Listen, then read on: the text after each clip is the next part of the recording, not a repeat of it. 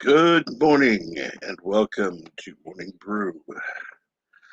Let's see here. Now, of course, this time I can honestly say, well, damn it. See, you always happen to make sure that it's just technically within the 12-hour window, don't you, 47 Yorktown? Said, good evening from Eastern Canada. And then, good morning from Eastern Canada. And Professor Brady Speck says, greetings, my fellow YouTubians. Okay. And Yvette says, good morning to everyone. Coffee time, yeah. And I can't tell what the heck that is, but or a kitty puts a cat and something in the chat. Good morning. Let's see here.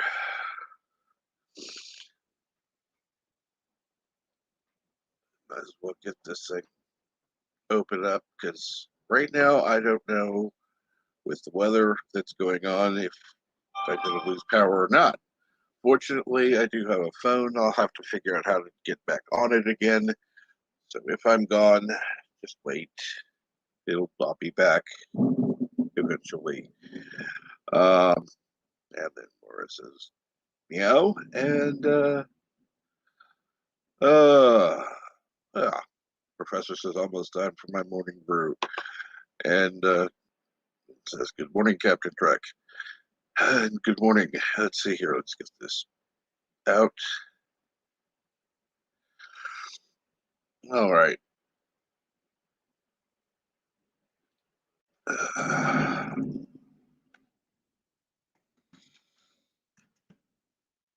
What's going on, everyone?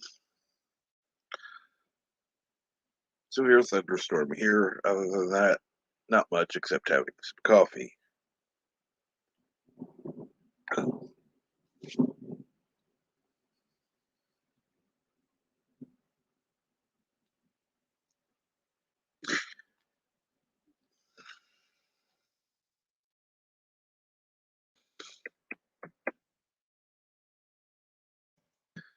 Thank God for coffee.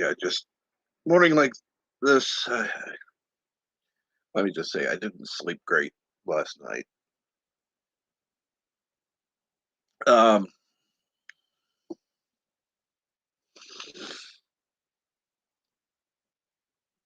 I woke up earlier. Was in Jedi Bill's stream. I actually saw Bird was on. I didn't wasn't there for long. Well, I wasn't awake for long. I'll put it that way. And that says quite nice here. 7 degrees Celsius, 44.6 degrees Fahrenheit. Professor Brady Speck said we had hail about 1 a.m. this morning during a thunderstorm. Oh, I hope we don't have hail here. And if we do, I know who to blame.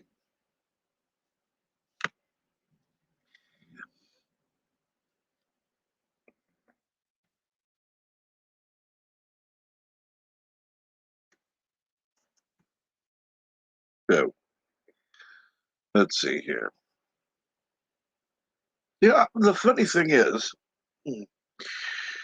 I don't know whether I'm going to go back at after daylight savings time to the other time or not, um, because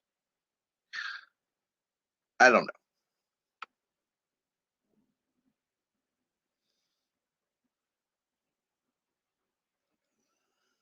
It doesn't really seem to make a difference either way. So,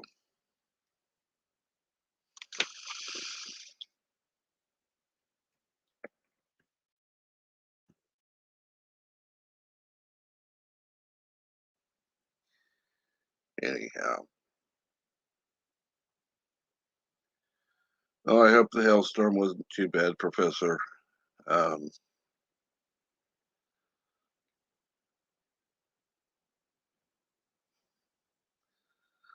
let's see here now.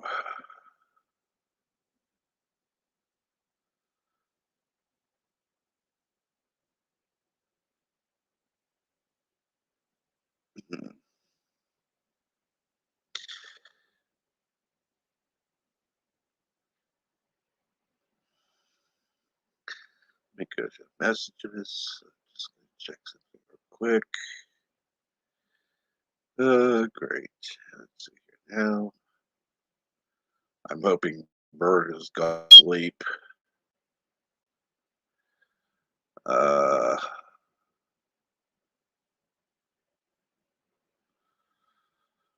let's see here now.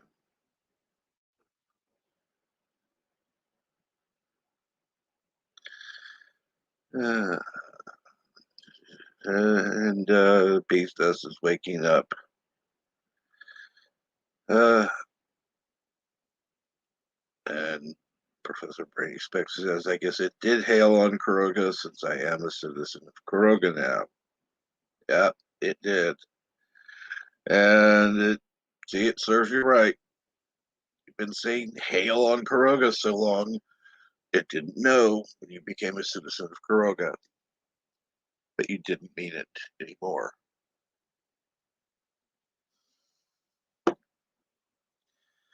And good morning, Cast in the Shadows, and good morning, old media guy. What's going on, everyone?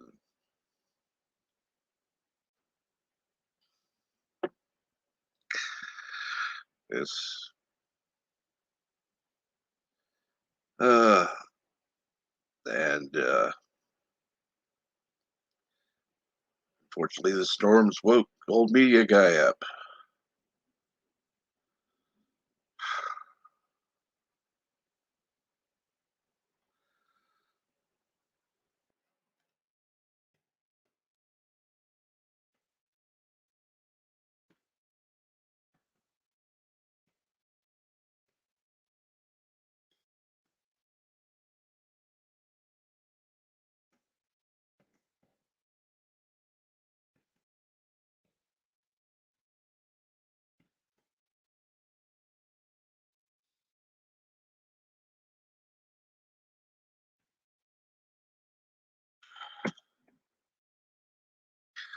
And let's see here. I just sent somebody a message on Twitter, which should mean that probably half the people are going to be checking their messages to see if they got a message from me. And I can guarantee you, no, only one,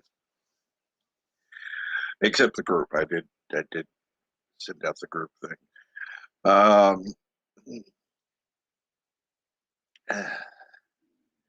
and oh, dealing with a stress fracture. Damn. And whatever time it is there, uh, it's I'm sorry, my brain's not functioning at this point. I've had 3 sips of coffee. It's 11 a.m. ish in London. I think you're an hour, so it would be afternoon. Good afternoon, Yitza. And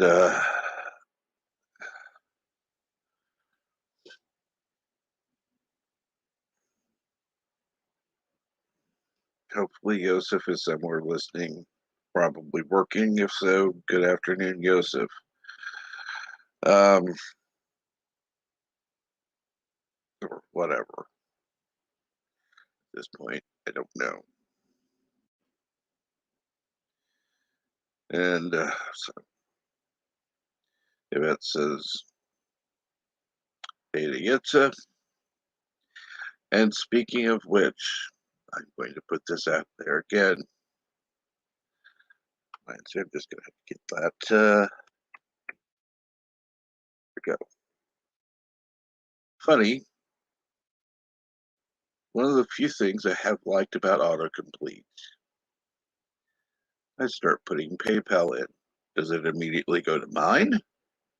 Nope, not at all. It goes to it says. So we are here to support the community, and right now, one of the, and I know that he feels underappreciated at times.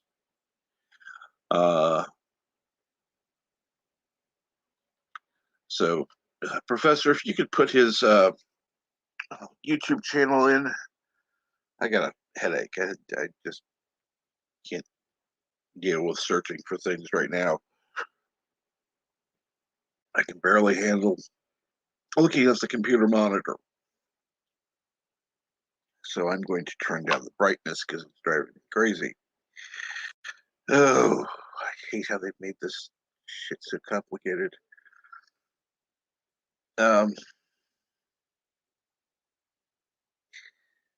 Go to settings.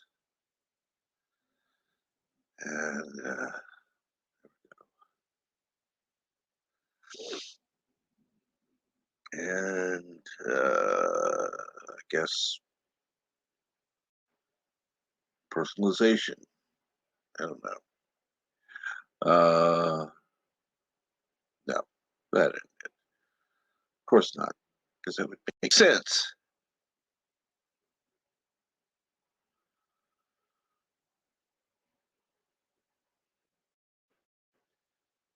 Okay, system. Change the brightness. There we go. Now I'm taking it down to 28. Yay. It's so much easier on the eyes. Got it. And let's see here now. Old media guy says, hashtag more cats for Joseph. And yes, I want to encourage everyone who can to support. You send a little something to Gitsa. That would be most appreciated. Let's see here.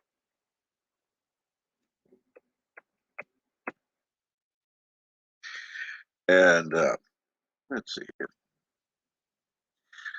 Professor says maybe you should take the morning off if you have a headache. No, that's not how things work. Real world, you gotta do things no matter what. Now, I am bowing to my own, well, for my own sanity's sake, and I'm going to return to taking Mondays off. I can't do it. And yes, subscribe to get some lemons. God knows he needs some more subscriptions. Look at all the artwork he's done. God, those videos, amazing. Now, we've got to get the subscriber count up. We have got to get money to him so he can keep this program, or at least find another program, because I don't know.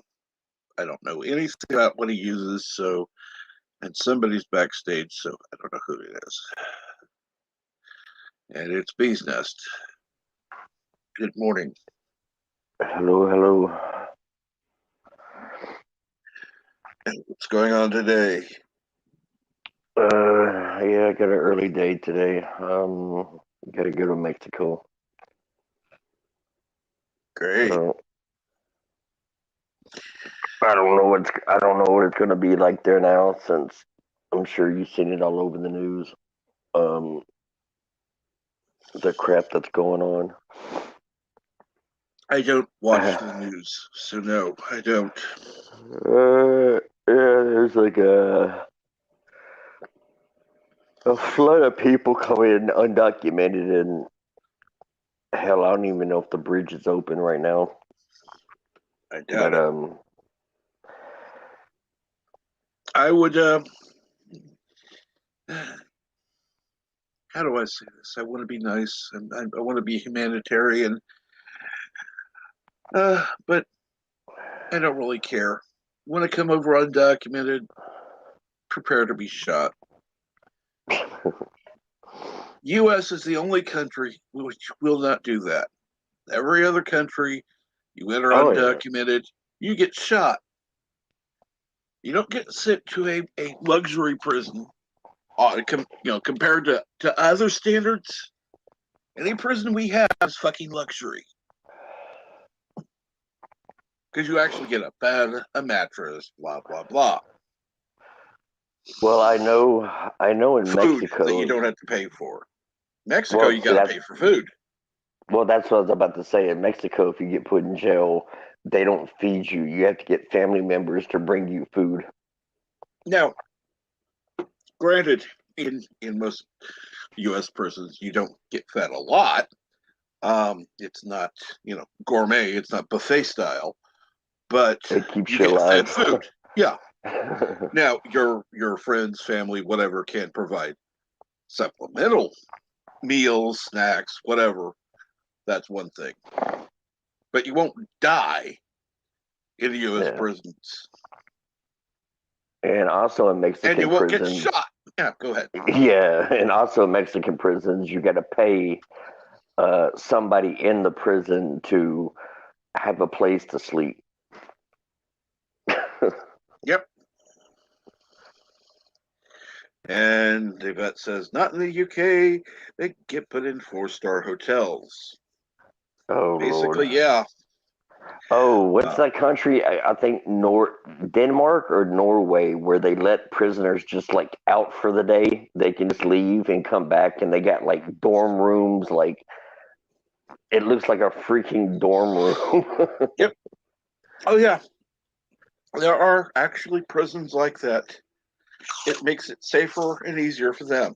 Also cheaper. They get to leave whenever they want. They get to come back. All they have to do is come back and sleep at nighttime. That's all.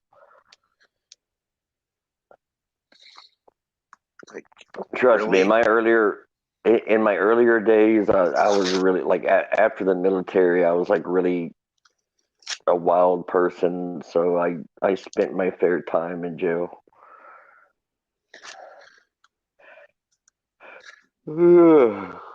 Yeah, I Well, spent too much time in jail in my younger days. I can say this much. The only time that I was ever in jail was a false arrest because I happened to be a passenger in a car that was reported stolen. Oh my God! Me and this other guy was just talking about that last night. We were talking about how he sent me a video on this guy who it showed the body cam. I think it was in Arizona. No, it was Utah, Mm-hmm.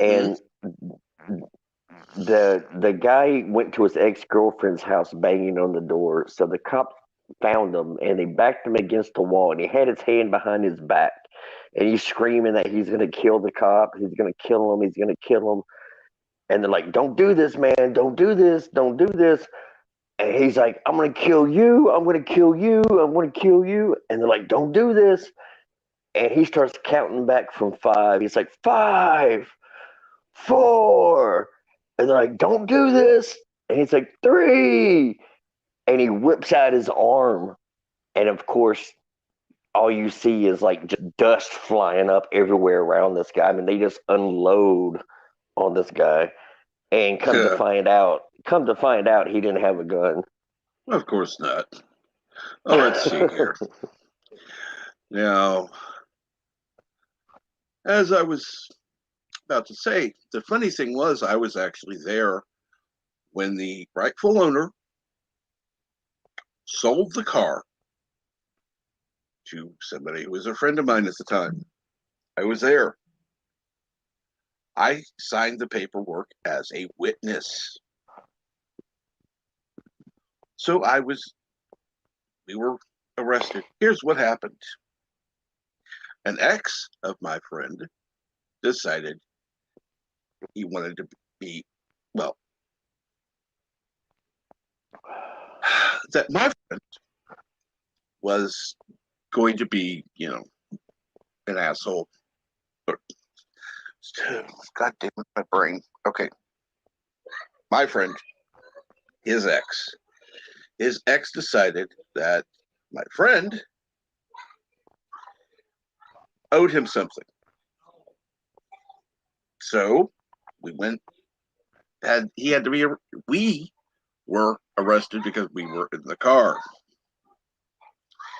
So, yay. Well, that's weird because, I mean, if. Of course, fortunately, I had the phone number. I had the phone number of the person that my friend got the car from. So I used my phone call for that. I said, "You got to get things fixed because Hold on, we've been arrested for this." Who reported it stolen? The ex of my friend reported the car stolen to Okay, I be got a you. fucking cunt. Okay, so the guy that's actually sold it didn't go back around and say, "Hey, they stole it." Nope. Oh, okay, Nope. okay, I got you. We went the whole legal thing. We went to a bank because it had a notary there. The guy had the paperwork. He signed everything. He put everything down. Then we went to the bank, and I signed as a witness. I hope she got in trouble for that. And so did the notary. Well, let's put it this way. The next day, the ex was then arrested. Yeah, that's a major false report right there. Yeah. I mean, that's not just like, hey, this guy's harassing me and it's false. No, that's like when you report a stolen car, that's like Grand Theft Auto. And let's see here. Joseph Petrick. Now, technically, okay. Joseph Petrick says waterboarding in Guantanamo Bay sounds like a ton of fun, unless you understand the meaning of those words. Okay. Guantanamo Bay is not a U.S. prison. A Cuban. It is not a U.S. prison. The U.S. uses that prison. They send prisoners there. It's on Cuban soil. Not a U.S. prison, believe it or not. And hello, Slasher McSplitter. And so. Well, after he sent me the video, I got to talking.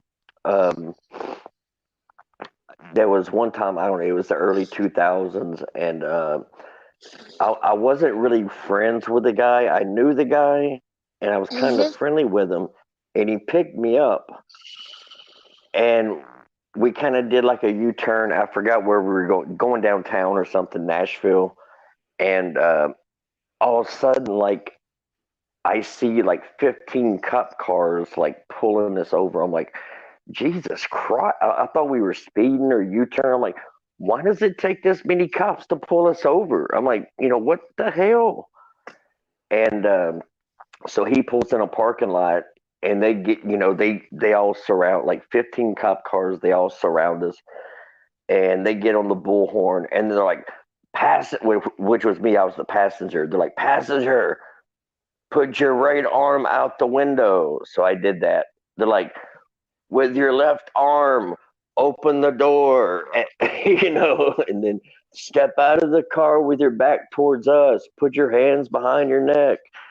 And I kind of took a peek back, and I swear to God, like every gun was pointed at me. I'm like, oh Jesus, what the hell is going on?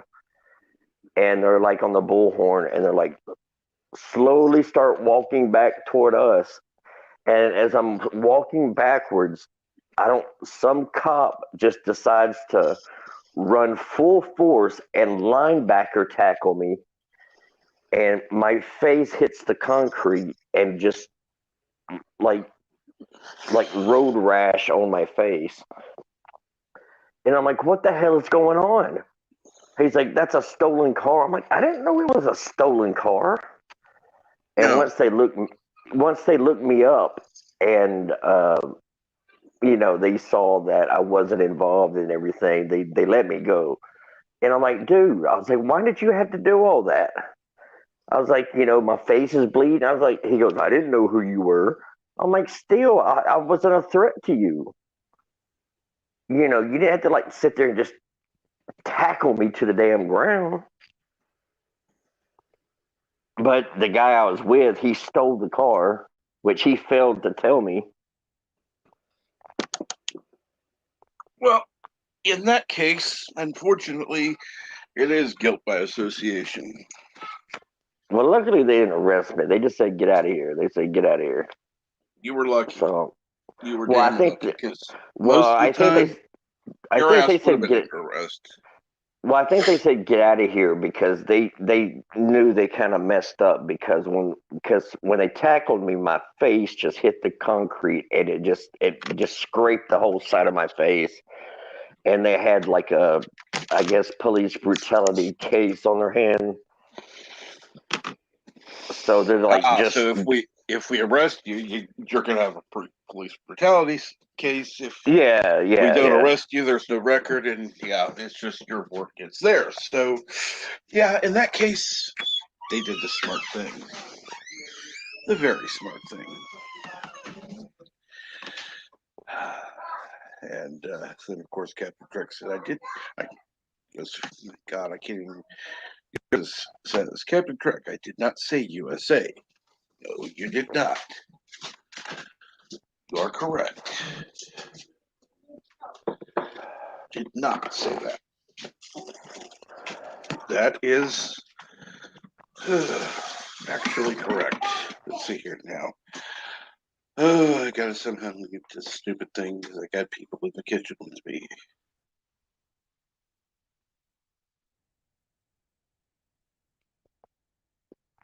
Yeah, I got some crazy stories from my younger days.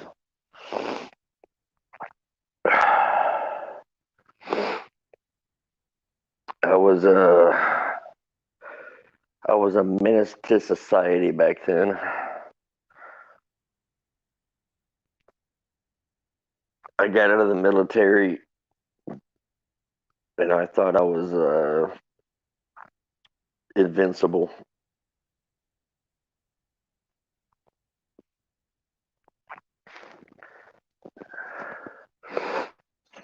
And I'm stepping outside where it's raining. Yuck. And I just saw the power flick. So, hey, never know what'll happen. If I'm here, I'm here. If I'm not, you're stuck with Bee's Nest because nobody else is on the fucking panel yet. It hasn't rained here in Texas in like 3, 4 months. It never rains here.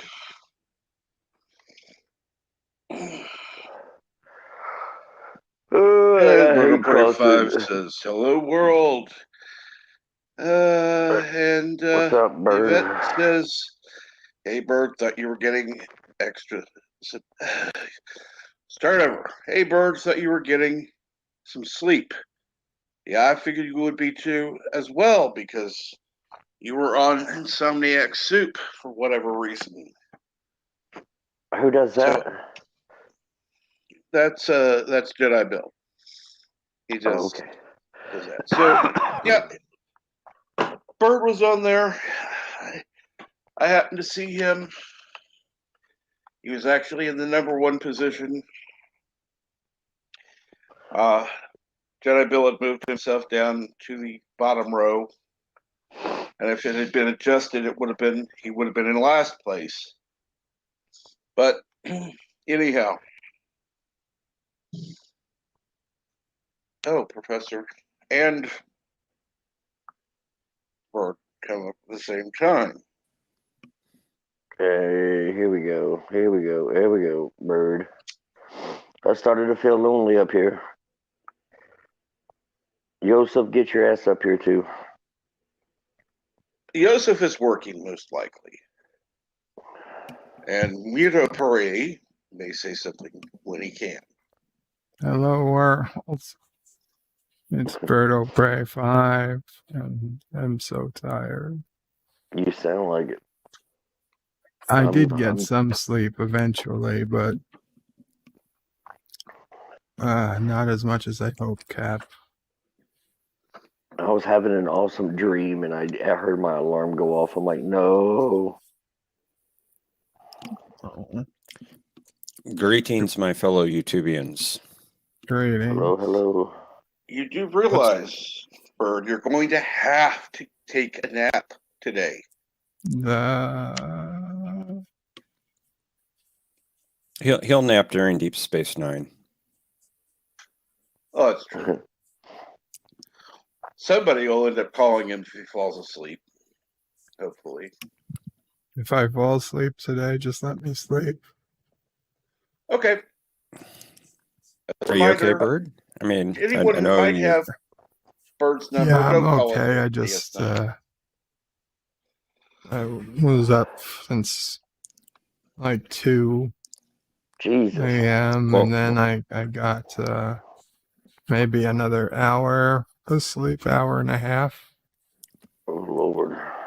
It's almost like I should have just stayed up. I don't. Yeah, it's worse. It's worse. Like only getting an hour and then waking up and you're more tired. What happened, Bird? Nephew O'Prey was because Sis O'Prey got the shot. We let her sleep in the bedroom alone. So Nephew O'Prey stayed out here with Mom O'Prey and I, and he did not want to sleep. He was awake and was up and just he slept for like a few hours, but then like midnight he didn't want to go back to sleep. So for a couple hours, Mom O'Prey worked on him, and he was just up. So then I woke up. I said, okay, well, let me try. I held him for a while, and I put on the second episode of Babylon 5 and watched that. And he was laying there, but he was watching. He didn't want to close his eyes or anything. And finally, Mama Prey took him, and she eventually got him to doze. But at that point, we were awake. He's sleeping now. I don't know how long it'll have to stay. And whatever. Time I don't know what time it is in Spain. So greetings to you, Orville Nation. Hey, PJ. Hi, PJ. It's pretty bad I couldn't think PJ. So, hello, PJ. Well, I've never been to Spain, but I kinda like the music. Oh, Lord. Girl, something about the girls there sure know how to use it. I like that song. No, Cap. That was a song YouTube, I used to listen to. YouTube is not real life. Trust me. We're all not real life. It's the only real life I have. One is the loneliest number that you'll ever see. The only fucking real life I have is going to the goddamn doctor every week. It's number since the number one. Oh, that reminds me. I got good news. My ex called me. She got a letter from the VA talking about my I've been trying to get my disability forever, and something about they made an error on the last evaluation. So that's good news. Yes, it is. Good morning, D.D. Myers. And yes, good morning, Dee Myers. Hey, Dee Dee, what's up, Dee Dee? I can't see you. I can't see the chat right now. Now, I want to say good morning to my fellow Kurogan, Yosef Petrick. What's up, Yos? and I'm telling you,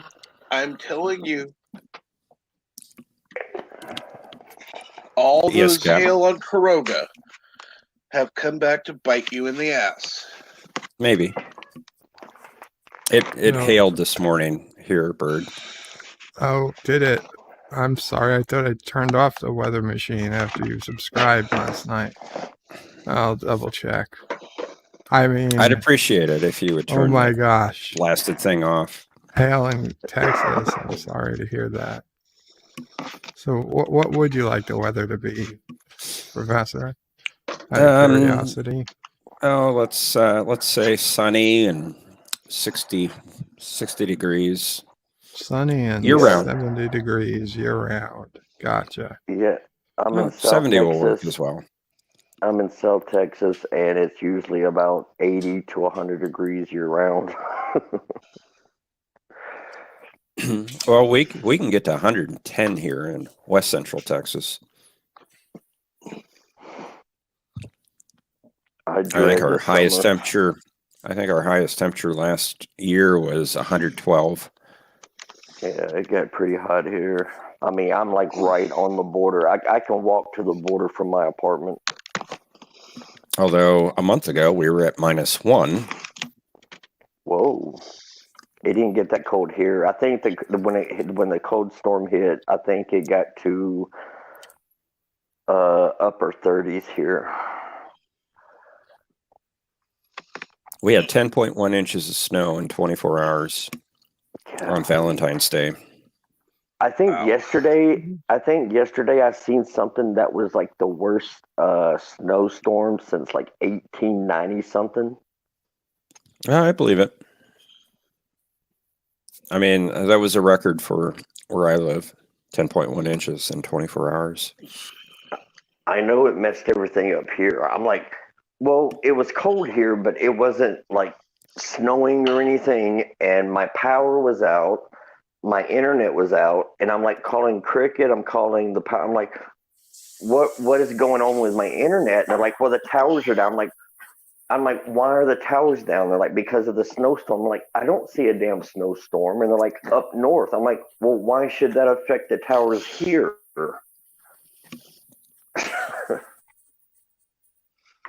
It was a mess. Oh, I hated it. Fortunately, I did not lose power. And I think that's only because I'm on the same part of the grid as a hospital. Oh, what really pissed me off is like right on the, like just walking distance on the same street as me, there's a Catholic church. And of course they had power. They made sure they had power. And there was only one secretary there. There was no congregation, nobody there. There was one secretary in the office.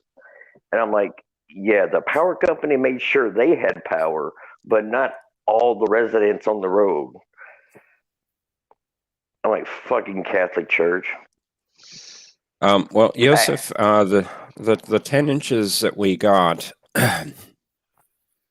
Yeah, okay. I see what you did there. Never mind. Yes. Okay, the caffeine. Yosef being not- Yosef. I was Yosef not even being going to Yosef. address that. It was just, I looked Well, at let me that, get- I was about ready to say something, and then I read it again, and it's like, okay, yeah, no, not highlighting that one. Okay, I got you. I'm looking at the chat now. 10 inches in cold is impressive. Yeah, we're not talking about 10 inches porn in anything is stars. impressive. John Holmes. No, his was like 13 or something. And D.D. Meyer says, we didn't lose power either. Where you live, Dee Dee? It says, this is a Deja vu, Lou conversation. deja vu conversation. I don't know what the hell that is, but whatever. Last time the Catholic Church had a generator. Somebody did mention that because I was talking to my mom about that. They say most churches have generators. San Antonio. Damn, I'm surprised because I'm all the way here at the border and we lost power because of the snowstorm up north. So later I found out that Texas is on its own grid. Oh, yeah. And it blew my mind. I'm like, how can a power storm 300 miles from me mess with my electricity? And then it come out later on the news like Texas is on its own power grid. I'm like, okay, that makes sense. We lost power for like I think it was like 5 days. Well, it would come on the next day for like 6 hours, and then it would be off at night. It would come on. It was a rolling blackout, so it was a mess.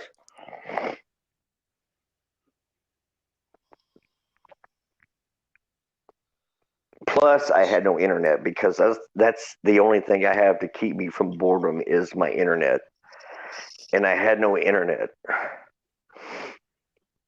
I had to go to the Catholic church. Gratefully the woman, because my battery was running out, so the lady let me charge my phone in her office.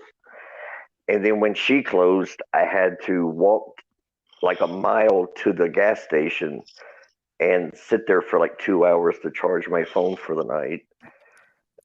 It was awful. And let's see.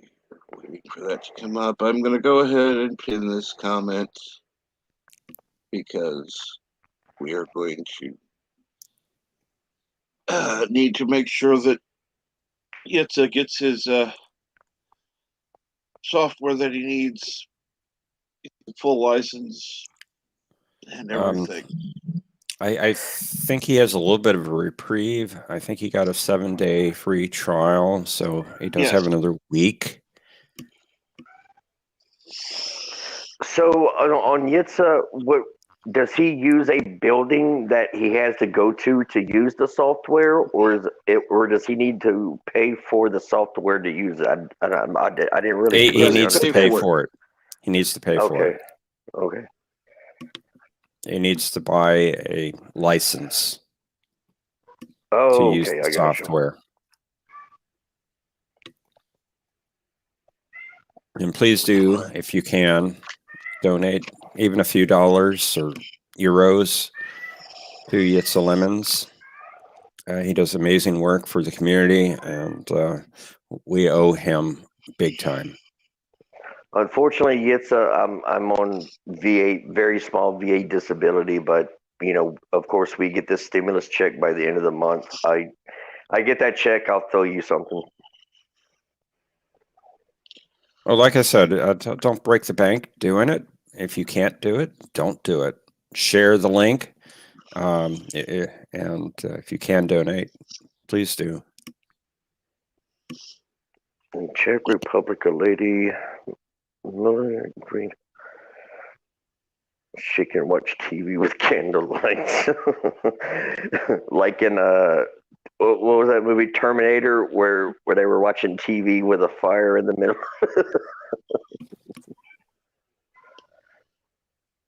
Okay, let's see. Have got the link shared out finally. And thank you for sharing that link, Cap. So, like I said, no, what I plan to do, is like I don't, I got my apartment, I got everything pretty much taken care of. I'm gonna take a portion of that, 1,400. I'm gonna, set, some aside, and like all you guys, like Captain Track, Bird of Prey, JJ, like all of them that that keep me from being bored off my ass every night that I go to watch. I plan on using that to throw them some donations.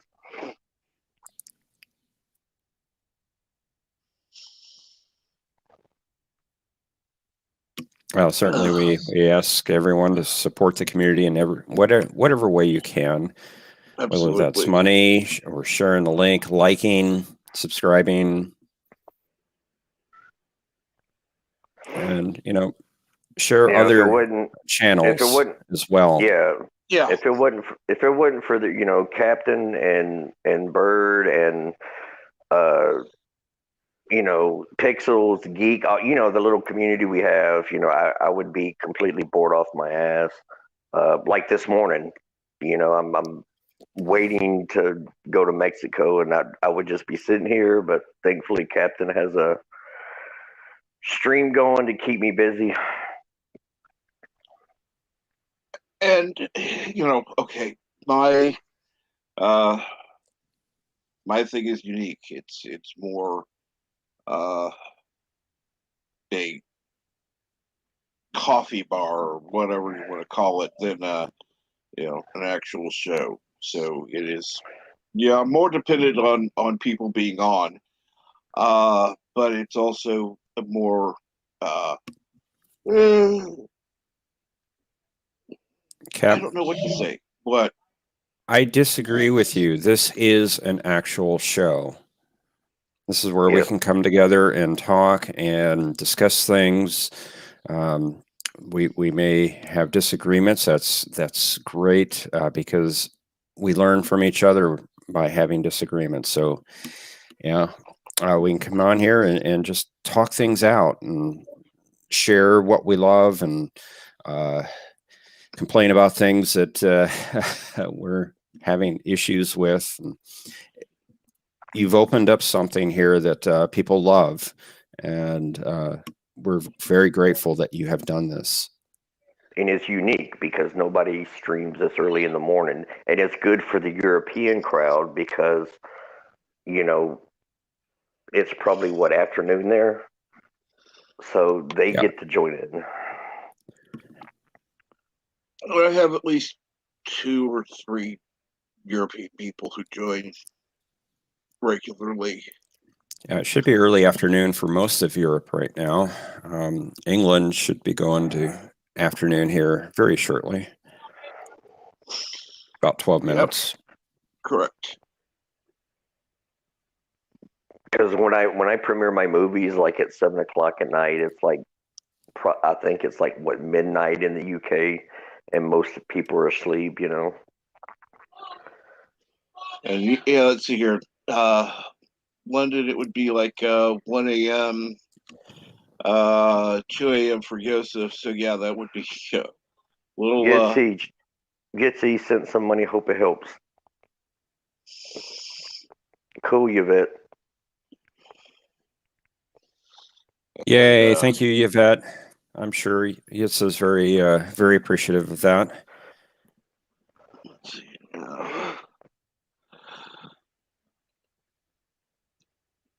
Yes, and thank you, DD. Thank you, DD, for coming to my streams. I know a lot of people don't come to my movies, but DD always pops in. Has anyone seen Mr. Londell lately? I've not seen him in a while. I know he's done his shows, but he at least did some of them. the other day. Mr. Londell, during the week he works, so he automatically just runs his stream. But on the weekends is when he's actually in his live streams, so you won't catch him during the week. Yeah. Used to see him more though, and I just haven't seen him recently. And I thought, well, I hope he's all right. Okay, Joseph Petrick in the Czech Republic. A lady, militant green activist, said she does not need electricity. She can watch TV with candlelights. Yeah, thank you. What's Joseph? DST? I think you mistyped there. I think it's actually almost 1 p.m. or 1 p.m. for you. Oh, he put 1 a.m. Yeah. I don't think you're that far into the future, Joseph. I don't think so. Let's see here. Am I alive, Joseph? Am I alive at And 1 p.m.? take care of Is yourself. the word? Yes, it says take It, care of yourself first. It's appreciated, but I always find a way. The rest of my opinions just matter. Okay. Well, you know what? We do because we okay. care. He's doing military time. There you And go. 1 p.m. for Yosef. extremely, well, thank you, Dee Myers. Extremely grateful. Now, I now the appreciate now, that. now, now the question is, what year, Yosef? What year? This is true. What year are you in, Joseph? Is it the 27th century, Yosef? 1 a.m. for Yosef because we're still in daylight savings time. Yeah, right. Oh, I hate that. Because usually by 6:30 it's like dark, and like at 7 o'clock I'm looking outside and it's like light, Yes, and I'm like, oh. yes, Yosef. 1300 is better. Thank you. DST. Something standard time, I'm guessing. Yeah, I'm not sure what it is. Daylight. No, it wouldn't be daylight. No. Daylight savings time, yeah. Yeah, savings time. Yeah. Is it? Joseph can't tell. Yeah. Joseph, do Daylight you see savings flying time. cars? I wouldn't think so because they're not on daylight savings time yet. No, they go they're on not. in a couple weeks. Does Europe do the same thing? Do they go on daylight savings time and all that? Yeah, but they do it a little bit later. They do it about 2 weeks later than the United States. And they usually come off of it earlier. Yeah, they come Ben- off of it 1 week earlier, actually. Didn't Benjamin Franklin invent that?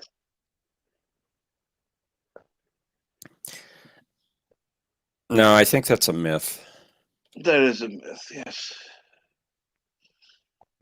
Everyone gives credit to people, whether they deserve it or not, because they're historical figures. So. The Dean Martin is complete. I just looked it up. In 1895, George Hudson, an entomologist from New Zealand, came up with the modern concept of daylight savings time. Now we could go back in time and shoot him. Well, back then it might have made sense. I mean, that's what I'm about to say. Back then it made sense, but now it don't, because we don't get up. We have electricity now, so it don't really matter. And most of the farming equipment, except on the smaller farms, operate on computers, which doesn't rely on the light as much as people do. So.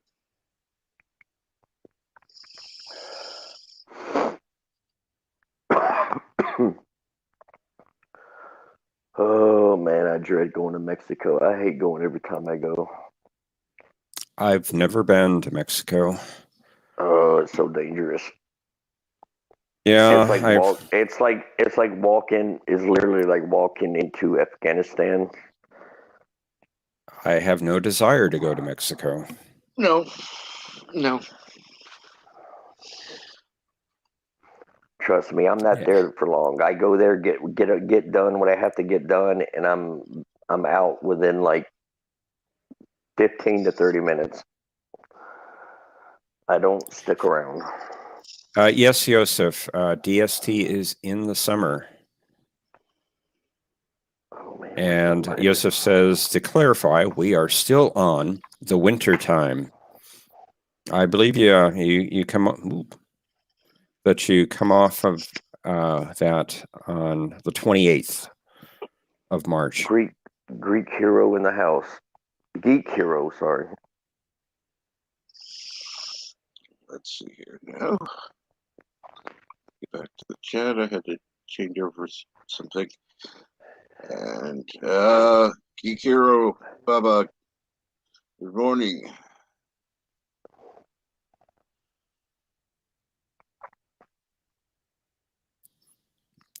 And I see what's Bird is funny- playing Space Dresser Drawer again. Yes. What's Bird's funny is favorite game. The my ship is done. ex-wife. My ex-wife The is ship is Mexican. done. I'm cutting it loose. My ex-wife is Mexican and has family over in Mexico, and she's scared to go over there. And I'm like, why are you scared? You blend right in. I'm like, I'm a white guy. I was like, I stand out. I was like, why are Well, you afraid to go? I would definitely stand out then.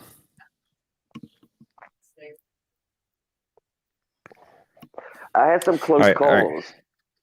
I missed a cartel shootout within like 20 minutes. So I had some close calls.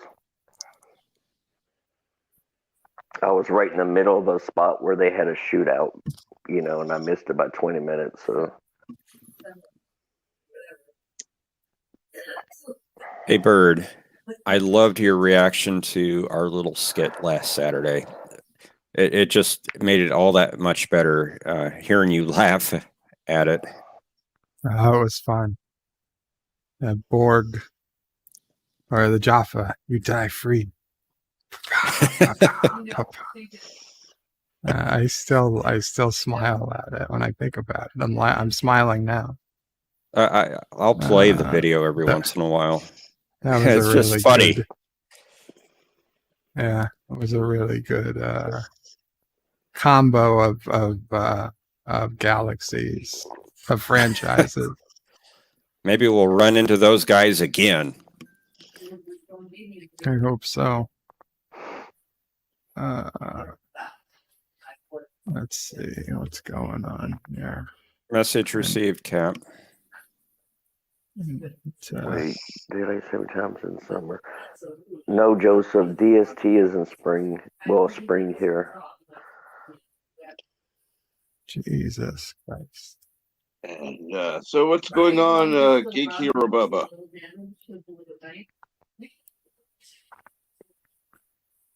And how is Sisso Prey, by the way? She Sounds like she woke got up. breasted. Yeah, she did. She was very thankful. Her arm hurts a little more, but other than that, so far so good. Was that her second shot? Yes. Yes. The next morning I woke up, my arm hurt so bad. Like from the first one, it felt like I took a shot with a baseball bat to the arm. I couldn't even raise it. It hurt so bad. Well, she managed to hold Charlie for a bit, so I'm like, while why it does hurts, it hurt? it's God, I'm like, why does it hurt so bad? I'm like, this is ridiculous. But by the evening, it went away. But I haven't had a fever or nothing like that. that's good. It's good to hear. My parents got it. My ex got it. No, nobody I know has had any fever or no reaction to it. So there have been a number of my coworkers that have received the second shot. A couple of them did stay home that next day. They didn't feel so good, but most of them have felt pretty good, actually. Just a little bit soreness in the arm. let me ask you. I don't know if this is just a rumor I heard. I haven't been able to verify it, but a guy told me that you're only supposed to hang around with other people that has been vaccinated. Well, that true? would be impossible. That would be impossible at my employment. What they said was like what New York said was that I don't know how they phrased it, but they said if you were vaccinated, you could resume like normal stuff. But that means like, well, okay, so if a theater can go to full capacity, but only for vaccinated people, they didn't explain how that would happen. But basically, you could have gatherings of vaccinated people, but I guess private gatherings of vaccinated people because they're still keeping theaters at like 50% or something. Well, I mean, if somebody, come on down to Texas, everything's opened up down here. Yeah, if you're vaccinated, somebody, I don't know if this is true or not either, but they say you can still carry it and give it to other people. Is that true? I have heard that. And Probably. welcome back, Cap. Thank you. Because I mean, it could be as little as physically carrying some molecules in your nose of the virus, and then you sneeze and someone else could get it, and you've never, it never infects you. Your immune system never gets a chance to kill it because it doesn't go into your body, but you're carrying it technically. So, Well, the way I see it, you get the anti-vaxxers, and that's their choice. If they decide not to get it, hey, don't cry when you get it. So, I mean, that's the way I look at it. Like, yeah, okay, don't get the vaccine, but don't start crying when one of your, God forbid, one of your family members Well, get it and The, end up the in the problem, hospital. the problem The- is, unlike most vaccines, this is not tested. It's not fully tested, yeah. well, I mean, what they're saying is that even if people get it with the vaccine, is that especially like the Johnson Johnson one, which they say is 69% effective or 72% effective at preventing it. But even of the Wow. people who got it, it was 100% effective at preventing hospitalizations and death. Okay. So even if you get it, you might feel sick for a couple of weeks, but But you're not gonna nobody got sick enough that they had to go to the hospital. And the numbers- knock wood, nobody died. Are the numbers actually dropping now? They're significantly dropping here. I mean, for a while they Yeah. were in the like around 200 a day of detected, infections, and now it's down to around like 2 to 10 a day. Wow. I mean, it's That dropped is- dramatically here. That is major. New York City, we were up around 4,000 cases a day. I don't Still, know what we're at. No, it was, I 4,000? think, at 4 to 5,000 new cases a day. And let's see, what are we at right now? Yeah, it is actually still slowly increasing. Well, We were at a Wow. point where it was 0.88 new cases for every positive case. Now we're back above 1. We're at 1.07. Well, I know, Texas, even though the governor said no more masks, where I live, the judge ordered we still have to wear a mask. Okay, I'm looking at the city Facebook page. They put out a daily report. Yesterday, there were 10 new positive cases. We have 194 active cases and currently hospitalized 9. But no deaths. Okay. Our I, 7-day. they report that separately. I'm sorry, Bird. No, keep going. I'm sorry. They report that separately. So let me see if I can find that report. And while And I look, also- why don't you go ahead, Bird? And Okay, also, it I don't. says Go ahead. the 7-day average of confirmed and probable cases is at 3,235. But they're saying that there are some explanations as to why new cases and positivity rate continue to be high compared to hospitalizations and deaths. So I guess our hospitalizations and deaths are way down, but our positivity rate is still pretty high. Okay, I don't have access. Can you look up like nationwide if it's going down? You can certainly look at those numbers. me- I can't do it from my phone right now because it'll knock me out of StreamYard. But if somebody can do it, Okay, so it says literally the headline, New York's scariest COVID rates have plunged. So why are infections still so high? Coronavirus infection across the city continue to be at more than triple the number they were as Wow. recently as November, but there's a possible explanation for that. And then stressed the urgent message. Well, what's the message? Maybe it's what Yvette was talking about. There's new strains.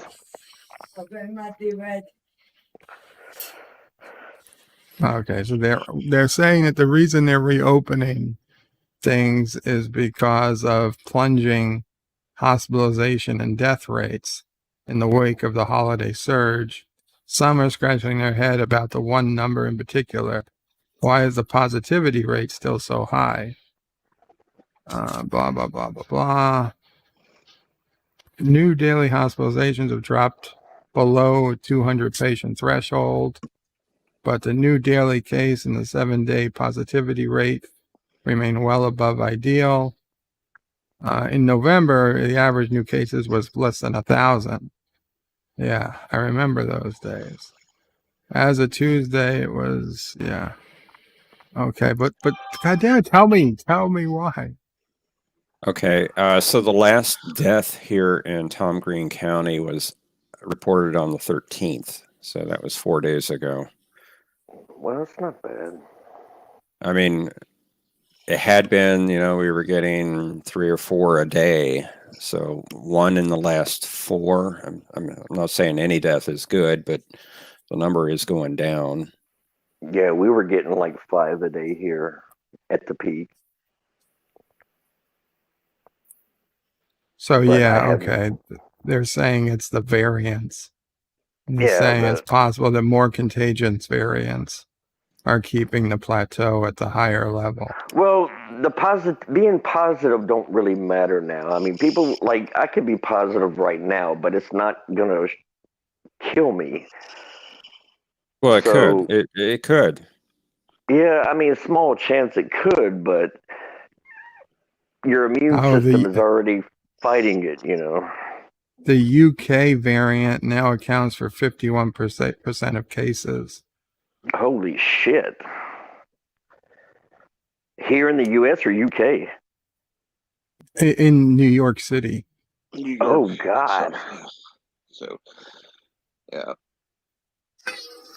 And the prevalence of those variants and more transmissible strains from Brazil and South Africa have grown exponentially on a national scale. Now There was also a new up. variant that was born in Manhattan, apparently. Now they're going to have to come up with Manhattan's another Washington vaccine. Heights they're has its own already variant. on their way to developing more.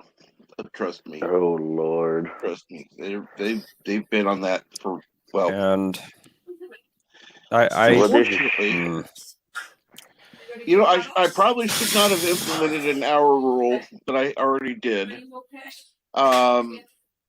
So I may have to reconsider that. But I hope you have a good day, Bee's Nest. Wait a second.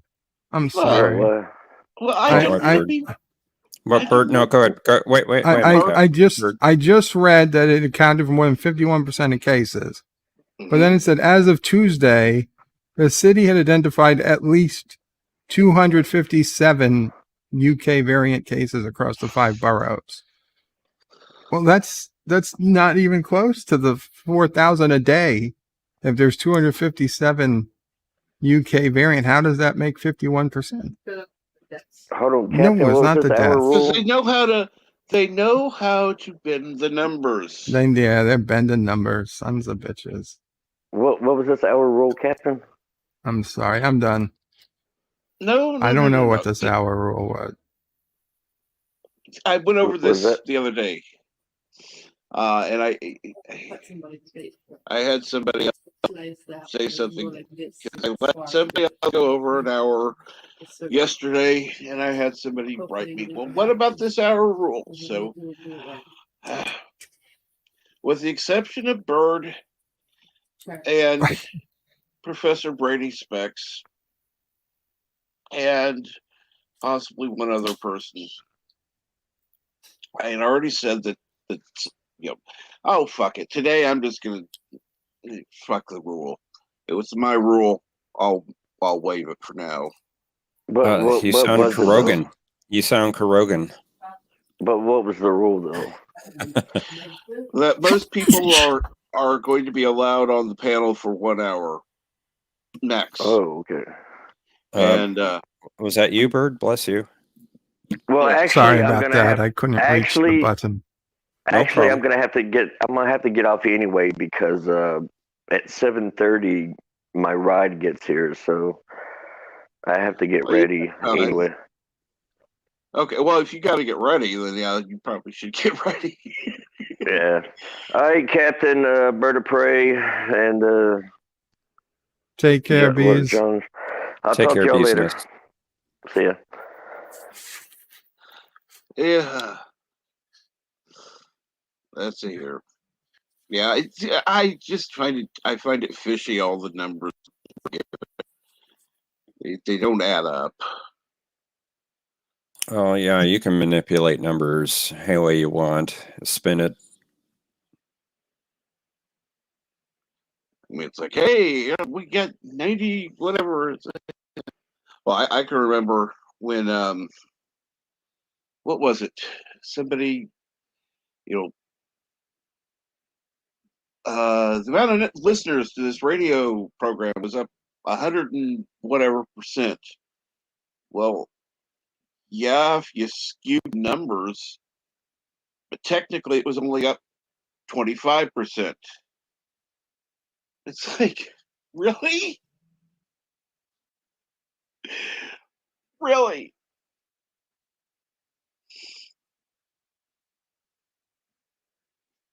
I don't know how. Case in point. I was looking at viewing numbers for recent videos on History with R&R. And if you look at one page, it showed that one of our recent videos, we got 32 views. You look at another page, and it said that we had 63 views. And it's like, wait a minute. These two are not matching. One's like half of the other one. What the heck, YouTube? Yeah, that's YouTube for you. That's why I say, don't worry about the numbers. Put out quality content, and show people that you're enthusiastic about what you're doing, that you're loving what you're putting out. People will watch, and it doesn't matter what YouTube or Google is saying what your numbers are. Don't pay attention to numbers. Don't chase the numbers.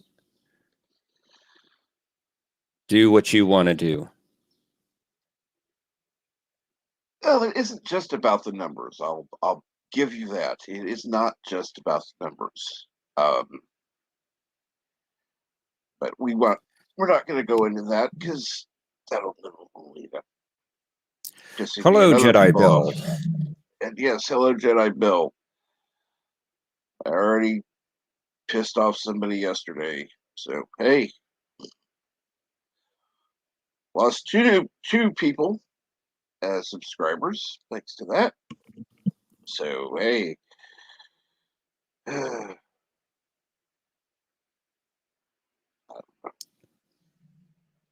And Michael T says, somehow I lost 12 views and 2 subs yesterday.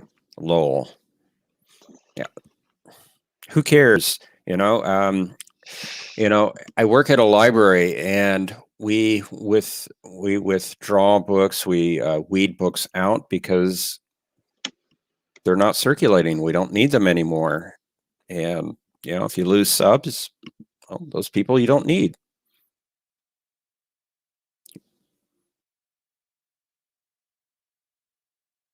And why am I suddenly in the top left position? And why is this so? Position. Why is this so silent? Captain probably had to step away, and I was redoing my thrusters. Well, no comment on that. No comment on that. We don't know. We don't want to know about your thrusters. Listen, my thrusters are awesome. This ship has so many thrusters. It's the most thrusters than any ship's ever had. So it's that much easier to crash into those asteroids, huh? You wish you had these many thrusters. And we got turrets too. Do you now? And Apparently, what are you gonna do with those turrets? we're gonna turret. Whatever you do with turrets, we're gonna do them.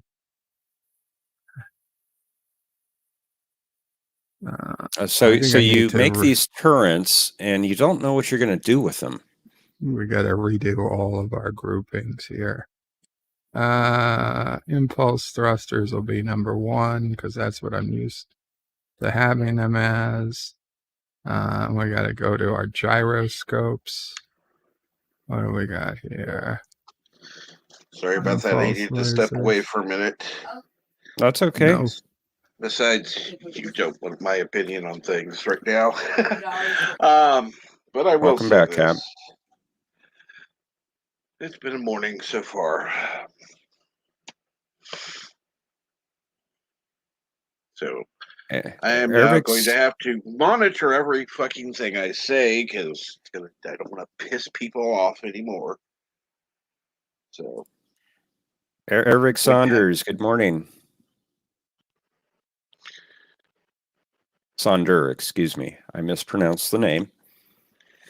Don't want to offend. He says, good morning, Captain Trek, and all. Happy St. O'Brien. I mean, Patrick's Day.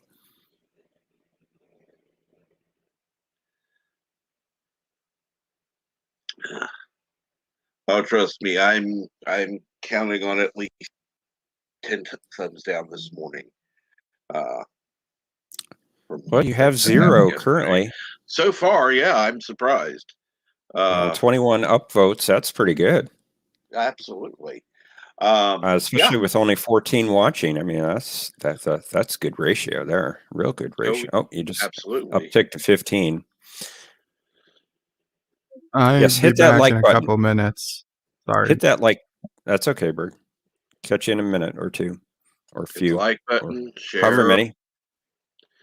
And if you're not already subscribed, I don't know how you got here, but hey, subscribe if you're not already. YouTube is cracked, says Michael T. If not broken. Never trust the numbers. I don't trust the numbers. And I don't know how you lose views. How do you lose a view?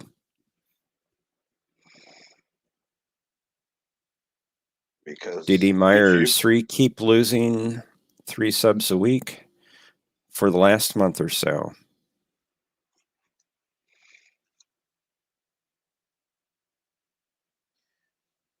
I have lost more subs than I've gained in the last week, but it's only down 2, so who knows? And I'm blaming on YouTube for the most part. Michael T, the only reason I think you could lose views is because YouTube will look at the viewing numbers and determine, hey, these are fake accounts. Maybe or they're duplicate accounts of somebody that has more than one, and they'll take views away because of that. And I'm not saying that it's accurate if they're doing that, but to my brain, that makes sense.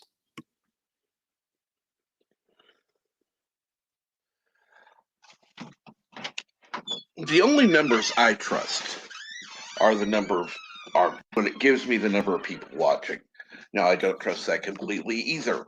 Don't get me wrong. But if there are 15 people watching and there have been times that the number's been like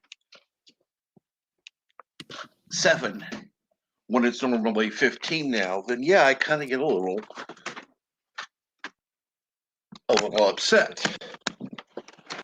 And it doesn't have to do with the day of the week. It could, I see fluctuations in each day of the week. But if, let's say Friday is my high day every week, and on a Friday I have 8 views when I usually have 24. You know, I have 8 people in chat when I usually have 24. Yeah, I get a little, and I try not to say it, but yeah, I get a little pity. I know people have real life they have to deal with, but yeah, it's a little upsetting. There are people that have stopped coming to the channel completely. That bugs me. That's going to happen, though. I mean, that is just a natural progression of a channel. You're going to have people that, you know, maybe they are not looking for the content that you're putting out, so they'll leave and go elsewhere. You'll gain new people that are finding you. It's just a constant evolution. And that's why I question whether this is quality content. But You know, Cap, what I'm saying is every this, channel goes Professor. through this. It's not just you, Cap. It's every channel. Bird loses subs. Anti-Tracker does. Doomcock does. I mean, every channel goes through this. It's not something that's targeted at you. Now, I'm not in saying that, I'm not saying that you shouldn't look at your channel and see, well, what can I do better? What can I change? What will bring in more people? You should certainly be doing that. But losing subs is a natural thing. It will happen to every channel. I don't care how big or how small you are. It's not targeted at any one channel.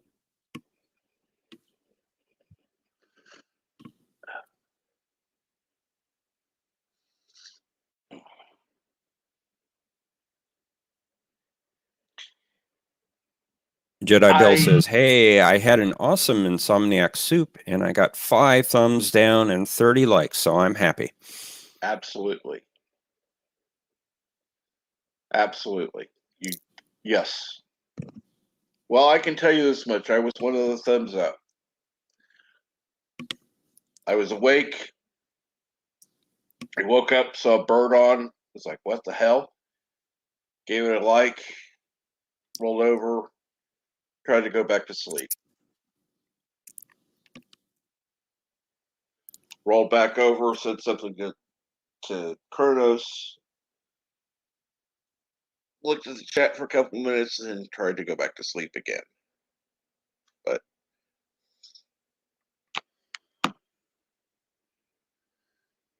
no. D.D. Meyer says, it's hard not to get upset when you lose them because you feel like you're not doing something right. And, you know, for those particular subs that you're losing, maybe you're not doing something that that they would want you to do. It's possible. Or maybe you're doing something that they don't like. That's going to happen. You can't please everyone. And you're going to get new people coming in that will like what you're doing.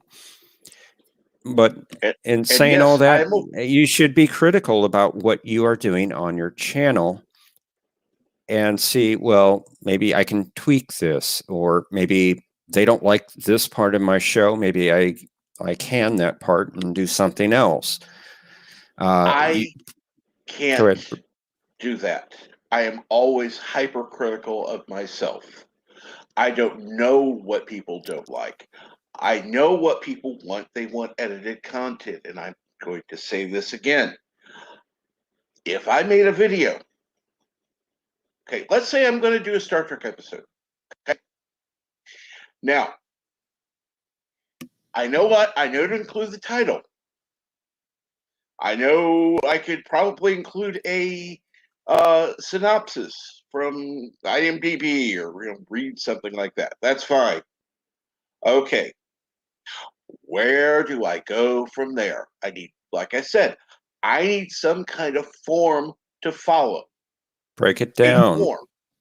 Break it down. What do you like? What don't you like? What What plot elements work for you? What doesn't? What was cringeworthy? What was exceptional? You know, oh, I like the effect here, or Picard had a great speech there, and this is why I liked it. You know, you just got to break it down. You got to analyze it. And then, of course, I'm going to have somebody like Andy Trucker who's going to come on and make us, post about how I. And I'm not saying he's going to do it specifically, because the one that he did that to, I named him in the video, so I kind of was asking for that. But saying how I was doing it wrong, what I did was not correct, whatever. Captain, you're going to get criticized. It comes with the territory. Precisely. You don't have to listen to it. It's somebody's opinion. And you know what they say about opinions. Unless they're Bird of Prey 5s, they're wrong.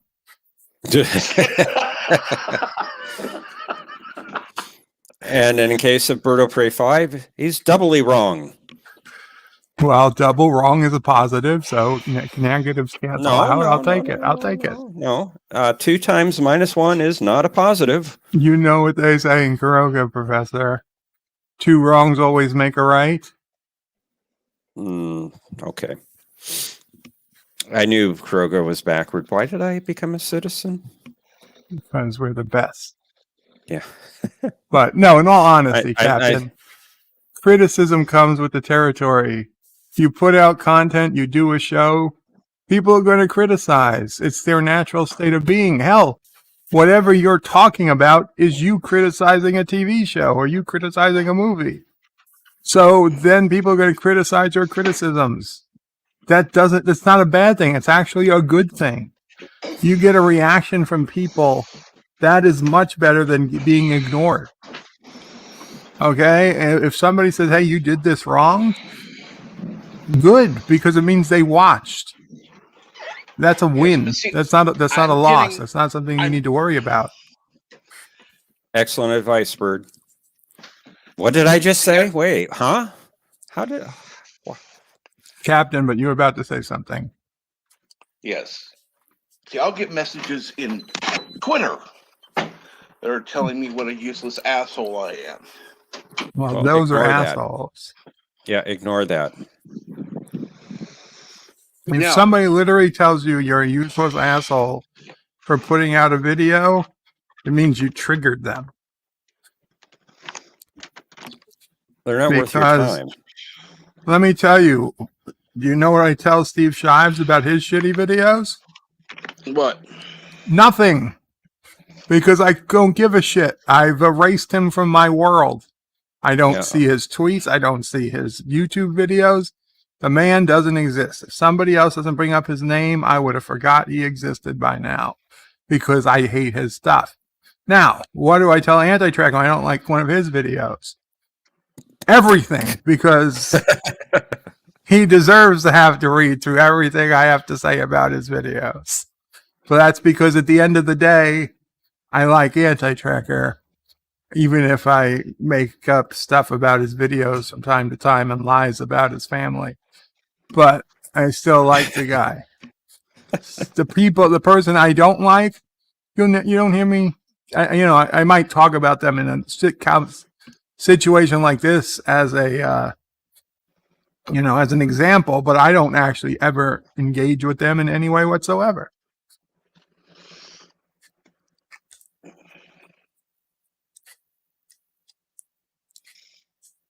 And I find it funny, there was the one person who I know unsubscribed from me yesterday, who obviously was still listening because they brought up something in your chat that was said in my chat.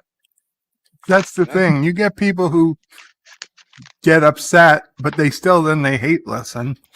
And then after a week, they'll settle down and they'll subscribe again and life goes on.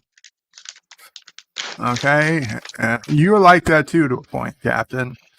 You get upset, but then you stick with it and things calm down. There are people that are like that. I wish I could. I wish I could literally go to the doctor and say, "Hey, tell me what part of my brain was destroyed in the car accident," and then I They'll could come say on your and say frontal hippocampus. it was actually on the right side of my head, um,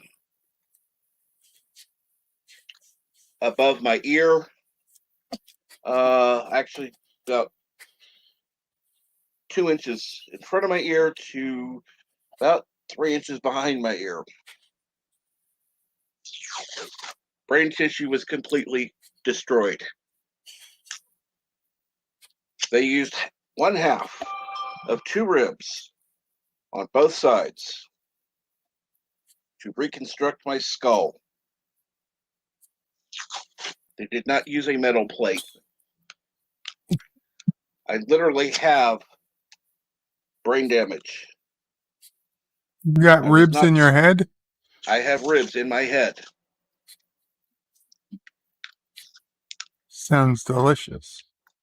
The you know Flower the bird. Ribs on Only the you. brain. the summer of '69, the song that everybody finds popular. Yeah, summer '69. I was in the fucking hospital, fighting Is for this my the life. first time you're telling this story, Cap? Because I don't remember hearing it.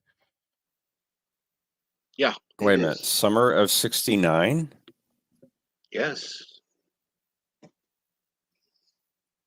Were you not a young person at that time? 7.5 months old. Wow. They used a rib from a baby? Yes.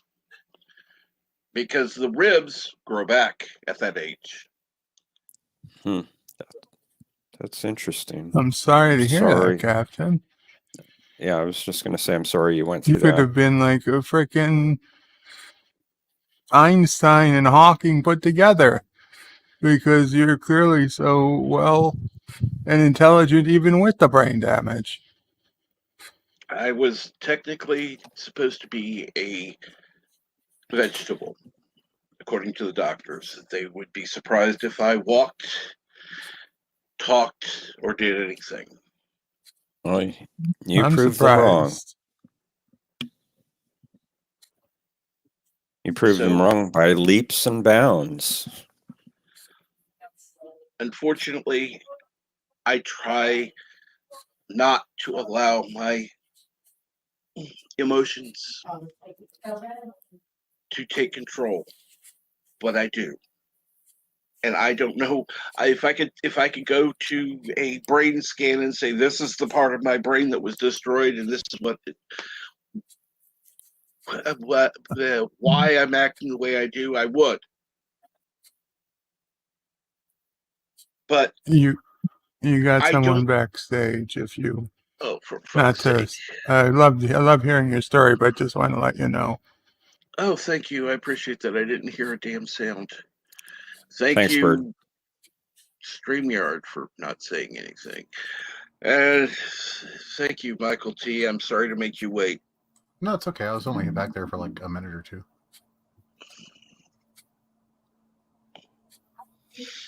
Okay, good. Now I can shut up about my rant. Anyhow, No. what's I was going on listening this to that. morning? Continue.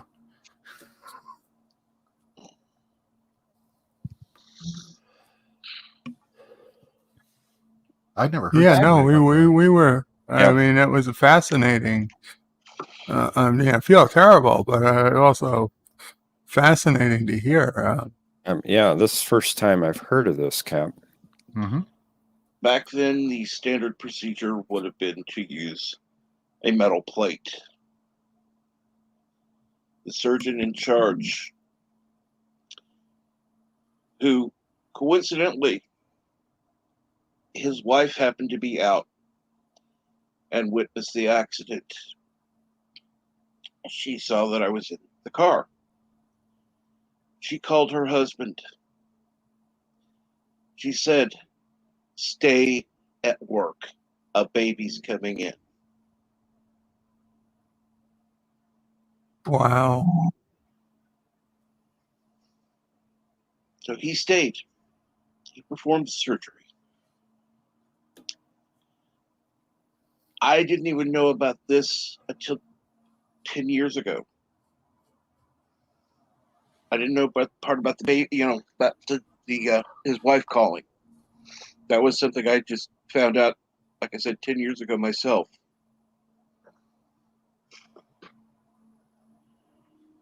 Up until then, I didn't know. And so,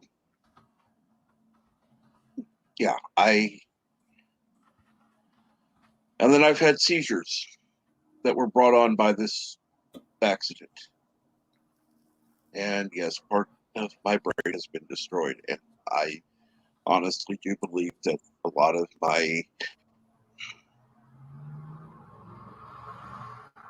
stress issues are brought on by that. I have a hard time dealing with things. I tend, for example, if I'm in a class, this was years ago, obviously, but I literally cannot take notes. Cannot take notes. I can't pick out the high points. I can't do it. Physically cannot do it. Because it takes me too long. And the other thing was like when they had in grade school, I had a teacher that had everything written on the blackboard. Well, I'd look up, mentally try to remember what I was writing down, look down, write it down, look up, write down the next thing, look up, then write down the next thing.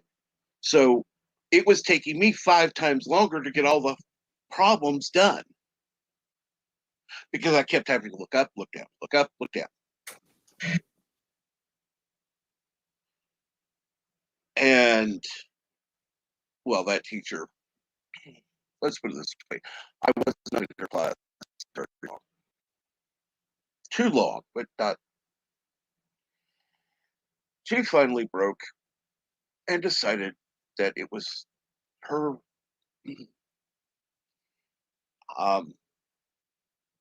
It was up to her to spank me in class in front of the rest of the kids because I was going too slow and, quote, being lazy. When in fact I probably was working harder than any other kids in the class because of how difficult it was on me.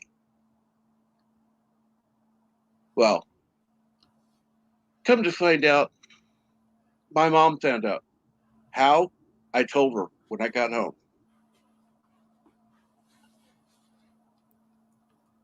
My mom, who worked nights, by the way, went up to school the next morning. She kept me home from school day. She said, if he is not out of today,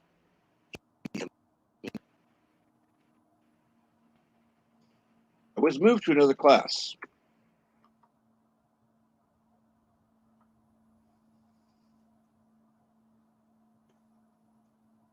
I do not. Maybe I should not be on YouTube. I don't know. I don't deal well with stress. Really don't.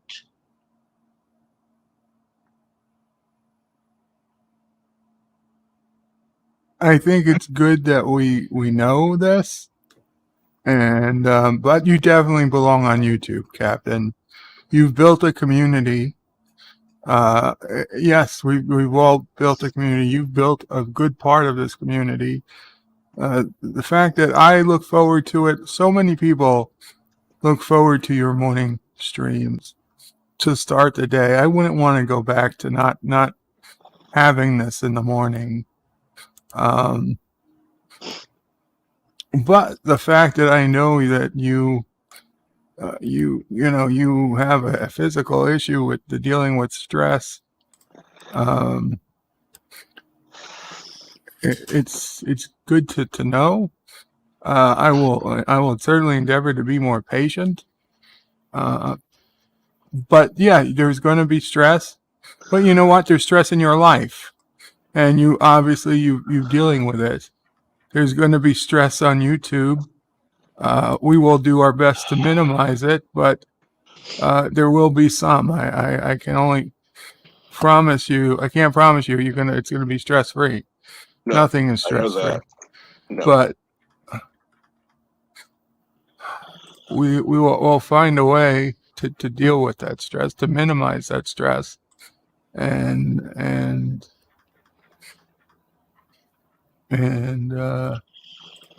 you know, keep we want to keep Captain Trek Morning Brew going, or whatever YouTube you decide to pursue in the future.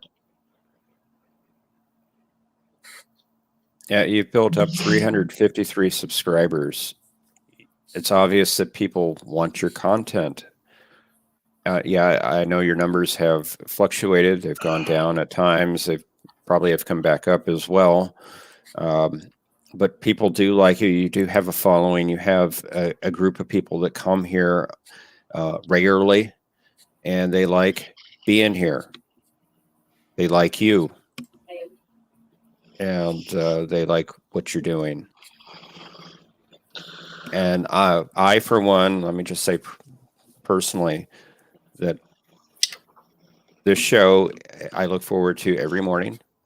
I like coming on talking with you. I like coming on talking with your other panelists. Sometimes I can't come up, and I feel bad about that. I get up late sometimes. I have to go to work early, but I still look forward to it and interact as much as I can. But I do look forward to it, and I enjoy this show, and I thank you for it. No, thank you. I appreciate that. And thank you. And hello, Lucifer Chavez. And I'm on post. There we go. Anyhow, Michael T, you're on the panel. What's going on? I just want to say quickly, I just want to comment what Yitza Lemons just said. Yitza said, I could be watching movies and series, and yet I'm here. Sorry, Michael. No. Yeah, mine's along the same absolutely. point. I could be tossing and turning and not sleeping and getting angry with myself, or I can be hanging out here with some people that like are chill to hang out with, and you provide that, And if I wasn't here, I'd be desperately trying to make myself sleep and just getting angry at myself like I do every damn day for 40 odd years, Okay, let me put it to you this way. I look at Bird, who can just naturally get on the mic, be on camera, and just start talking about anything, everything. It's all. He doesn't need anybody on the panel. He doesn't need anybody there. Now, I could come up with stuff to talk about when I got somebody there, because if something happens, if my internet goes, if I suddenly don't have anything to talk about, I've got somebody to play off of. When it's just me, I go into panic mode. It's like there's nobody else there. And the chat goes slow, so it's like, okay, I gotta wait 10 seconds to find out somebody. Please, somebody say something in the chat. Well, Cap, two things about that. Bird has been on YouTube for years. You're relatively new. I know you've been here about a year or so with your shows. But Bird has been on for years. He has a following. He has a larger subscriber base, and he's his not as chat easy to does. look at as you think. Well, this is true as well. But he has more people in his chat, and his chat does go quicker, and he's able to play off of them much easier than you can, because your following isn't as big. You haven't been here as long. Right. And I lost my second point. The Sorry. second point. No. I went on far too long on my first point, and I forgot my second point. My second point is I do a weekly podcast, and it's a live podcast. People can come on, and it's kind of like YouTube. They can interact. They can call in. They can talk in the text chat, and I hardly get anyone doing that. And going half an hour just on my own, that's very difficult for me. Now, I do prepare information that I present for every show. I do have my notes. I do go off that. That's my starting point. At times, I will have to come up with some other things that I need to talk about, and I struggle with that. So I understand where you're coming from when you say that it's very difficult for you when you're on the panel by yourself. I get that, and I understand it, and I share your struggle with that.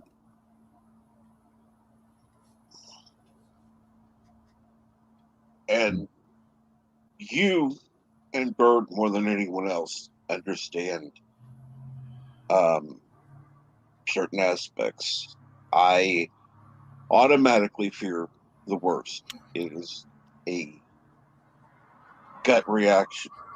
It's automatic. If something happens, it's this reason, and that is the first thing that comes to my mind. And I don't know how to change that. I don't think it ever goes away. I have the same problem every time something goes wrong. It's what did I do? And it's natural to think that. Yeah, it's not just YouTube. It's every aspect of my life,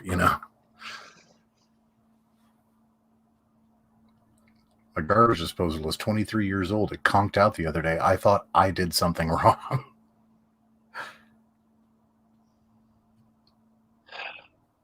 It's natural to blame yourself or wonder, well, what could I have done differently? Well, not drop the butter knife down it, for one thing. That doesn't help.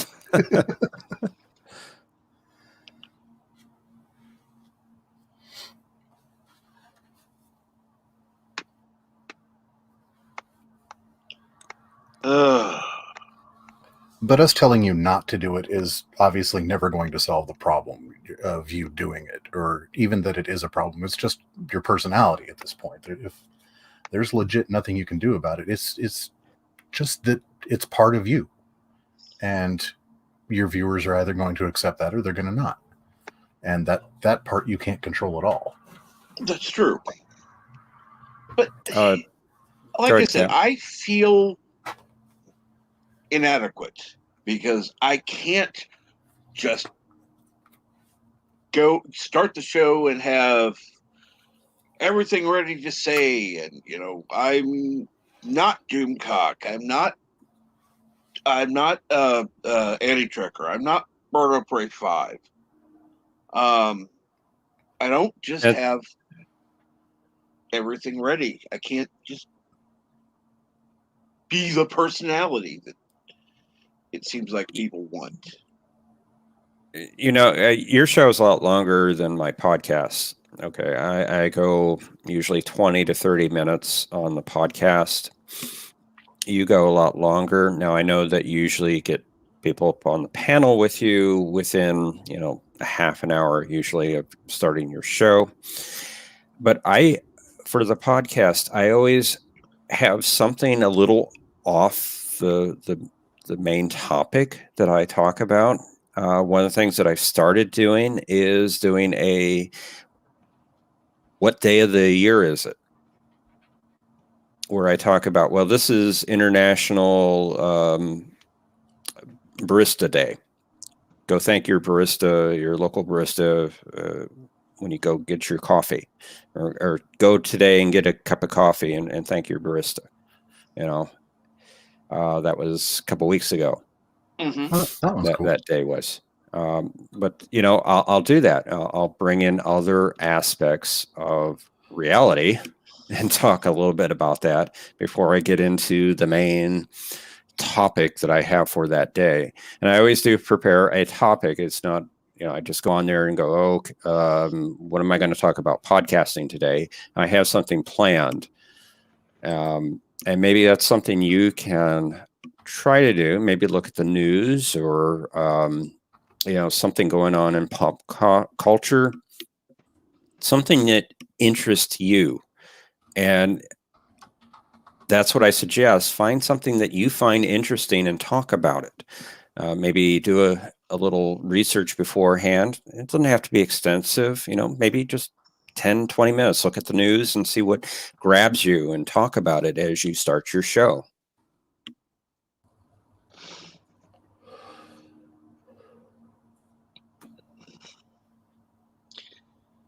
That's the funny thing. I avoid the news like I do Corona. Okay, well, you can do something else, like I've done with the International Day of whatever. Usually, there's like 3 or 4 things that day is, so I mention them all, or Day in mention. geek history. You could do that, or you could do like this day in history, or something like that. At least wouldn't be going on whatever site everybody seems to go off of and reading all this garbage that, well, hey, here's what the latest rumor is. I don't care. Well, that's not you. Care. That doesn't grab you. Find something that does grab you, something that interests you, and talk about it. I can't even think of the website. I know several people use it, and it's just like, and I mean, I've seen live streams of videos where they're literally reading this website. Really? Or Why don't you just you give could, out the link? or you could Talk do about it. you could do a dumb script like Bird does. He'll come on and he'll pretend he's talking to somebody on the phone. Right, pretend. Find your own little skit you can do. But thankfully, or unfortunately, I only have a better gets an interpretation of my ugly mug. I don't come on camera. There's a reason. So, yeah, Yitza was able to find a picture of me and then make some changes, and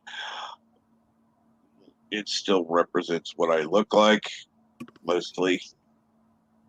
But, yeah.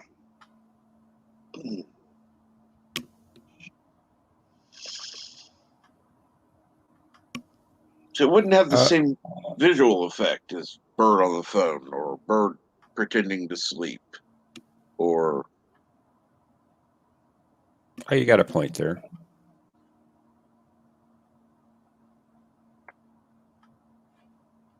Maybe you can corral your community and do some sort of voice acting, do a little skit every week. We're doing that with A Question of Trek. Now, I know we have animation to go with it, but maybe you can come up with your own style. It can be audio only. It can still be funny.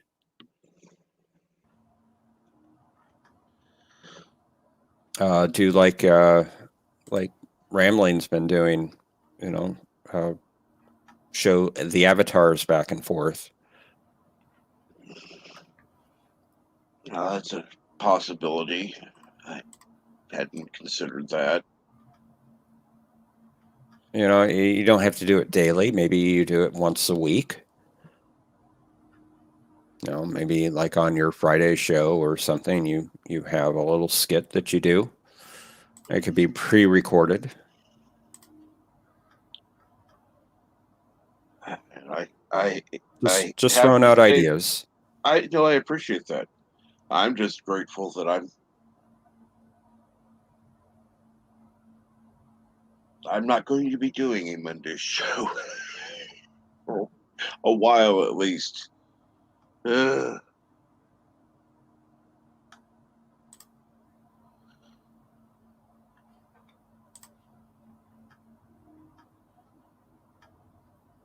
and rocking 7 days a week is no easy skiff for anybody.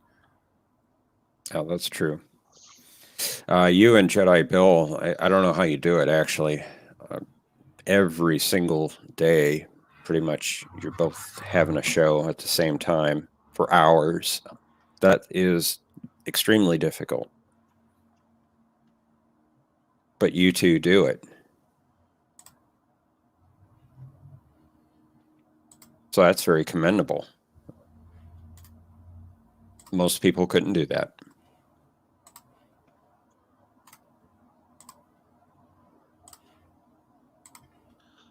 I see, that's the thing. I see it differently because I don't see it really as okay, I've got to stop thinking like that. I don't know how to though.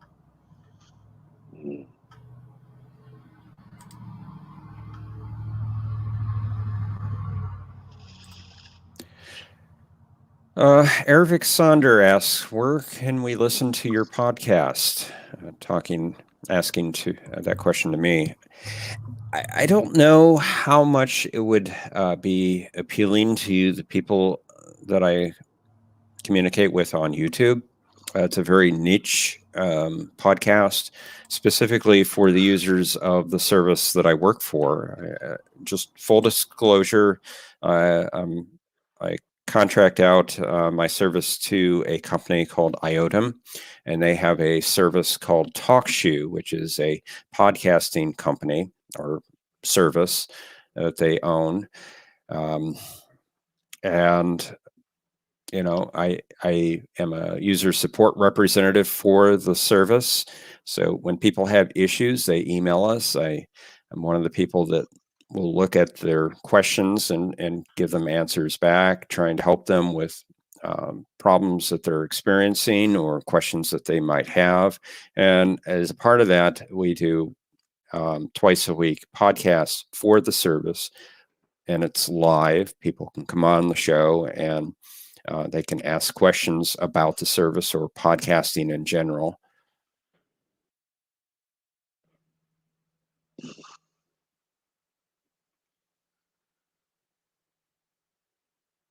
Well, maybe you'd be good for giving your advice now.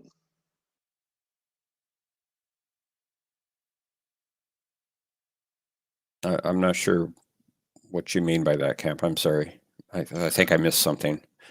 Okay, let's say we're gonna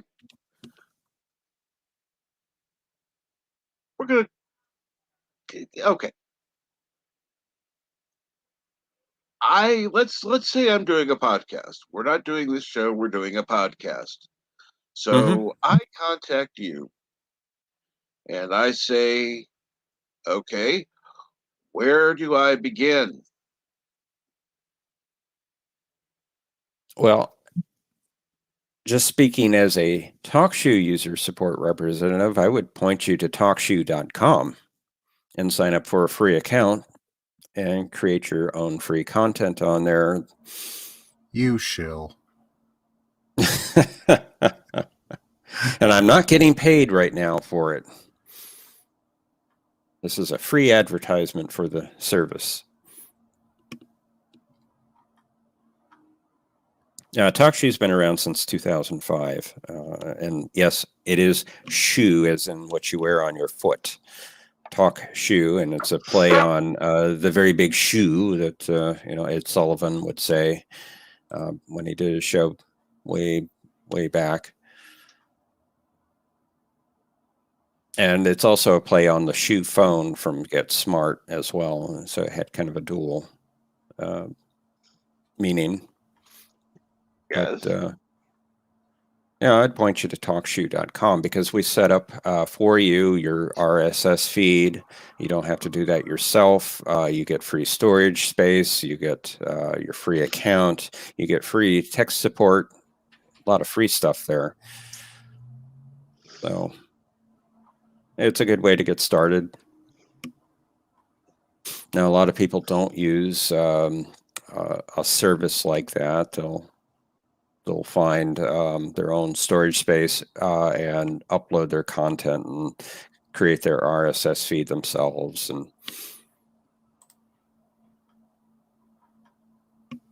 And if you're wondering what an RSS feed is, it's a file that has all the pointers, if you will, to your podcasts, your episodes, your recordings, and you can use that RSS feed file to subscribe to something like Apple Podcasts, formerly known as iTunes, where you can get your show listed and your show can be seen by more people. We provide that at TalkShoe. It's already created for you. You just have to get the address, which is very easily obtained through your account, and go to like Apple Podcasts and subscribe there to get it listed. So we make it easy. But the thing about TalkShoe that a lot of services don't have is you can do, like YouTube here, live shows. Traditionally, podcasts are you do a recording on your computer and you upload it to a storage space, and you get it included in your RSS feed, and then people will get it through your subscriptions through the various podcasting directories out there, like Apple Podcasts. On TalkShoe, you can go to this website. You can set up a future show, and when it goes live, you go on the air live, just like you do on YouTube, and people can join in. They can call in either on the phone or over their computer and interact with you live on the air. And you also have a text chat, just like you do here on YouTube. So it's very YouTube-like, but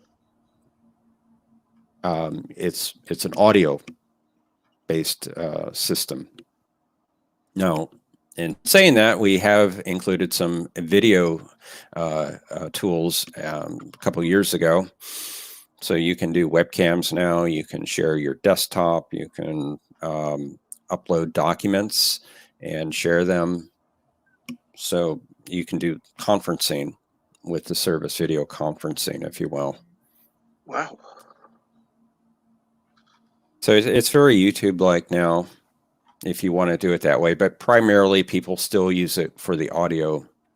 And if you don't have video, it does change the tone of your show, because you're not relying on that visual element anymore. People are concentrating on your voice, and that's the whole point of podcasting, I guess, is your voice, getting your voice out there.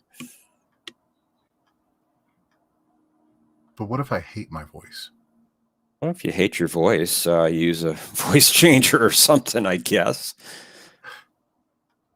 If you hate your voice that much, why are you broadcasting it? I know, right? I am just a dichotomy of confusion.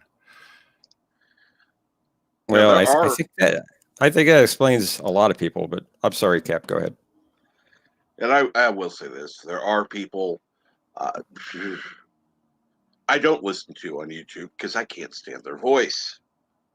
I don't like my voice, but, most people don't like their own voice. Now, a lot of people will tell me, "Oh, you got a great voice. It's great for podcasting. It's great to listen to." And I listen back to it and go, "What are they listening to that I'm not?" Because I do not like my voice. You're doubled down, though, because you've got a face for radio, too. Thank you. Appreciate that. You're welcome. And just for that, You're going to see my face right now.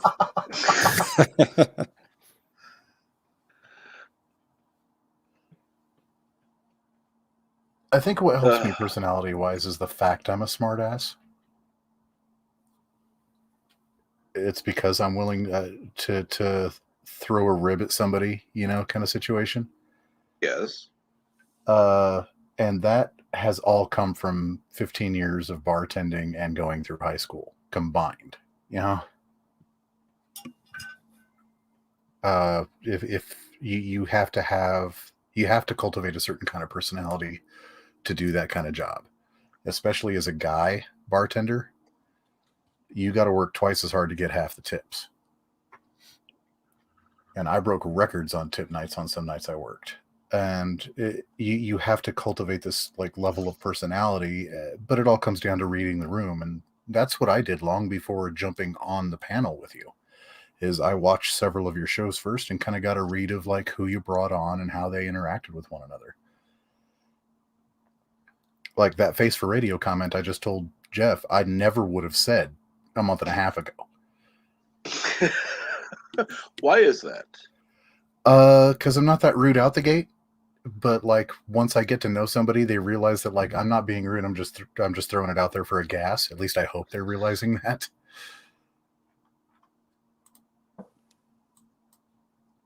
Let's see here.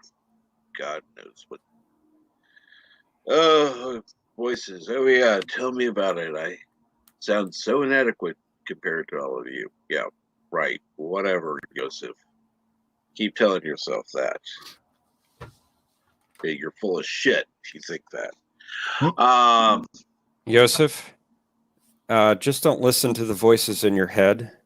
They're misleading you. Don't answer them for damn sure. Yeah. You're right on with that, Michael. See, Elihu Who says the Snyder Cut's been dropped. A downloading copy of a 242-minute movie. Shit, it's dropped already? It has dropped. Everybody was going to do their streams tomorrow. Now they're going to do them on St. Patrick's Day? Wow. Well, that should lead to some interesting videos. It's going to be... if they've been... It's going to be crazy. Inviting. And poor LDG, he's asleep. Oh, yes, poor LDG. A lot of people are asleep. Biggerford Entertainment, and these people went to sleep because they were preparing for tomorrow to be up at midnight. A devilish YouTuber might swoop in right now. Corner the market. Devilish. I wonder who that could be, Bird. I don't know. But then there's the thing, do I really want to waste 4 hours watching a movie I might not even like? Hi, Charlie. Charlie, do you want to watch the Snyder Cut? I don't know. Apparently now. Charlie, you can't shoot. There's no singing. Oh, Charlie, do you want to watch Dave and Ava? Coco Melon? Sorry, Captain. Here's a funny thing. Who would actually be watching it longer? Charlie or... You're breaking up pretty bad, Cap. Okay, let's see now.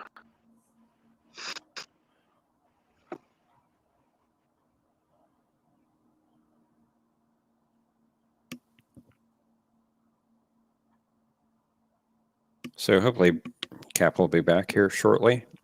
Probably just has to turn off his browser and turn it back on. That's what he usually does, from what I understand, anyway.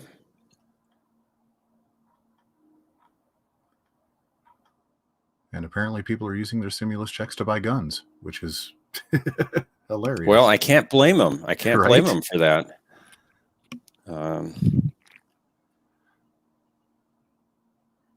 And Cap is back. Welcome back, Cap. Thank God. Okay. Now, as I was starting to say, if they were to watch the Snyder Cut movie, who would stay awake longer? Virgo Prey 5 or Charlie? I wager it's Charlie. I think there would be a safe bet. And too bad Charlie can't talk yet, because then he could tell Bert about the movie while he slept.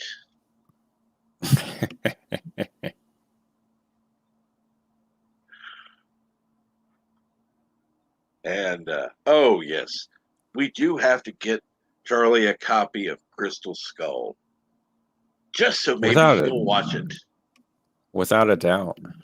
Well, actually, I think Bird has every known copy version of that movie in existence. So, I mean, he just rotates through them and watches, one or two a day, because he just can't get enough of Crystal Skull.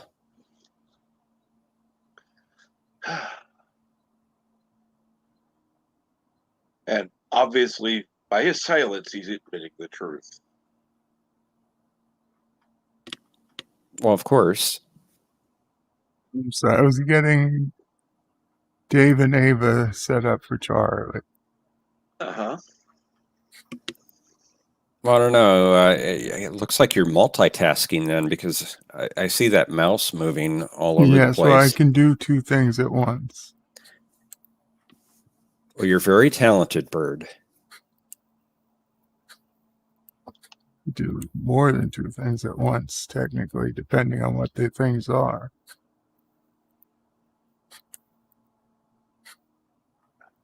So we're now listening to the Muffin Man. Yosef says, I will wait for the Schneider cut. Bird recommended that one. That's true. Schneider? Like the pretzels? I don't know. I was on a rant and I mispronounced Schneider to Schneider. Yeah, your rants are very entertaining, Bird. Apparently, I made up a movie that didn't exist. I'm glad it's entertaining. I know it doesn't seem like it, but it really wasn't meant to be entertaining.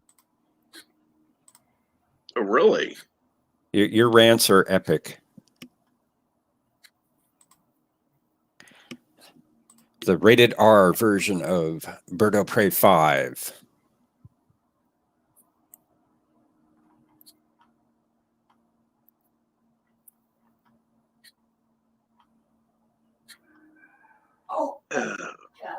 R for rant. Yes, R for rant.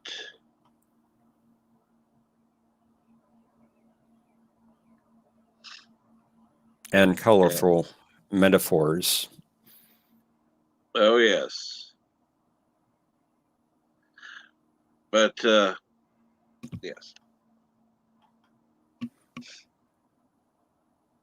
Although it would be interesting if Bird used those colorful metaphors that they did in Star Trek 4, like double dumbass on you.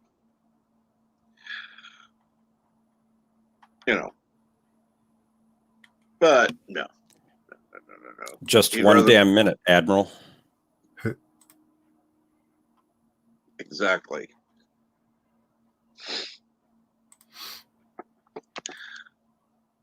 I'm sorry, that one is funny.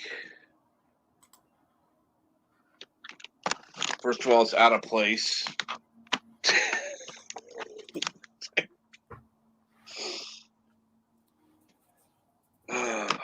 The hell I did.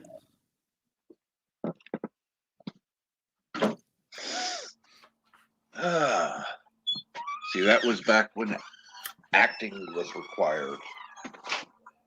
Real writing was required. Now, Oh, good acting anyway. Well, yeah. I'm sorry. Captain Crybaby.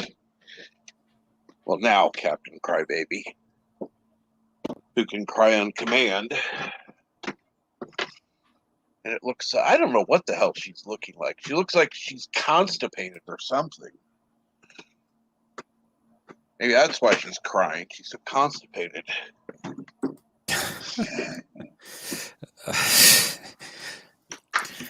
Yosef, oh my goodness. Bird's package was an epic part of the entertainment of the recent streams. I I saw. have to again thank Andrea if she's listening. That was epic. Happy St. Patrick's Day, everybody. Oh my. This model's name is Erica Fett, and she's amazing. I take it you know her personally I wish. or professionally. No, really, you don't. Okay. I don't. I am a fan, and we have interacted on Twitter a couple of times, but it's like in passing stuff. It's not, like personal shit.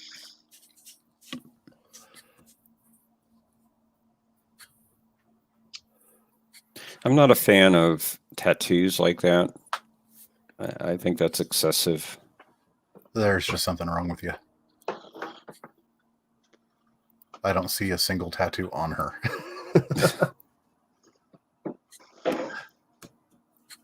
I do. I see a single tattoo that happens to be covered partially by the green thong thing. Everything else flow together. But I thought this was a nice bit of eye relief instead of worrying She about. doesn't look Irish. Oh Lord, what does she look to you then, Bird? I don't know. Transylvanian? Wow. Wow. I'm kind of okay with that.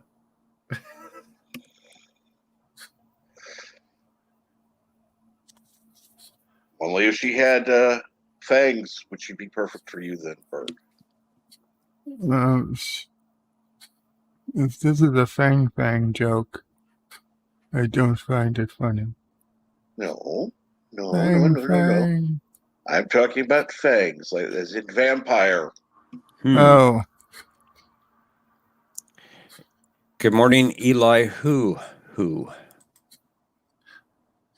Eli Who. He says, no joke, no catch, no apps to download. Real deal. From Thursday through Saturday, stop by Wendy's and ask for one of their honey butter chicken biscuits for free. You don't have to buy anything. If I only had a Wendy's near me. if I only could eat a honey biscuit chicken sandwich without throwing up.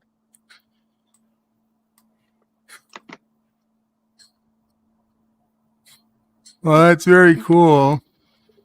Elihu, thank you, I guess, for Absolutely. those Thank who you. partake.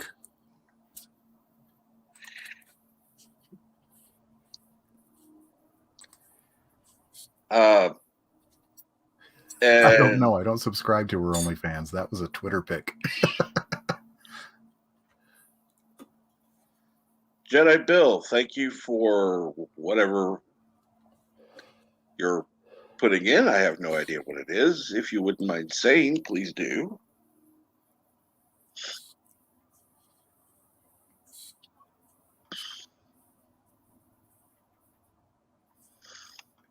It appears to be live with Jedi Bill and friends watching Snyder Cut Justice League review, reaction, and watch party. Okay. Well, anyone who wants to watch that, go on over. That's fine. I wish you'd actually said what it was. But, No, it says it's in 17 hours. 17 hours. Okay. Does he not know? Does he not know? He may not. He knows not.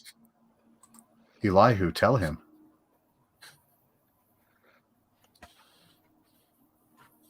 And Geek Hero Bubba is I back. guess I should check myself before we go crazy. Maybe it only leaked on the Sparrow network.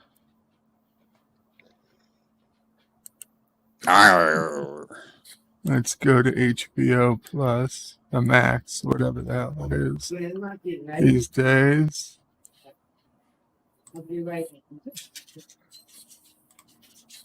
Intercom 3, got it.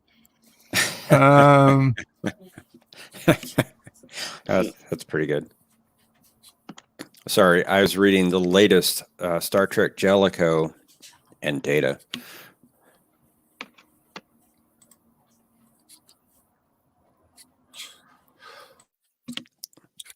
Well, if it dropped, they're certainly not advertising it. So therefore, yeah. Go ahead.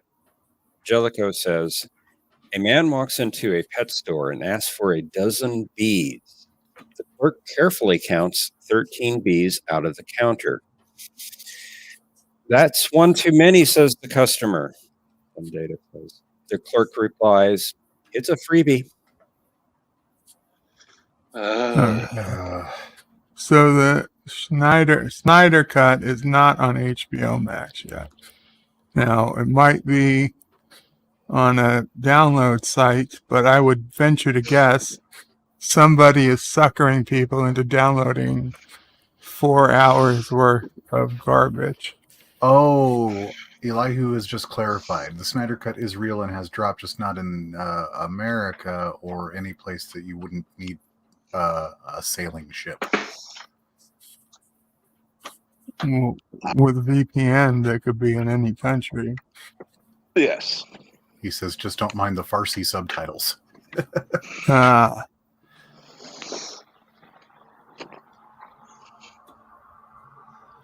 I would prefer to stay.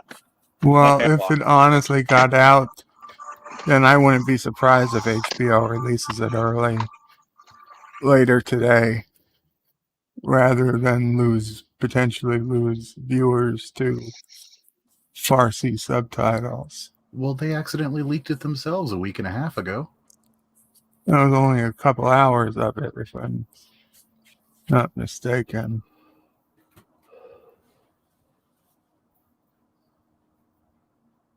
Wasn't the whole movie. Are those your engines? It's a lot of engines. The whole Bird ship believes is in a lot of engines. engine. The whole ship is made of engines. Oh, shit. I just lost all my oxygen. I opened both doors at once. That was not a Let's brilliant see. move, Bird. I know. I thought you were a captain. Okay, everything's looking good. No, wait, Good, it was good. he was a general, wasn't he? He commands ground troops. I get it now. His Okay. flying skills are without question among the, what would you say, Professor? Greatest. Most delusional. Well, Bird is that for sure.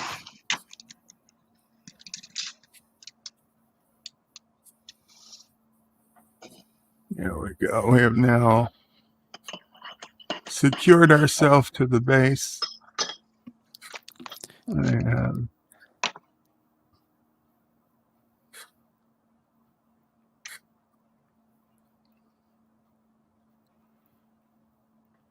I finally got a computer I can play Space Engineers on. I get Space Engineers, and then I never play it. Here's another good Jellicoe. I missed it from a couple days ago. Data keeps trying to cheer me up by saying things could be a lot worse. You could be trapped in an underground hole filled with water. I know he means well. Cap, can you kick Jeff, please?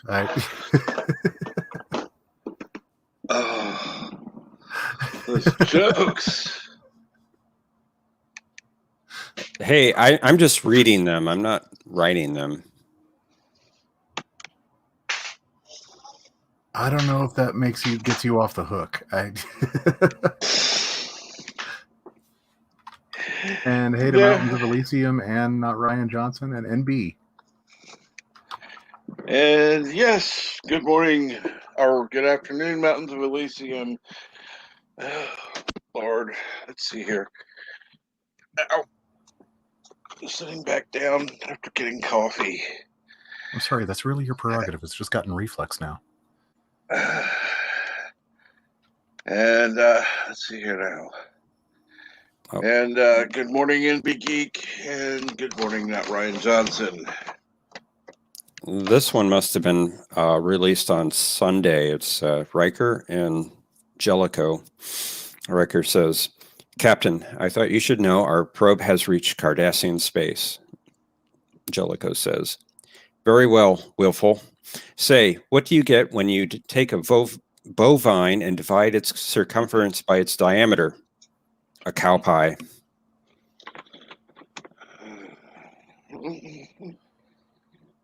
Are you proud of yourself when you read these out, or? Sure, why not? Hello, NB Geek. And you're right, 13 is also considered a baker's dozen. Correct. But they weren't in a baker's shop, so. And yes, I do still know bakeries that give out a baker's dozen.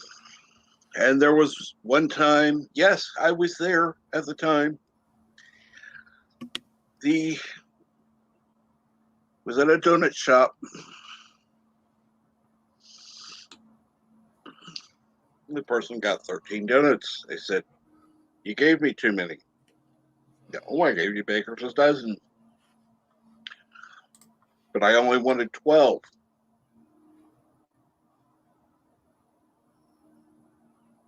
And they thought they would get a discounted price because they only got 12. Really? You're getting a dozen either way.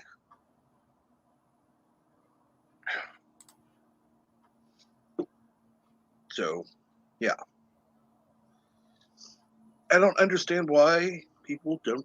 I guess people anymore don't know about a baker's dozen.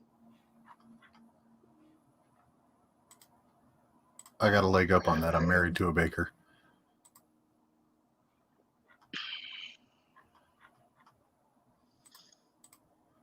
And what does she bake? Everything. She bakes for a department store. Ah, cool. Like, she's specifically hired on as the cake decorator, but she's also the assistant manager, so she's got to know everything.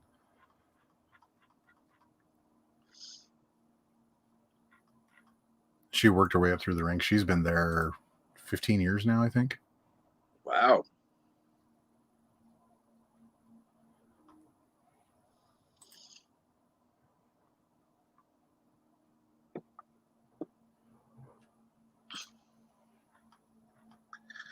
And yes, it is a lost concept.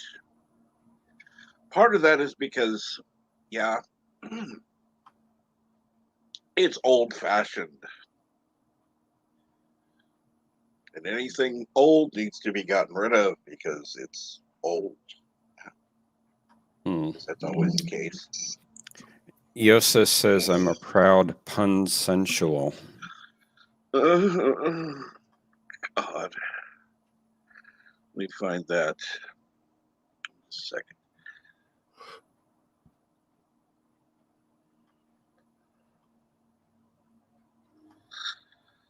Oh, Lord. Yosef, are you currently busy at work or are you available?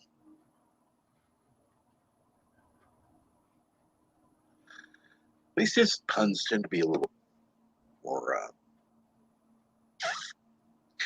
don't know what the word would be.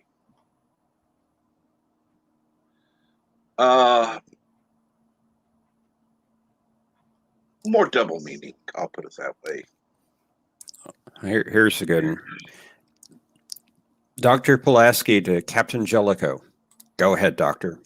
Your test results came back, and I'm afraid the diagnosis is that you're colorblind. Well, that really came out of the purple.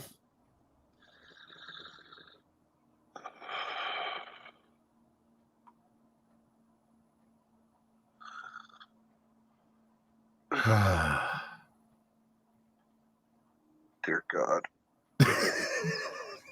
Dear God, why? What's wrong, Cap? I would rather hear Bird rant about his packages.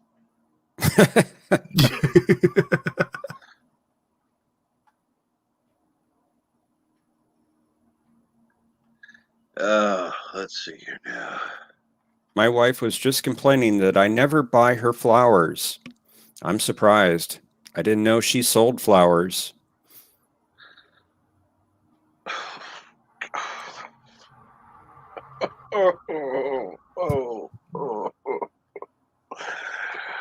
I'll stop. I'll stop.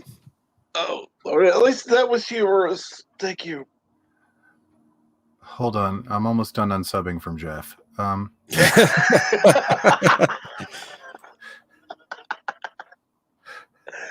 Oh, speaking of which, I need to check something real quick. Oh, I know there have been a couple people I've been unsub from lately.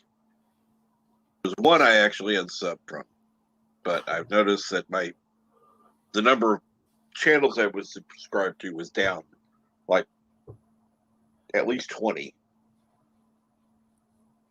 So something. I never keep track of that number, so I'm not sure of stuff. I don't keep an exact count always, but when I see a significant decrease from one day to the next, yeah. Let's see here. Hold on just a second. I'd like to read out Yitza Lemon's comment for the sake of Jeff. And here, I'll read this out.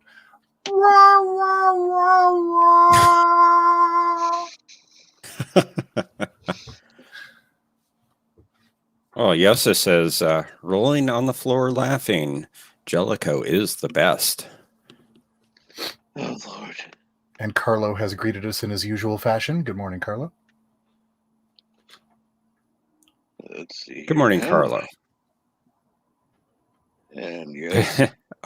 All bakers use Kurogan maths. Now, if you're in Europe, it is called maths. So yes, that is actually. To be fair, I've only heard it in England. I don't know about others. I know. England does. Russia does. There's one other place.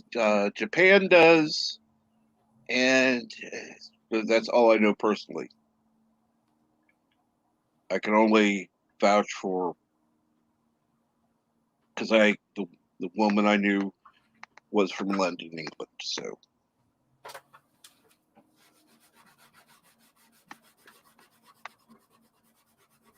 And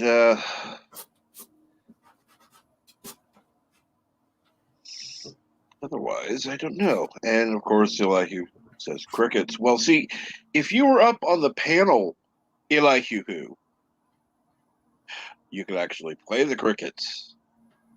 Let me check something real quick. Well, I'm here. Look at the. Let's look. And I'm going to check the group real quick. And yes, Elihu, you are in the group for this show. So you should have both the link to the chat itself and to the StreamYard automatically. You're in that group. And what I do every morning is I post the link to the stream itself, and then I post the StreamYard link. That way people know what the StreamYard link is for. That's one thing I don't like about some people, and I know some people like to just put out the StreamYard link. For me, I like putting out the stream link first so people know what the hell they're walking in on.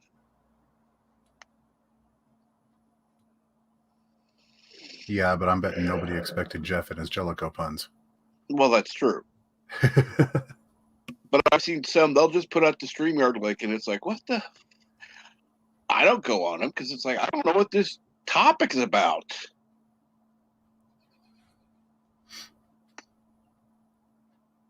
So yes, Oh. I'm going to do a favor to everybody because I know I'm not the only one. Please, if you post your StreamYard link somewhere, post the stream link as well, either before it or after it, so people actually know what they're walking in on. Okay, as a heads up to you, Cap, if I send a StreamYard link to you, it's always going to be that Monday morning one. Well, for you, I know, because that's sent in a private message. That's not sent to a group or whatever. And I've gotten some, it's like a private message, and it's like, what the hell is this? You, I know, because it's one day a week, and there have been times I've gone, I looked at it, and now there was one time I was going, what the hell is this for? Because it's been a couple weeks. And that's fair. I did just kind of send it out of the blue. Or the And I purple. think I did it because Jedi Bill was on that night, and I had seen you in the chat, and Jedi ended kind of, and Bill ended kind of early. You know, like he had only been on for like maybe 2 hours, and I think that's why I sent it to you that first time. Oh, okay, yeah. That first time I was just like, huh? Yeah, and it was still a couple hours till you started yours, so. Oh, wow, NB, congrats. Yeah, that's great news. Excuse me. Get back to the chat. NB says, my home went on the market Monday morning. By the evening, we had 3 offers. Tuesday morning, we accepted and got a buyer in just over 24 hours. Man, that was so shocking. Damn. Now that's very, very fast, NB, and I'm very happy for you and your family that happened so quickly. Well, for the people that have the money to do it right now, freaking buying real estate right now is like one of the best things you can do. Not just as an investment, but like it's something that almost can't be taken away. You know what I mean? Save for a couple of Revolutionary War, you know, things that might still be on the books. Who knows? And I would like to remind everyone that the pinned comment is for It's a Lemon's PayPal link. And if you have a little bit to spare, feel free to send him some money. He needs to keep the software that he is using. He does have a free week trial. I think he's on day 2 or 3. I'm not sure. So he has a few days left, but we would like him to be able to continue using that software. He didn't buy Prometheus, did he? Oh, no. Okay. God, no. No, that would be a scary proposition. That would be, you have greater chances of going to a whorehouse and not getting an STD. Wow. Well, Prometheus is not going to be active, at least by this weekend. We've already promised, what's his face, money, if he could get it up and running by Sunday. No response. So, he doesn't want to get free money for it. It feels like he's trying to secretly build Skynet. Right. Like all these things it's going to do for you. I'm like, dude, that is Skynet. It is.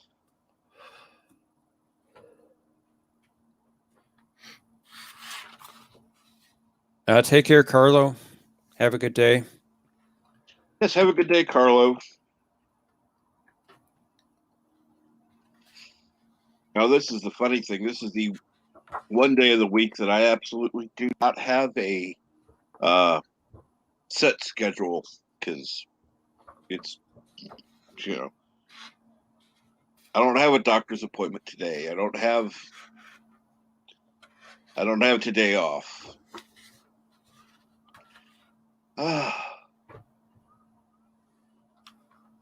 So from now on, this will actually be my first full real day of the week anymore.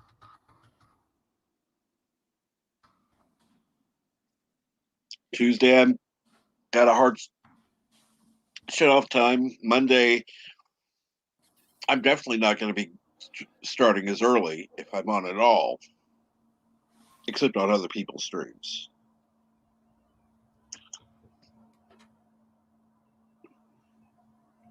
But of course, I am going to release a short video to tell people where I'm at on Monday. Why? Because I want people to go over to Michael T's stream on Monday. Well, that is much appreciated, sir. This last one had the most views I've had of any. I was like, I don't necessarily care so hard about the numbers, but I thought that was a nice little, dopamine boost.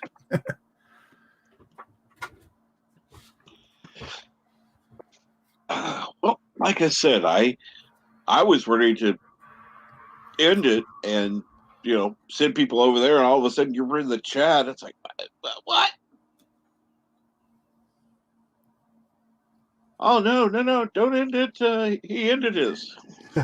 Sorry, well, we hadn't cemented it yet, so No, we hadn't. So yes, I am making it official. Every Monday, go over to Michael T's stream, please. High Desert Comics. And I guess So- Bill normally takes that morning, Sunday night, Monday morning off anyway.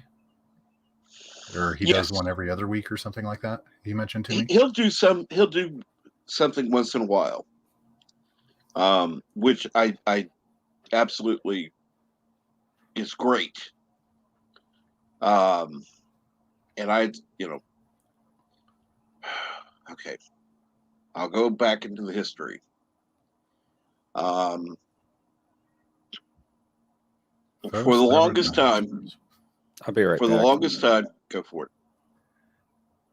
And I know why Jeff's going to be right back, so he'll miss this. For the longest time,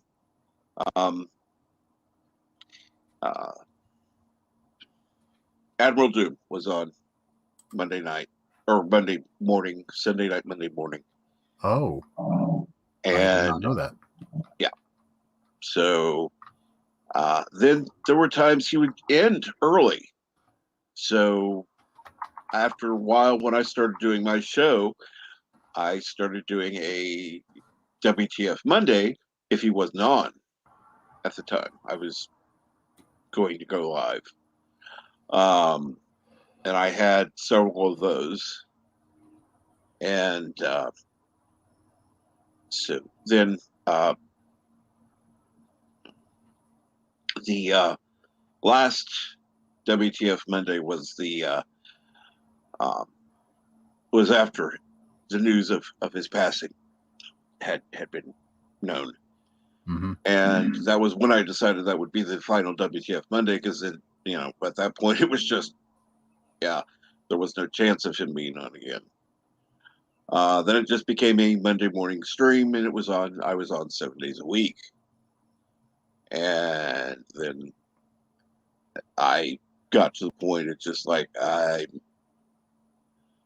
I'm ready to quit. Give me a fucking break. So yeah, that's why I put up the one video that day, and didn't stream. I went on yours. In fact, I was on your panel when I was recording the damn video. I just put myself on mute on your stream, went on StreamYard, made a quick video, and that was it. And released it. And people knew I wasn't going on. Of course, this time, from now on, I'm going to actually release a video that states where I'm going to be, if you'll allow me on, of course. But I'll be there anyhow. Oh, of course. I figure if I'm taking that slot and doing that with it, you and Bill are pretty much permanent panel members as far as I'm concerned for that. I would be more than honored to host the Insomniac Brew, as it were.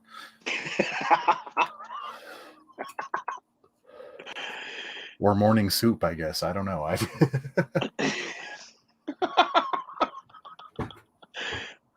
Let's see here. I can't think of it.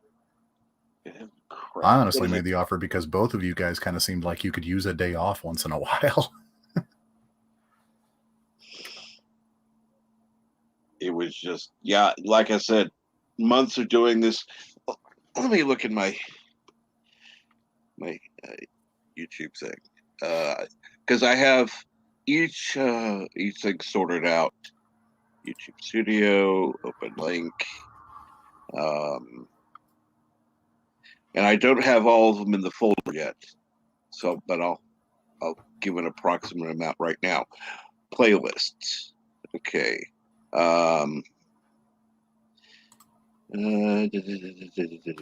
Morning Brew.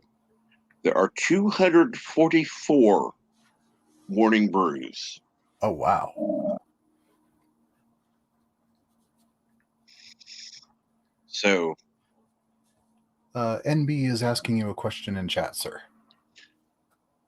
and I wanted to look that up real quick before I get back to the chat. Go to content, and let's see here. Let's see what we're doing on the analytics. No, that's not it. I gotta go to. I hate how they have this set up. Analytics. Let's see what they have to say this morning. Because I honestly don't believe YouTube, but still look at the numbers. Why? I don't know. Stupid, I guess. Now, the other thing I was going to do. Why can't I find Yosef's page? I think I spelled it wrong.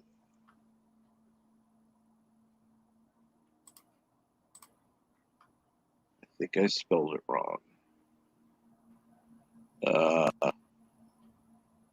Look up Yosef there. Finally, what do I find before finding Yosef's actual profile? The question of track he was on 6 months ago. That actually shows up before his profile. And now I'm going to go read my chat because I've been ignoring it a little bit. So yes, I've ignored the chat. I'm sorry. Let's see here now.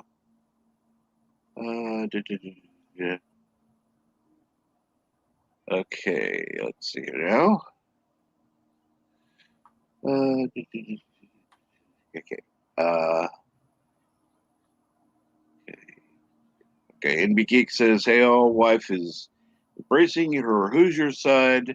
Biscuits and gravy. Come on over and we will share. So, is the gravy, what kind of gravy? I'll ask that. Then they're watching Star Trek in the red light district. Okay.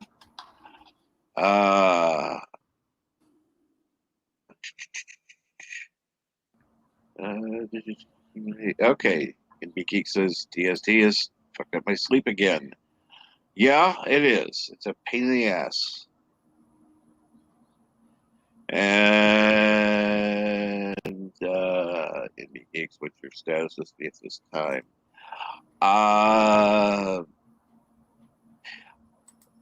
Let's put a.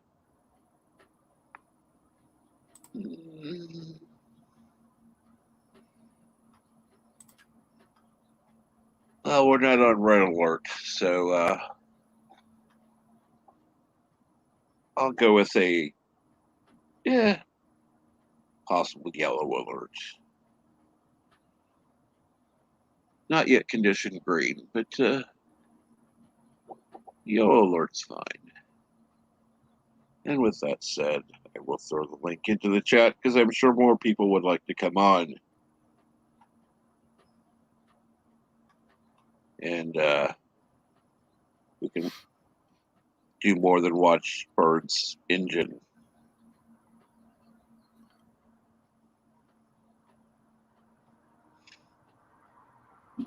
Because he admittedly said his ship is all engines. So basically, we're watching Bird's engine.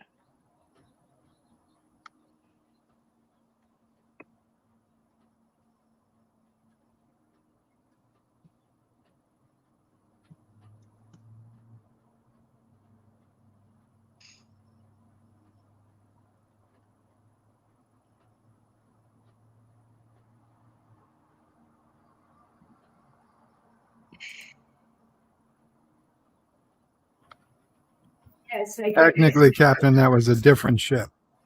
Oh, I'm sorry. Yeah, he's using his driller now. Okay, so he's using the dresser drawer. Oh, The Lord, penetrator. this should be scary. Okay, so he's using the dresser drawer. Oh, penetrator. This would be scary. Okay, somebody's tab's not muted. That's Echo NB. What's going on?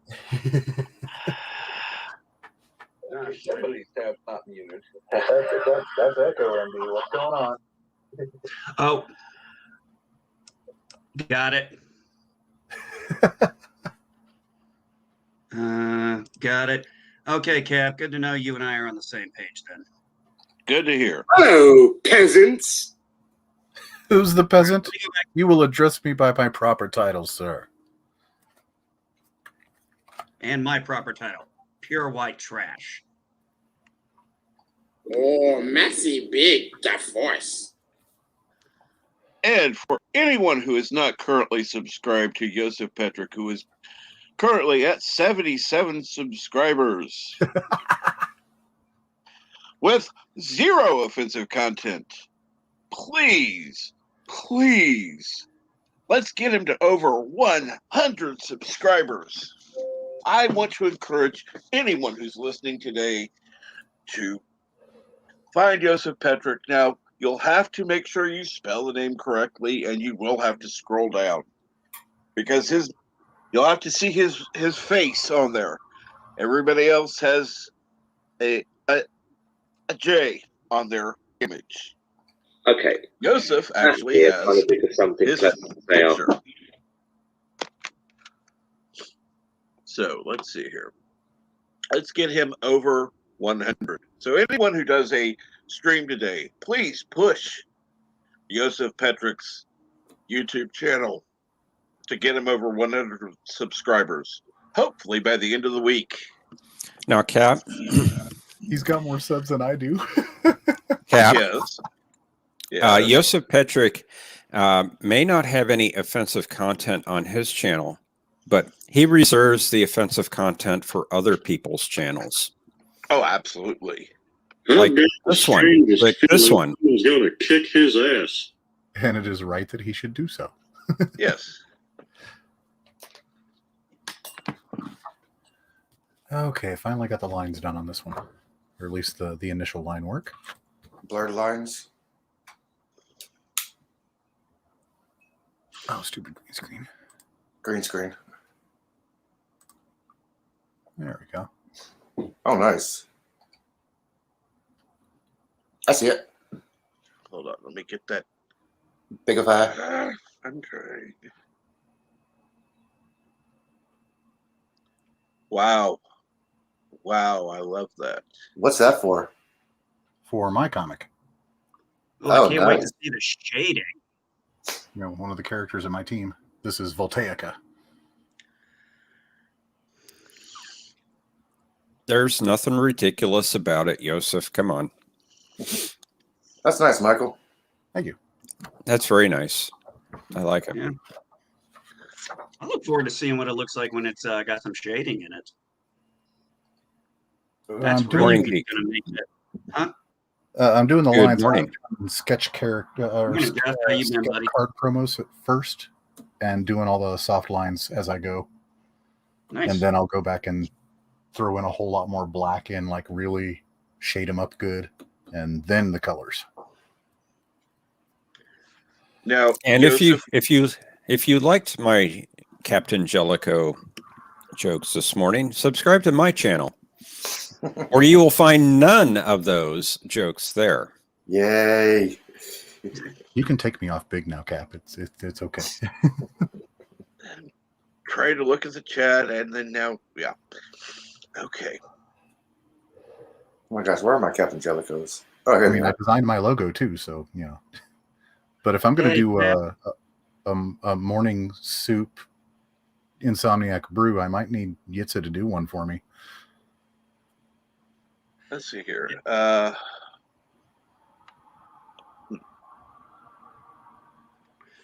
Hey, Cap, I had a suggestion I was thinking about the other day.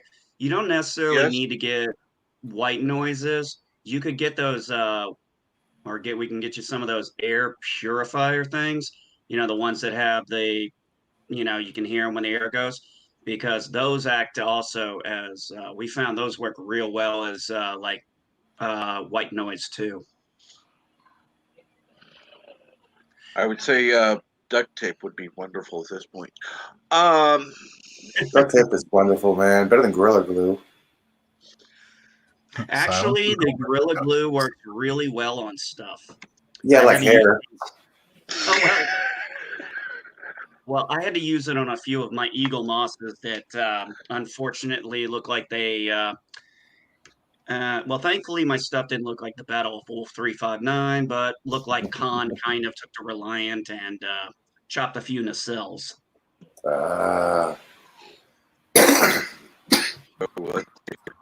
Joseph puts in his own channel, thankfully. We've got to get Joseph 100.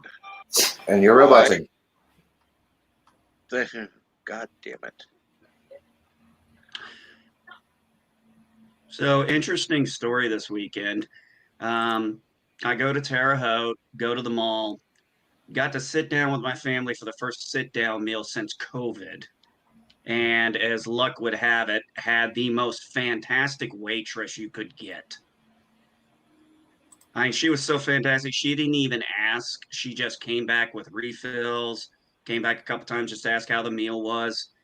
And she was so good, I did what I sometimes do when I have great service. I asked them to go get a manager because I want to tell the manager how great they were. And that usually makes their day, that makes the manager's day. And then, of course, I left her a very nice tip. Yeah, as a former waiter, it's better to leave the tip than talk to the manager. Well, I talked to the manager and left a tip because I was paying by card. Well, you know, as a waiter, it's basically to really make a wait services day, leave a tip is like, hey man, I need to talk to the manager. I just gave this waitress a great tip as a service. Blah, blah, blah, blah, blah, blah, blah. All the people hear that, it's like, oh, okay. It helps it helps everybody else in the restaurant. Like, oh, so it was a great tip, coffee management. Wow. Okay, let's leave this person extra little tip here. It actually does help. I can believe it does. So I'm walking around the mall. No big deal. As I've said, I medically can't wear a mask. There was a few stores in there that said they were mask required, and I just was like, okay. I walked out. My family was in there, and it was like, okay, I'm not going to make a big deal out of this. It's a private business. They have every right to tell me that I have to wear, and I say I medically can't. They're like, then we have to ask you to leave. I'm like, okay. We had the right to refuse service to anybody. I know. And it's just funny because I was looking at some of these. Okay, I was watching this video the other day, and you could tell I've noticed something. The most people who are either throwing a fit about people not wearing masks or throwing a fit about being told to wear a mask, have you noticed are almost exclusively women? If you watch the videos, it's almost exclusively women. It's usually the men are like, hey, look. I was watching one where this lady was flipping out and I don't know if he was the husband, boyfriend, brother, whatever. All I know is you can see him looking. He's like, don't engage. It's not worth it. It's not. And then he fights with the guy, And as they're leaving, the guy puts his hands up, like, I'm sorry, I am so sorry. And I'm just like, this poor fucker.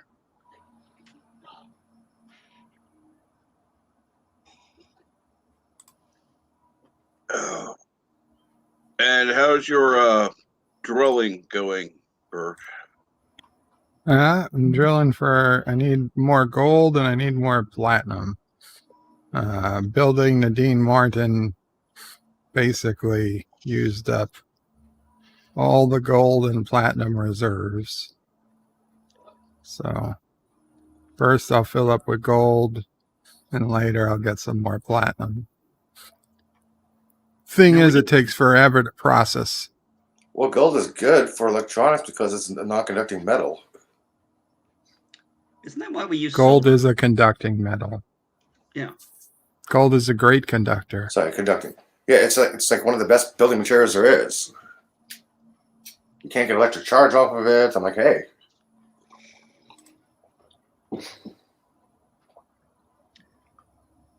You know, said gold was non-conducting metal, and all of a sudden I thought it was like, okay, my HDMI, I've been taken in by the prices on my HDMI cables. what are they going for these days? 12, $15. Nice. Remember they used to be 30, $40? Oh shit. They still are. They used to some be of like the 100. Yeah. My friend just gave me one. It's like, here, take it. Okay. I've been watching a lot of documentary type dramas. I haven't really been watching any real, or can't say real TV. I'm watching this one about the Ottomans taking Constantinople. Watched one about the formation of Japan, the unification of Japan. And there was another one I watched. I can't remember. I'd have to look it up. But quite good. Oh, the Pirates of the actual Pirates of the Caribbean stories. That was good.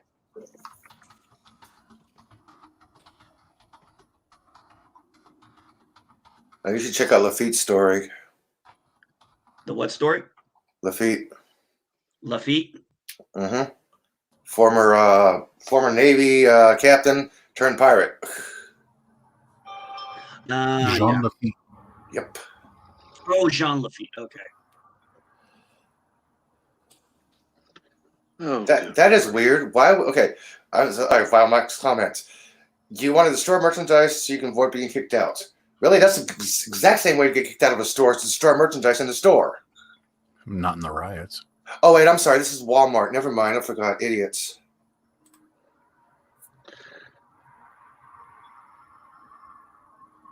Sorry, that was a bitter comment for me. I'm sorry. Oh, Vile Mind. yeah. TLC Discovery. Yeah. Yeah, actually doing documentaries. Yeah, History Channel had history stuff. Science Channel had science stuff. Yep. That was like when MTV was doing music and Sci-Fi Channel actually showed science fiction. It went to shit when Animal Planet started showing paranormal stuff. I'm like, what the hell? Hey, 2 weeks ago, MTV turned 40 years old, so I'd personally like to say thank you, MTV, for 14 years of music. Absolutely. And I'd like to say F you to you, MTV, for actually introducing us to reality TV, you bastards. Oh, fuck Real World. Road Rules, yeah. I blame MTV for that, guys. They started it. It was one thing when it was occasional programming. When it first started out, there were a few hours of shows. Big deal. Okay. Brought in different people. But they still had some music. Then it went full on, fuck you, the music's gone. Did anybody ever watch, Cap, did you ever watch the MTV Unplugs? I used to love those. Oh, yeah. The nice stripped down versions. No, I remember. I used to like VH1's pop-up videos. Oh, yes. Pop-up videos. I used to like VH1's Behind the Music. Oh yeah, that was another program I liked. I learned so much about bands. I mean, I never really paid much attention to bands as far as being a fan. I never really get into too much. So it was shows like that, and I learned a lot of things about Def Leppard, and it was just really interesting. You And know, it was some of one the thing times they were like VH1 when they had their shows. It was about the music that was being played. It was about the groups that were playing, the music. It wasn't just this random bullshit. It was either playing music or playing stuff about the artist or the group or whatever who was making music, something behind the scenes, something, Behind the music, where are they yeah, now? Yeah. yeah, that kind of thing. I So it love was related to it. I love the 70s, 80s, 90s when they talk about the other things that were popular at that time, but they also talked about the music because the music was one of the influences of, I mean, let's be honest, the influence for a lot of us, music did influence how some of us dressed. Yeah. I think more so, music defined more how I dressed than anything on TV. And let's see here. Hello, Cardinal Sin. I'm sorry I missed you earlier. Cardinal Sin has been unsubscribed from his own channel a second time. Wow. Hey, that is, yeah. I'm still confused on how I can lose views. Like, are people watching my video backwards? I thought Well, it was they had a certain timeline, like after 12 months. I'm not that old of a channel. Yeah, I'm losing views on some of my videos. I gave a possible explanation for that earlier. I don't know if you heard that. Yeah, it was if it was a bot account or something like that was watching. Right, or a duplicate account. So last week I had at least 30 views in my Impact Solar System formation video. Now I got 14. Like, what the hell? This latest stream, the one that Cap joined me on and had a good group going, and Moira Kitty was there too. I know at the time of ending it, I went to go check it out, and it said like 84, and now it's like 70. My exoplanet had over 50 views. Now it has 26. Like, what the hell's going on with this thing? It's only a couple months ago. YouTube's weird, man. Oh, Now, yes.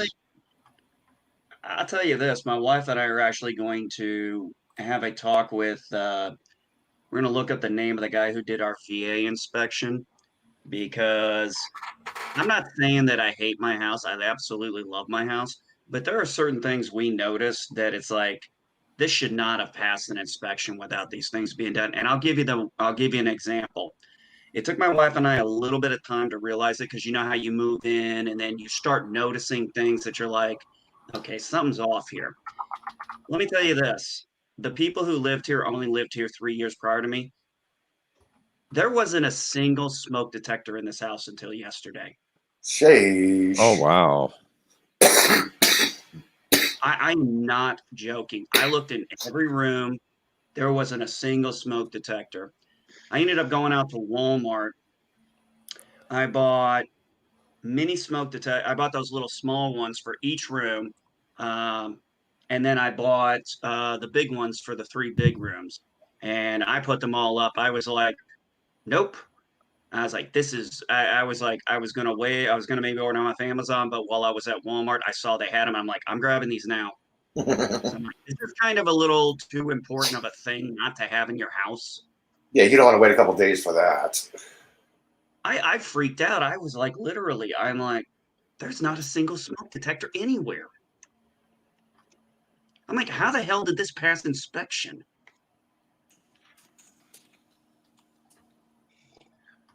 Oh, Violite, we actually do have a CO2 detector. We've actually we've been carrying that around since California. But yes. And speaking of CO2 detectors, please, Darth Haster, change the fucking battery. I think he said he has. I haven't been on a Distinctly- live stream. You change the battery when you change your clock. Well, I think he said he did recently, and Yay! I haven't been on a live stream, well, it's still going off. And here's the thing: he thinks it's his smoking that's causing it. My smoke detector is not. I got a CO2 in my place, shouldn't. and I'm I don't know. basically about 30 feet away from it, and it's not going off. And I'm smoking a cigarette right now. Yeah, something's funny about it, but If you change the battery, did he put a dead battery in there? Also, my poor daughter, she was having the one location where we have the router, the Wi-Fi router. I ended up buying repeaters off of Amazon, and I decided I'm not going cheap. I bought the good ones. I bought a 3-pack for like $125, and displaced them around the house and equal. And Wi-Fi gets everywhere now. In fact, you can even get it probably all the way to the treehouse. cool. Which my outdoor cat has decided to designate its new home. Oh, we lost Jeff. Oh, Jefferson's gone? Oh, no more Jellicoe jokes. Yay. Oh. I mean, I once bought a dog from a blacksmith. He was kind of unhinged, but when we got to the door, he made a bolt. When we got home, he made a bolt of the door. I accidentally knocked myself out of the stream. Ah. I clicked a link and I didn't realize I was in this tab. So, Yeah, it happens. I think I'll take my Twitter account out of private next week. That'll give me. I think once I hit my 2-week mark, I'll take my Twitter out of private. I'm sorry, File Mike. I have to laugh.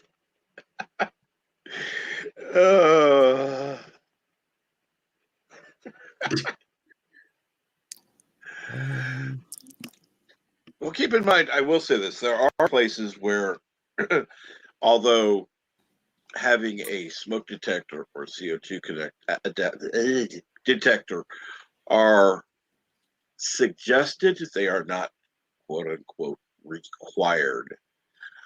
Even though they should be, they're not required. You would think at least there would have been a minimum requirement for at least one. You would think.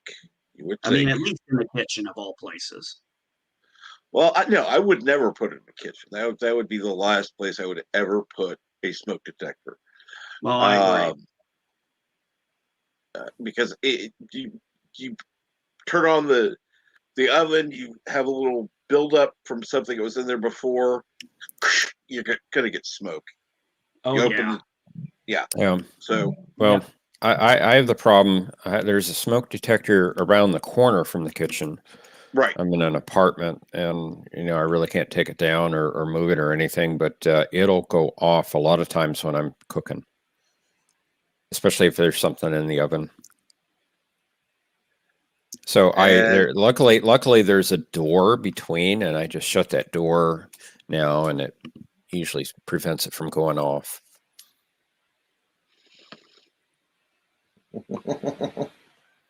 Sorry, I'm reading some Jellicos, dude. Oh Lord, no, please. Oh, I could do some more Jellicos if you like, Cap. To Paul, have you seen the dog bowl? I was unaware he had the ability. I saw that one. That was maybe a week or two ago. Okay, how about this? I am going to take a lunch break. We're going to have some bad joke time. Professor Brady Specs and Elihu Who, go ahead and take turns reading those god-awful. Yeah. Have fun. Does everybody remember the joke I told about my spine? It was about a week back.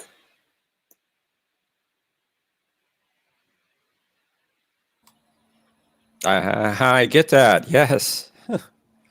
You were about to say, no, I hadn't heard. I caught that.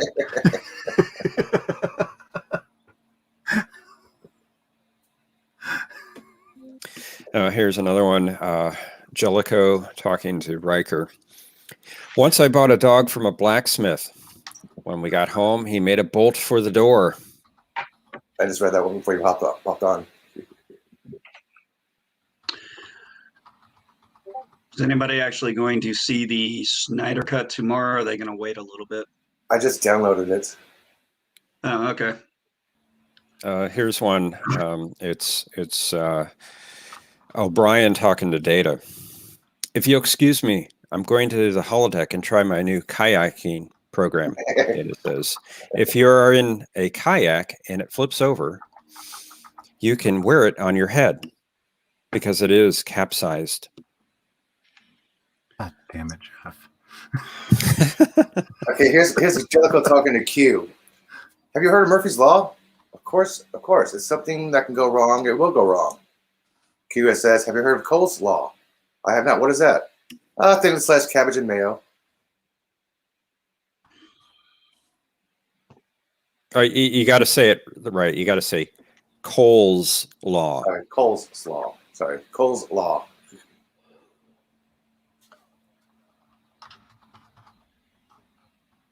Yeah, good morning, games, movies, and comics. All right. I've not seen this one. This one's great. Jellicoe talking to Q.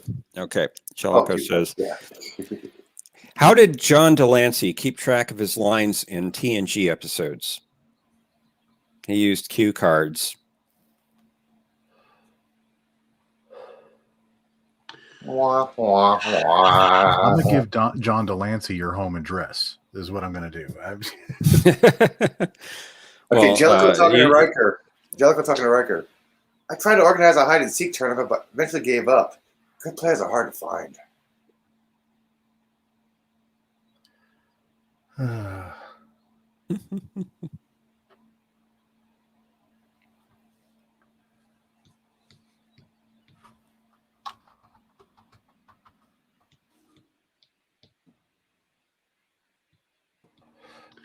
And good morning, Bone.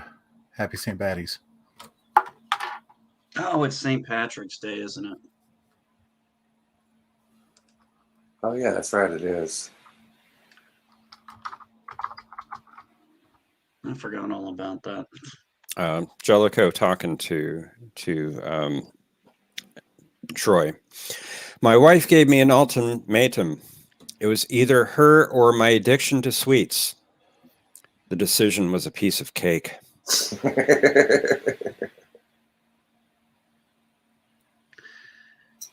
I love this Q card one. That one's great. Yeah, you should see the reaction of Q. He just kind of wrinkles up his nose at Jellicoe and then disappears. But Jellicoe to Crusher. Beverly, did you know I'm writing a one-man show about puns? Oh, really? It's a play on words. Mm-hmm. Vile Mike responds, who here is actually a dad? They should be the one to read these dad jokes. I am actually a dad, but I refuse. I'm a dad and about to be a grandfather, and I'm not reading these jokes.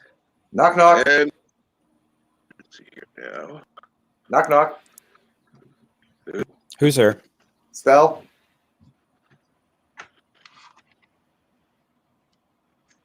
Honestly, I didn't hear what you said. Oh, spell. Spell? Yeah. Who's there? Spell. Spell who? Spell who? WHO. I knew that's where that was. Oh, we lost Cap. I guess he's resetting a bit. No, he probably got tired of the puns. That I believe. Okay, here's one for you. I rolled my first droid last night. Crusher, I beg your pardon? My ankle has never hurt since. My ankle hurt ever since.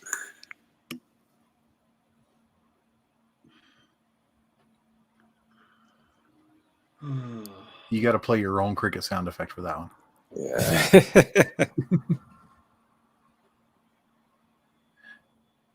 Dave G. Oh my Newt's name is Tiny because he's minute. They got a dirty joke? Yeah, I got a dirty joke. It's called My Life. What's the difference between hungry and horny? Where'd you put the cucumber?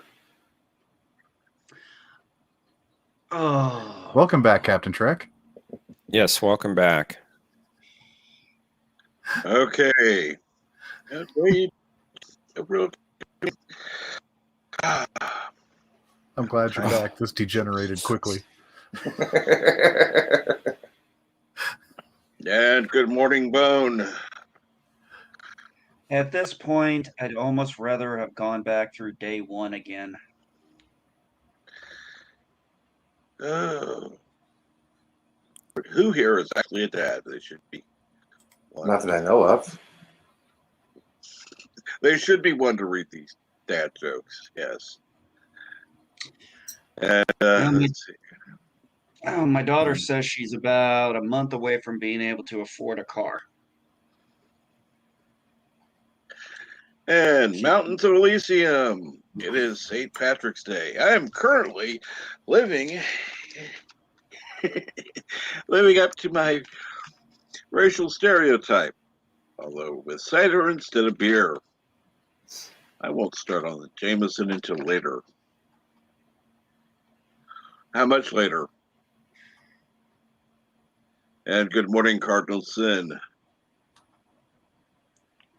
Oh my God. Okay, Oh, Vile. Vile Mike, no. Okay, Vile Mike, what's the punchline? How many pansexuals does it take to screw in a light bulb? I don't know if I want the answer to that one. He's already put the answer in. I wasn't looking. What? Morning, How many Cardinal Sin. pansexuals does it take to screw in a light bulb? One, they'll screw anything. Actually, that was funny. I do need to drop off. Work time. Take care, Professor. Take Later, You as well, Professor. Bird. No more hail, Bird. No more hail. We'll turn Turn off off the the weather. hail machine. Snow on Thank you. Kuroga. Thank you. It hailed here last night. It was nice and clear last night. I say it was punishment for all the hair you've done. Well, Cap, excuse me, you said that phrase quite a bit yourself. Well, yes, but you started it. You initiated it. Well, that doesn't exonerate you. Wow, throwing Jeff under the bus. Yeah, throwing Jeff under the bus. Does he deny it, though? No. No, I don't deny it, but that still doesn't exonerate you. No, it doesn't. Okay, I gotta go. I got a meeting to attend in about 7 minutes. Get your All butt right. Have a good there day, to work. everyone. Have a good Well, have day. fun. Take care, Jeff. See you all later. Thanks for having me on the panel, Cap. Oh, you're welcome, as always. Mike, did you really just pull a 1950s pun? It wasn't a pun. It was just a sexist joke. I didn't see it. I was getting coffee. What did you type? Oh, Lord. Technically, that's not true anymore. Everything's all silver. Okay, let's see here. Cardinal Sin. They can give me a hand figuring out why the stream elements bot it shows up in my live stream, but not the tip jar. Yeah, I want to know that myself. I'm having issues. I've tried day work, so whatever. I'm trying to I figure may out call the company. I'm trying to figure out how the hell I got my stimulus check before I even got my freaking tax return. And I filed back in. People are doing that. You got your stimulus check because they have your records from last year's tax report. If you file last year's taxes, they send the information to that address. You don't have to refile again this year to get your stimulus.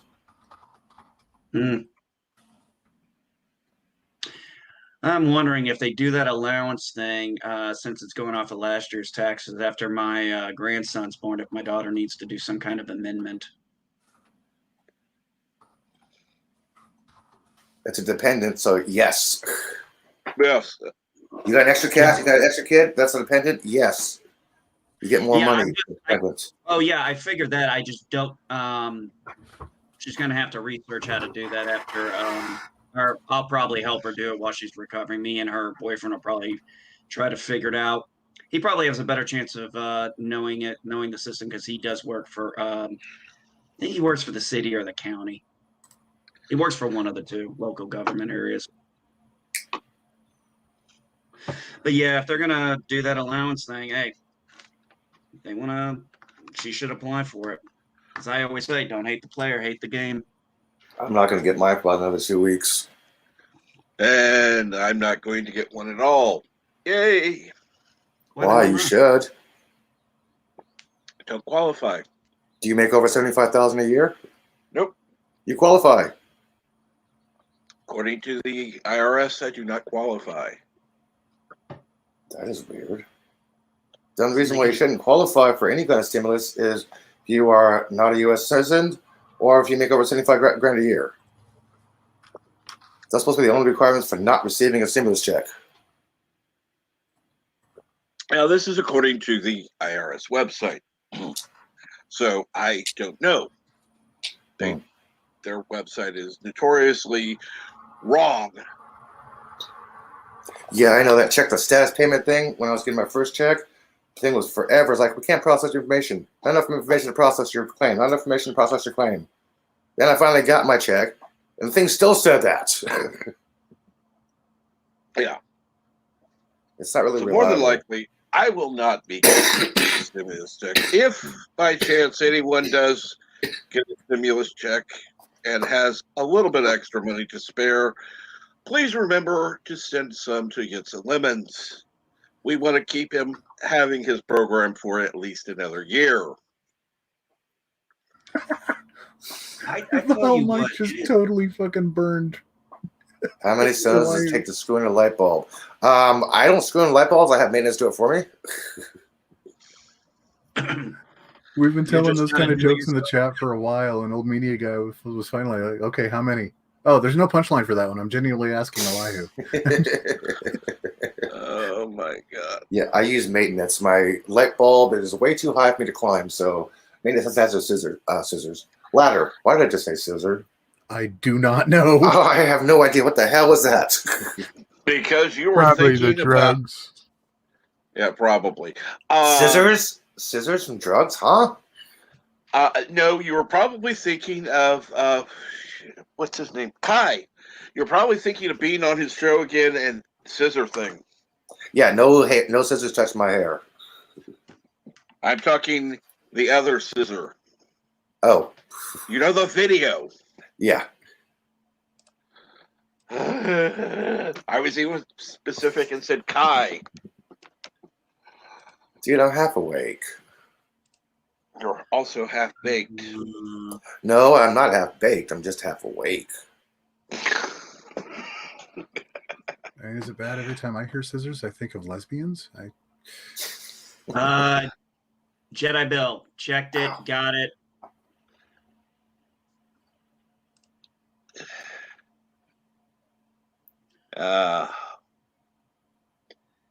And Cardinal Sin, I'm going to post this. Need to start a GoFundMe to get a GPU and a UPS to finish my system. Well, I think he means GPS. I guess so.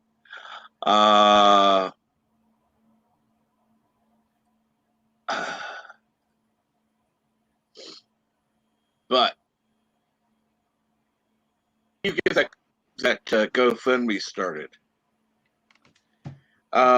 Please let us know. And wait a minute, you sent what to me?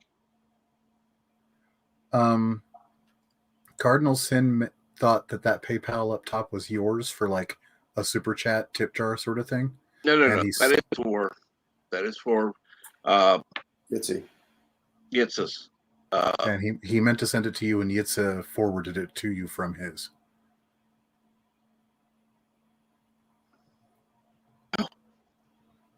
So, no, there's no need. What are you talking about? Somebody paid, get some money, and then Yes, it's 4. No. Damn it! I'll just think.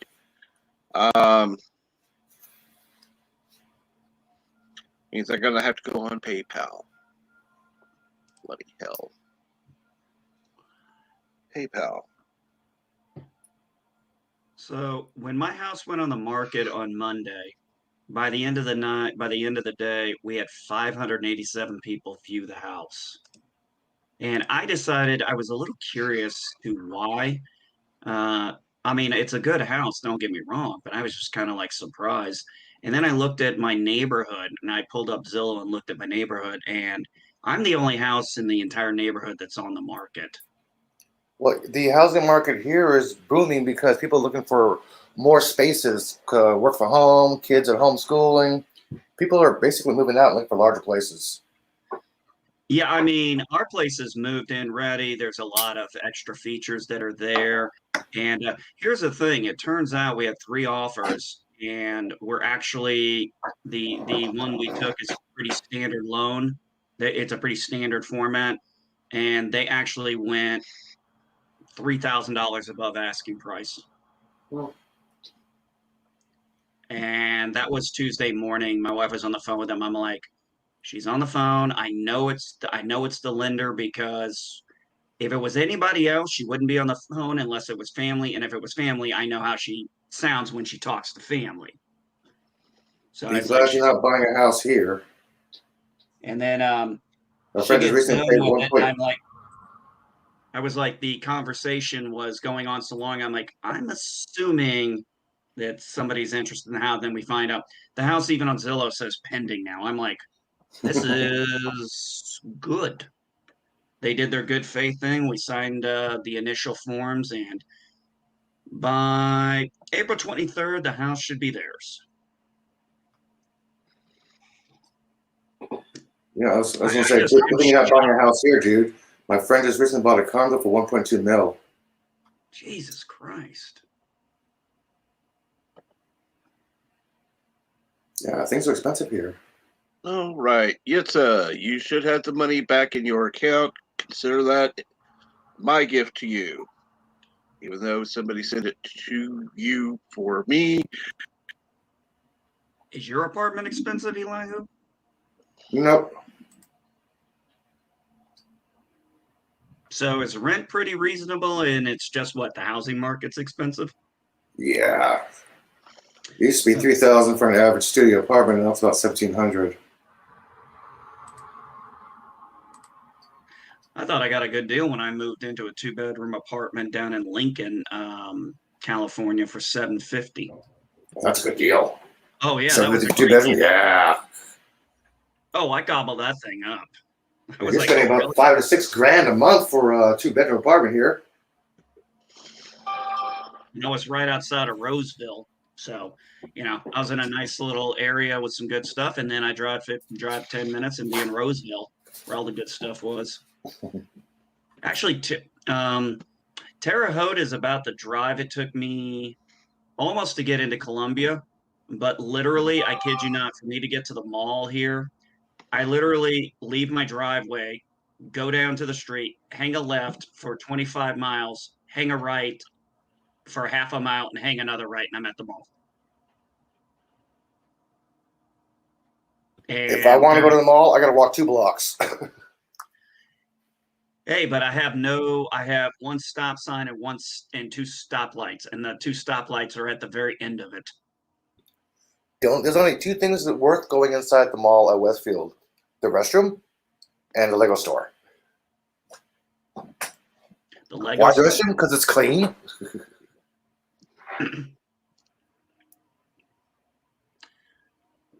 And the Lego store, there's no Legos on the floor. I actually watched the Toys That Made Us. I watched the history of Lego. That was pretty cool.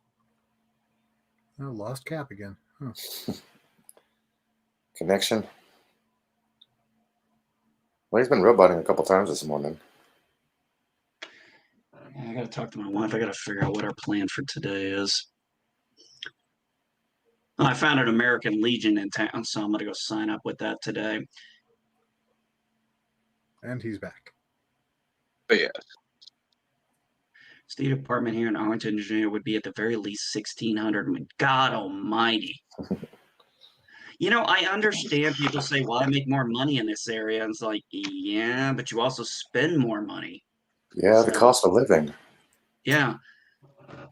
I mean, it does tend to balance out. Although, hey, does everybody love the new gas prices we've been having? I sure as fuck don't. I don't What, pay they went up attention. 30, 40 cents? I don't have a car, so I really don't pay attention. Yeah, well, for me, it's jumped about 30 cents in the last couple of weeks. I don't know about everybody else. oh, trust me, we are going to have at least another dollar jump before whatever the next holiday is. Mother's Day. No, I'm thinking like Memorial Day or Oh, Yeah, the travel 4th of day, July, yeah. that kind of thing. Yeah, Yeah, the travel time frame. yeah, at I mean, least a dollar jump. I mean, I don't go out many places. Yeah, Vile Mike, you know what? I agree. You know, I love how everybody's like, oh, moral superiority. Yeah, let's shut down the Keystone Pipeline. Oh, what? You're shocked that gas went up and your food prices are going up? What'd you think? That it was going to be cheaper to move that stuff by truck and train? Fucking morons. But hey, I'm sure they enjoy their moral superiority. So what do they care about their pocketbook?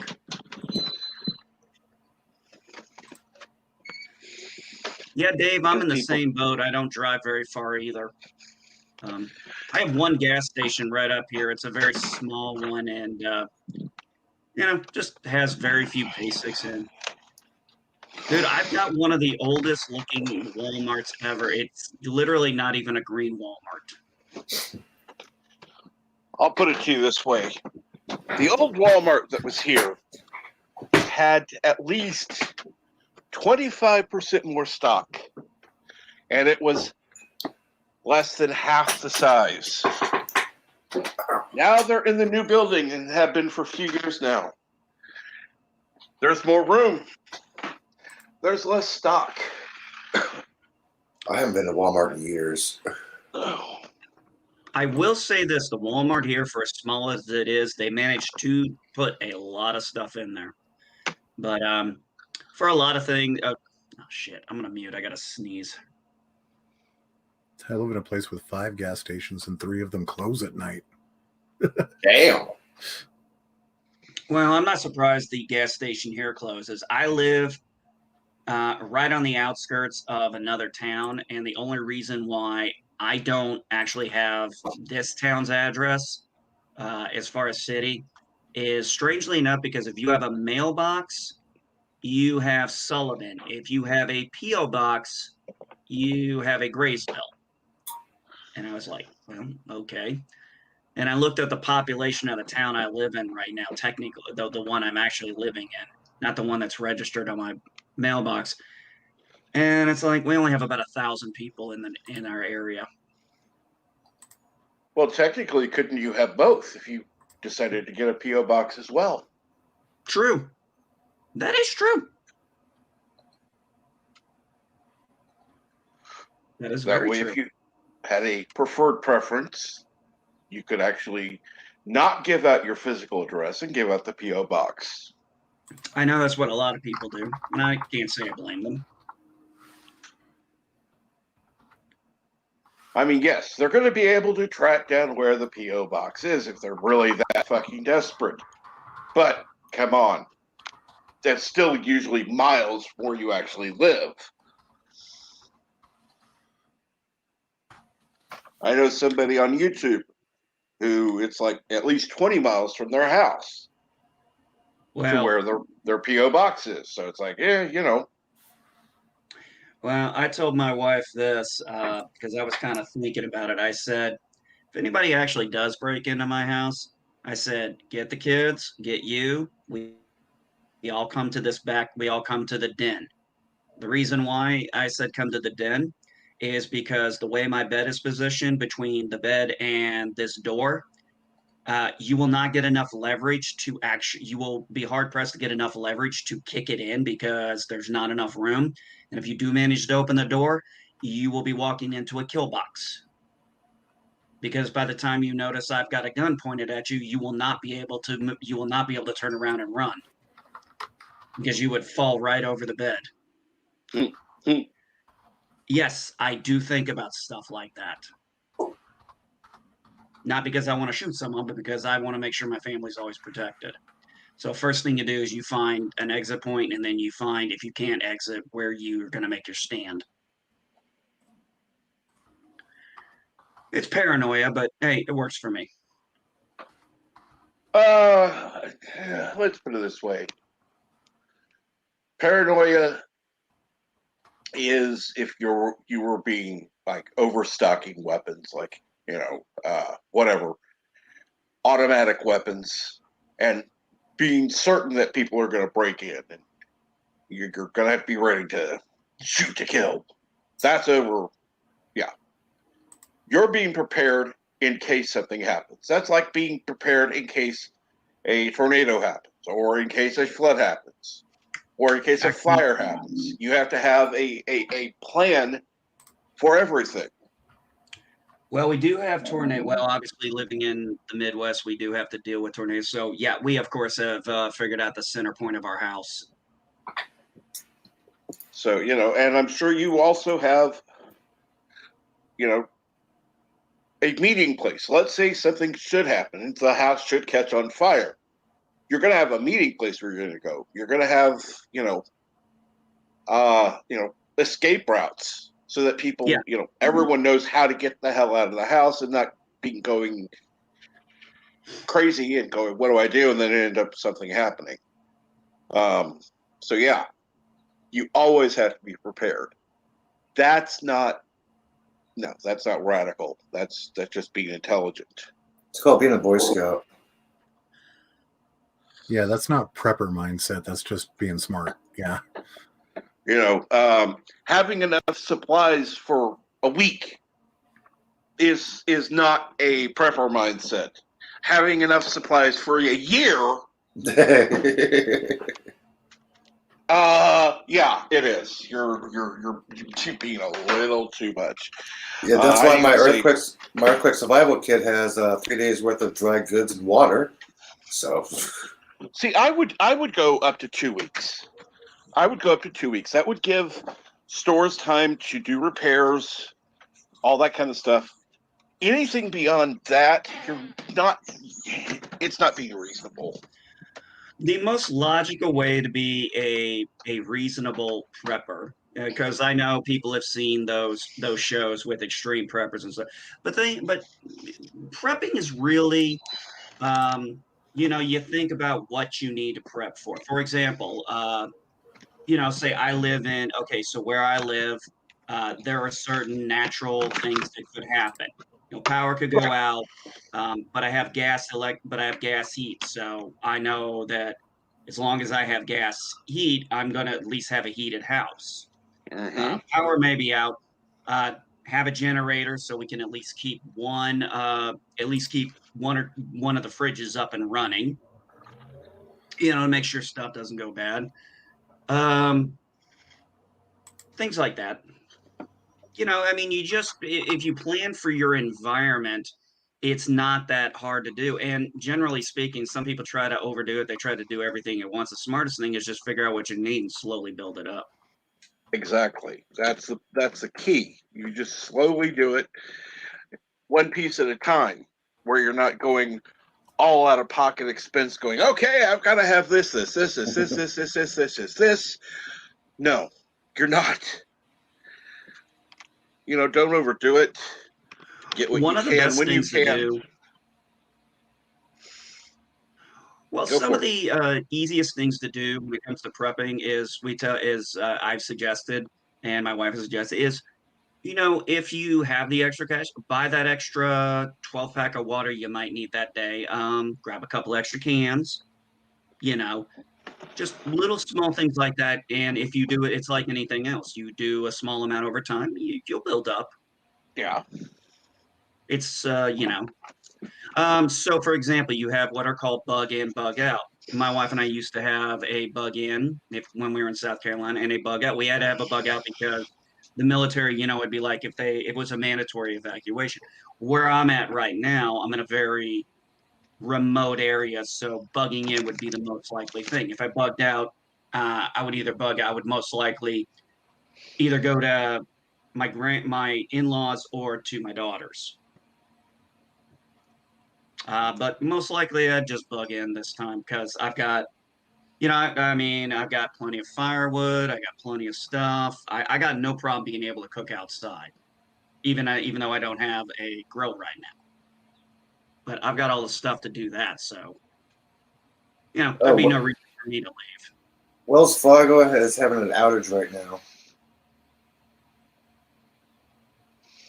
Online banking is basically kaput for Wells Fargo right now. Oh, that's wonderful. Yeah, I'm looking at the outage map. I'm like, wow, holy shit. New York, Washington, Atlanta, Tampa, Houston, Minneapolis, Dallas, Salt Lake, Phoenix, LA, Frisco, Seattle, Montreal. Shit. People are trying to access their Snow stimulus. or rain? Is it what? The snow or rain or ice? No, it's Wells Fargo outage. Oh. Wells Fargo banking outage. Wells Fargo's the banking thing is down right now. Okay, Michael T., how are you being a shithead? Oh, Val Mike's in the chat and he's mentioning I have a single shotgun for home defense / hunting. If you think you need more guns than you have people in the house for home defense, you're probably not the type of person that should be owning guns. I ask, what if your house is attacked while hunting? Yeah, I what saw if that Spider-Man one. saved Gwen Stacy? That kind of what if is so unlikely as to be nonsensical. Well, it's not. Yeah, it was already done by. It was already You done by. need one for each room. You don't want to be carrying from room to room. No, Mike, that was actually what if number 24. What are you trying to provide weapons for the people who break in there, Bird? No, they're hidden, obviously. It's only fair. Didn't anyone see Star Trek Picard? They had the weapons hidden all over the place. Dear Lord. Well, why would anybody watch the card? We're using we don't know that reference, dude. example. Oh my God. Now, Picard was on Earth, right? The first few episodes were. Yes. Why were there so many all around his vineyard? Then why the hell was there so many weapons on his? I mean, because his slaves were. No, you're not anti-trucker. Stop that. His house guests were ex-Romulan Tal Shiar, so they knew it was only a matter of time before somebody came for them. So he had to stash weapons all over the place. Hey, Captain, I'm going to take off because I'm hungry. Go for it. Go. What are you going to go? What are you going to eat? I'm just going to make some hash browns and eggs and bacon. Cool. Sounds good. Okay, later, peoples. Take care, Elihu.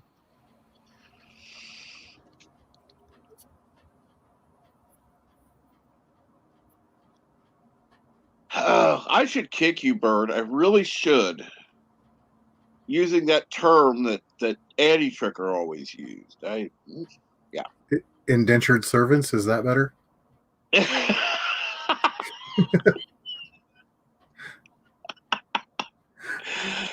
Oh, Lord. I wanted to slap him upside the head every time he said that. And then, of course, it was revealed at the end that no, they were his guests. And I just reveled in that moment.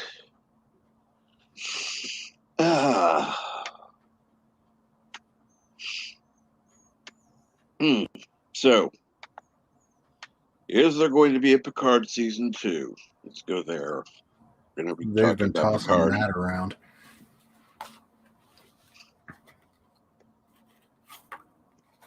I don't know that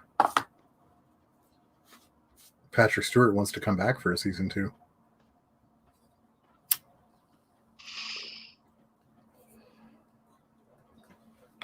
And I honestly wouldn't blame him if he didn't. No, I wouldn't either. Which is why they should not have ended the season 1 the way they did. Yeah, they should Should've take the had- Discovery route and make every season finale a series finale. Well, they should have had Picard in another body and not reveal it until the next season. Yeah. To basically do a Discovery route type thing. You know, they end it. Oh, we were able to transform into a whatever. But you The don't see future. what he looks like. So then we could have started season 2 wondering, well, what's Picard going to look like? What they need to do is hire the guy. I mean, he's much older now, but he's not nearly as old as Patrick Stewart, but hired who played the de-aged Captain Picard in the episode when like him, Ro, Guinan, and somebody else got turned into kids. Oh, yeah.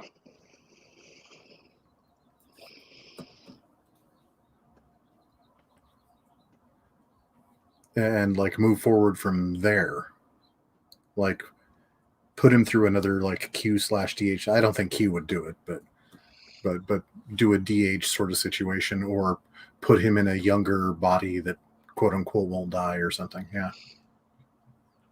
You know, if they'd been able to get a hold of that guy, it would be interesting to see how he looks now compared to what he looked like then. Yeah, CBS, if you're listening, I got ideas. Yeah, Tom Hardy played the clone of Nemesis, but I don't think Tom Hardy would step down to do a TV show.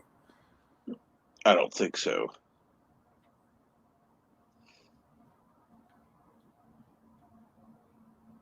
Dave G, I hope he doesn't, but if he doesn't, they'll invent a transporter accident and he'll rematerialize as some shitty Hollywood actor. So Star Trek is going to start doing regenerations. Lord. So we're gonna have a Doctor Who crossover type thing. Great, lovely. Oh, Mike's got a cool idea too. I'd like it if Picard kept going without Picard, but they got a ship they called Picard.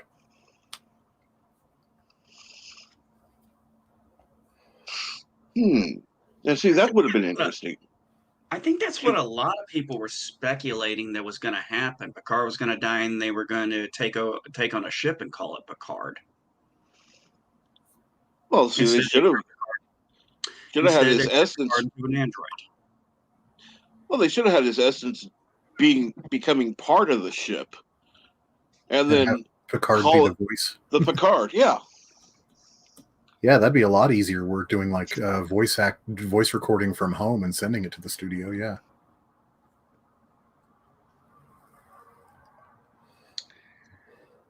Is anybody actually going to watch that second season? If it exists. I imagine there's going to be some people that do. Oh, yeah. There's going to be quite a few people who do. Now, there are probably going to be more people that are hate watching it, to be quite honest.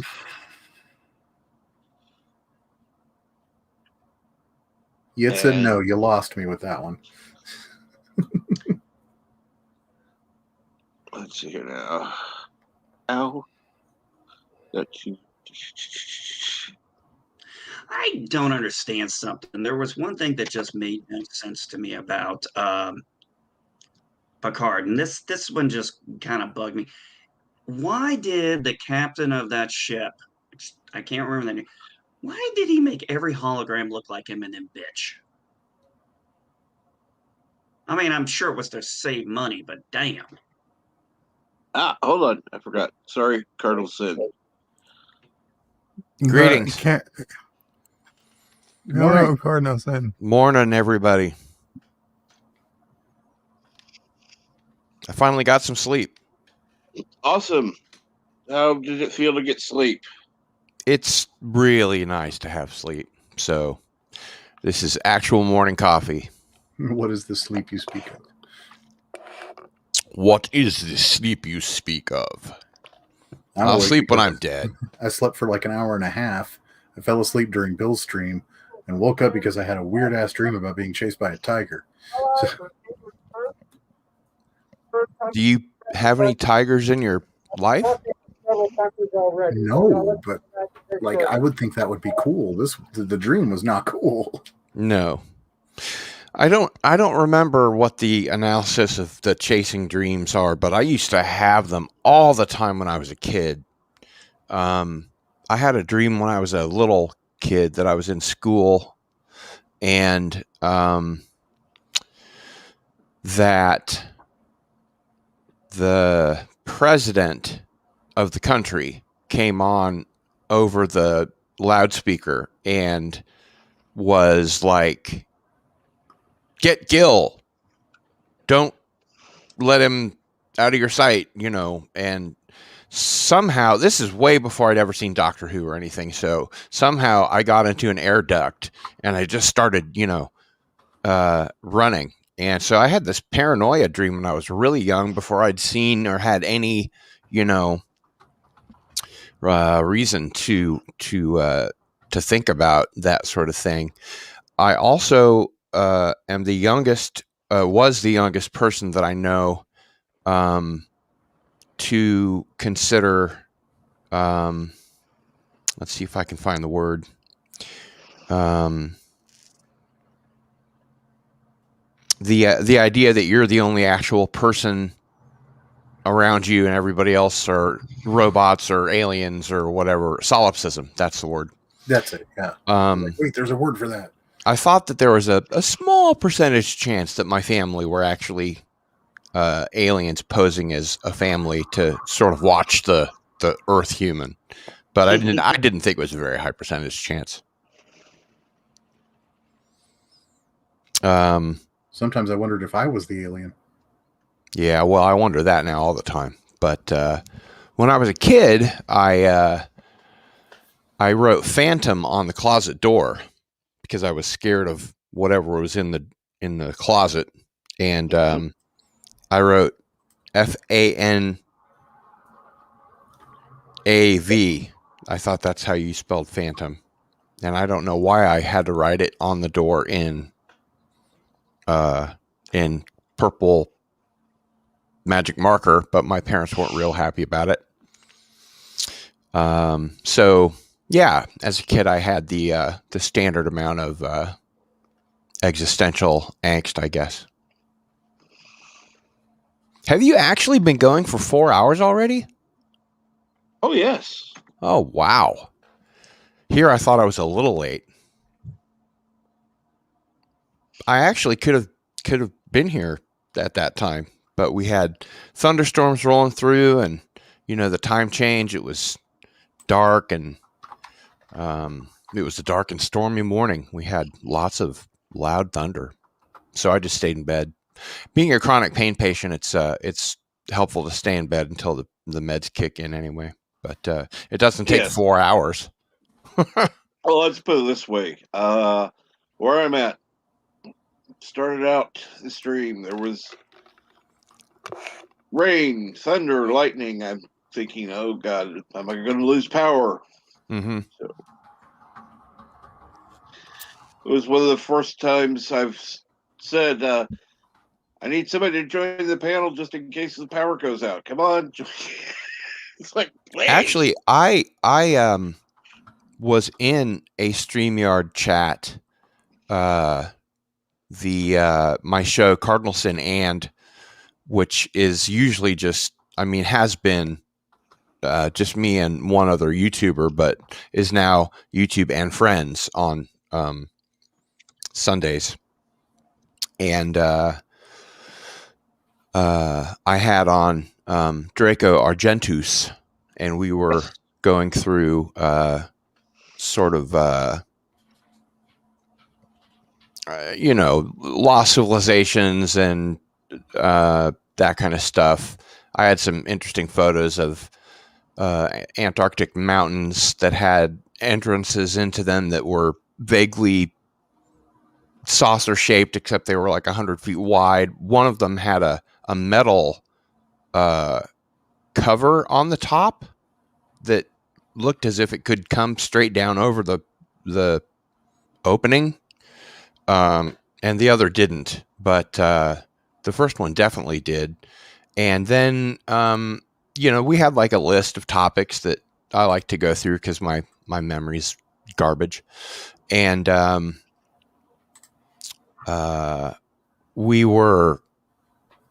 he was taking us on like a journey of Google Earth, and we stumbled upon this site in China that was just enormous. I mean, the word enormous is an understatement for how big this place was.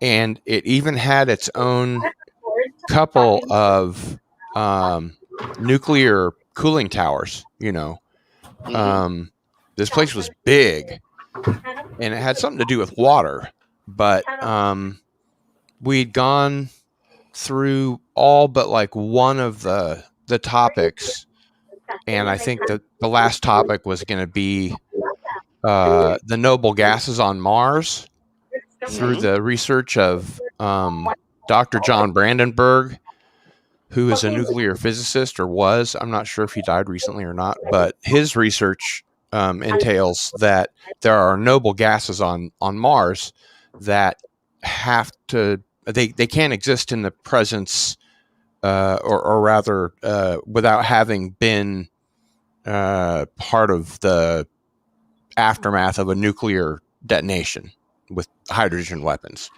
Right. And there are a couple of spots on Mars where it looks like there could have been an exchange even now. Could that have been meteorite strikes? No, had to have been nuclear weapons, specifically thermonuclear hydrogen weapons.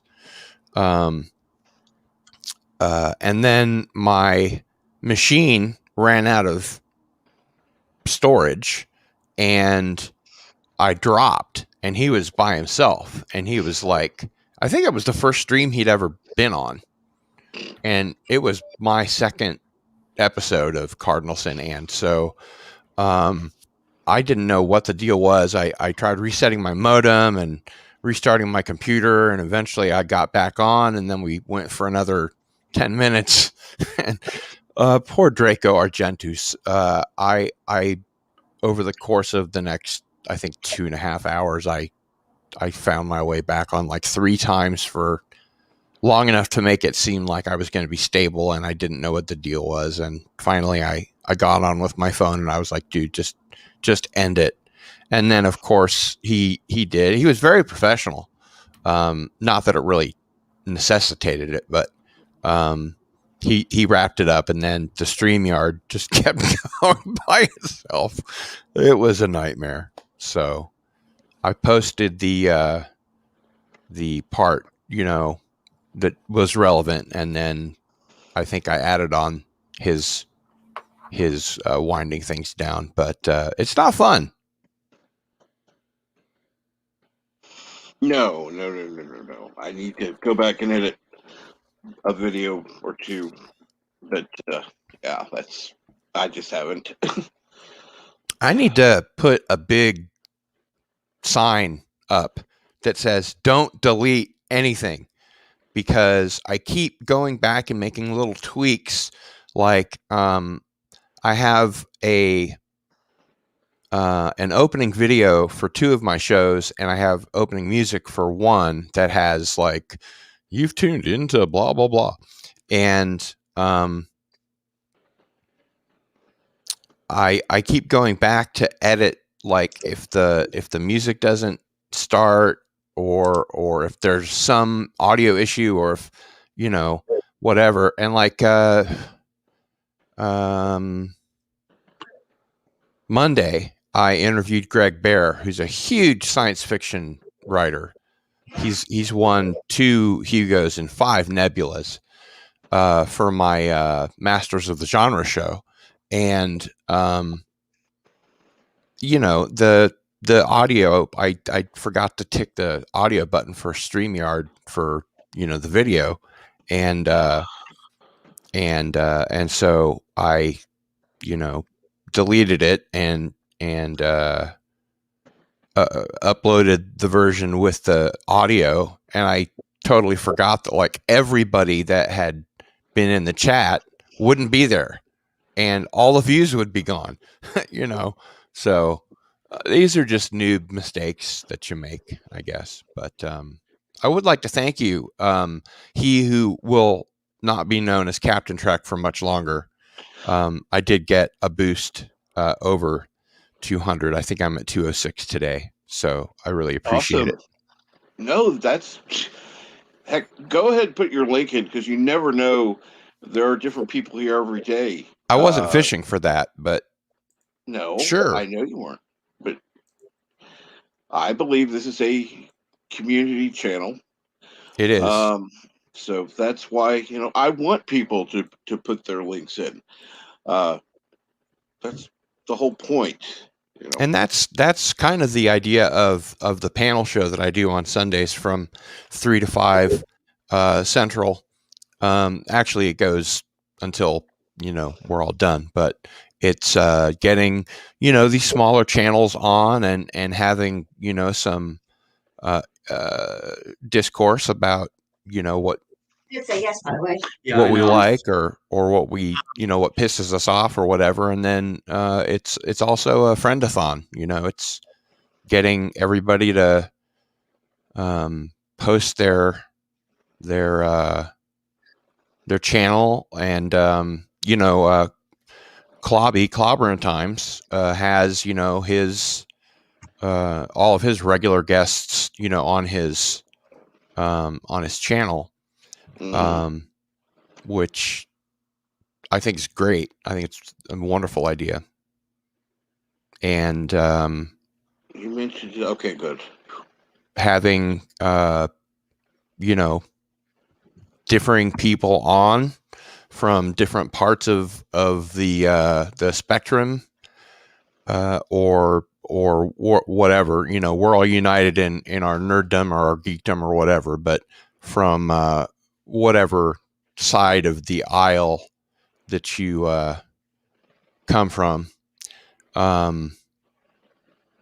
regardless of that, we're all trying to crawl our way up, and I really do believe that we grow together, to steal a phrase from Orville Nation. Mm-hmm. So,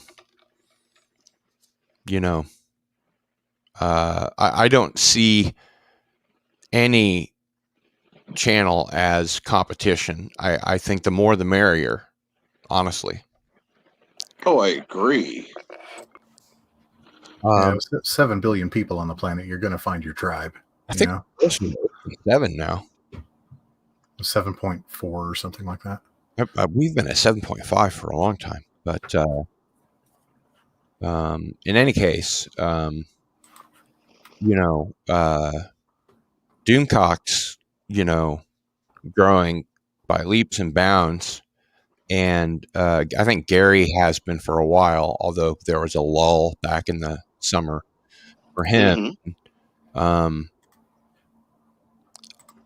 For some reason, I don't know how many of you all or how many in the chat attend his live streams, but until recently they were like between 400 and 500 people. It was a really pretty small affair, although he had a large subscriber base. Just he was getting shadow banned by YouTube, and eventually he decided it was a personal thing. And I remember the first time he mentioned it, I sent him a Twitter DM and I said, you should get with your YouTube consultant and figure out what's going on. And he didn't reply to it, and I sent him that message again like months later, and then Gary brought it up finally months after that, and he was like, whoa, what, Twitter consultant? And he was like, yeah, everybody over 100,000 subscribers has like a personal Twitter person. And Doomcock was like, oh, really? Well, I don't. And, so. Twitter or YouTube? YouTube, I'm sorry. Everybody over 100,000 subscribers has their own personal YouTube connection. URL. Their own personal, consultant that helps consultant, them yeah. if they have questions or problems or issues or whatever. Because if people that have over 100,000 subscribers have questions or issues or problems, that's costing YouTube money. So I heard really early on that was the case, and evidently it was. And I think that problem is over now. I don't think that Doomcock's being shadow banned that way anymore, although I can't be certain. But he and Nerdrotic,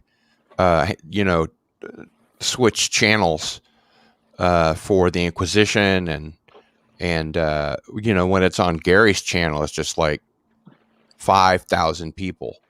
And when it's on Doomcock's channel, at least until recently, it's been maybe like 435 or 500 people. And recently it got into the like post 1,000 viewer range, at the time of the live stream. Yeah. So maybe it's getting fixed, or the problem's, not as bad, but with everything that he rails against, it doesn't surprise me.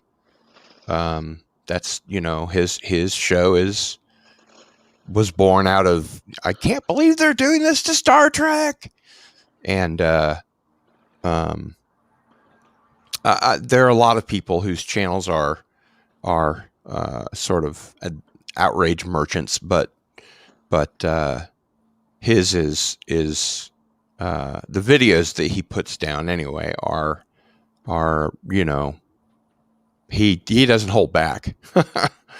And I think it's really different between somebody like Doomcock and somebody else that might be irked by Star Trek Discovery or what's been going on with Star Wars or Doctor Who, that maybe are a little more professional or don't get like heart attack, go crazy over it. So I mean, I count myself among the Fandom Menace, but I wasn't moved to rant about it until the middle of the night the other night, when I just, this Gina Carano business just threw me over. I couldn't handle it anymore. It was like Network, I had to open the window and scream. I'm not going to take it anymore. Nope. So how long do you guys normally go? Honestly, just till you feel like it? Basically, it's normally anywhere from 4 to 6 hours. Have gone longer. Usually, while it's still active, I keep it going. Mm-hmm. And I am, by some suggestions, going to try to. I don't want to cut it off while it's still going strong. Yeah. By any means. Because if we still got a good panel that's still going, it's like there's no point in saying, oh, by the way, I blah, blah, blah. No, I don't want to do that. But if things are kind of winding down, languishing, yeah. And I'm trying to go, okay, well, what do we talk about now? Okay, then that goes to the point of time to wrap up type of right. stuff. I don't remember what it was, and I love Gary Nerdrotic's, like one of the channels that I support. I don't have a lot of income, so I tend to try and support lots of channels a little, rather than pick one or two and really support with a great deal. But he had a live stream going, and I think there were still this may have been one of the occasions where the Inquisition was on his channel, and Doomcock had to bow out early, and Gary had already had a live stream that week that he had to do a super chat square up for, and I think about 15 or 20 minutes after Doomcock left, which is typically about 2 hours, Gary said, he had to wrap it up for some reason. So he would squish all of the super chats that didn't get read into the super chat square up he was doing for the other live stream. And I think by the time he was done, there were 3 for that week that he ended up doing one for. And I remember saying to somebody, that's, I can't imagine leaving 5,000 people watching and ending a stream unless, I was dying. A member of my family could be dying. But if I were monetized and I had 5,000 people viewing, that's a lot of money to leave on the floor, and again, nothing against Gary. I mean, if you got a family and you've got an emergency, you got to go, whatever. I dig it. I understand. But oh yeah, the person I was talking with was like, yeah, I can't believe he did that. That's 5,000 subscribers. That's enough super chats that you could go all night, and that's potentially, I mean, even considering the amount that Google takes off the top, which used to be 30%, and I heard was going up. I don't know if that's happened yet or not, but either way, it's a lot of money to leave on the floor. Oh, they're going to increase it too. That's wonderful. That's what I heard. I haven't heard when or by how much, but when you say that they're going to do it too, to whom else are you referring? Well, YouTube itself says something about a 25% increase on their take. For ad revenue or super chats or both, or not sure the specifics actually. I know that it's not geared towards US though. It's geared specifically towards everything outside the US. Oh, okay. I was going to say 55% is pretty steep. Well, it could be just a 25% increase of what they already take, not 25 on top of what they. 25%, okay. 30%. My brain doesn't go that Another fast. 7.5. So yeah, 37.5 total. Yeah.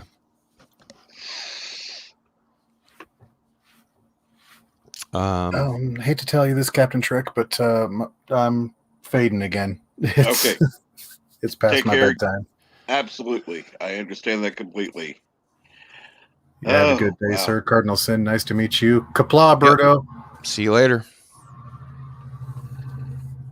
He's mining. Have a good day, everybody. Have a good one. Bird loves to mine.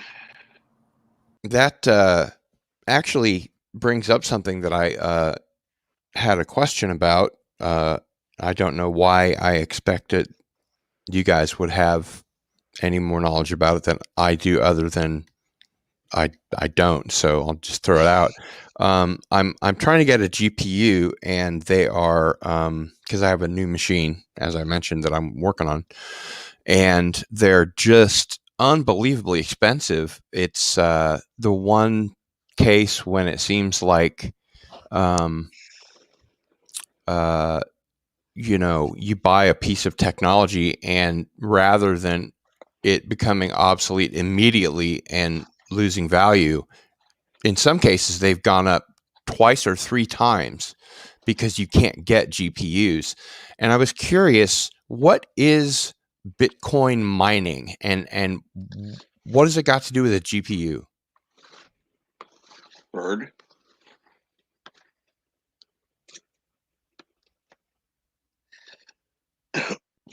Kapla? Kapla!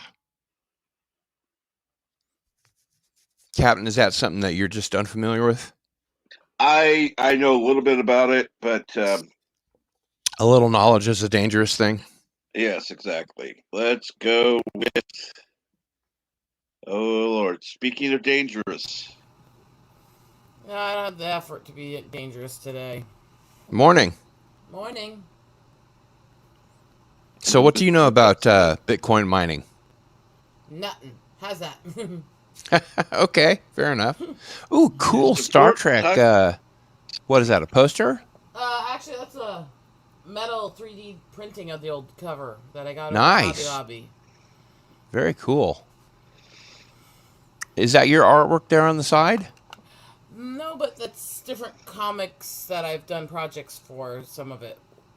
Cool. I like your shirt too. That I got from Lethal Lightning Shop. Yeah. Yeah, so I'm the crazy girl.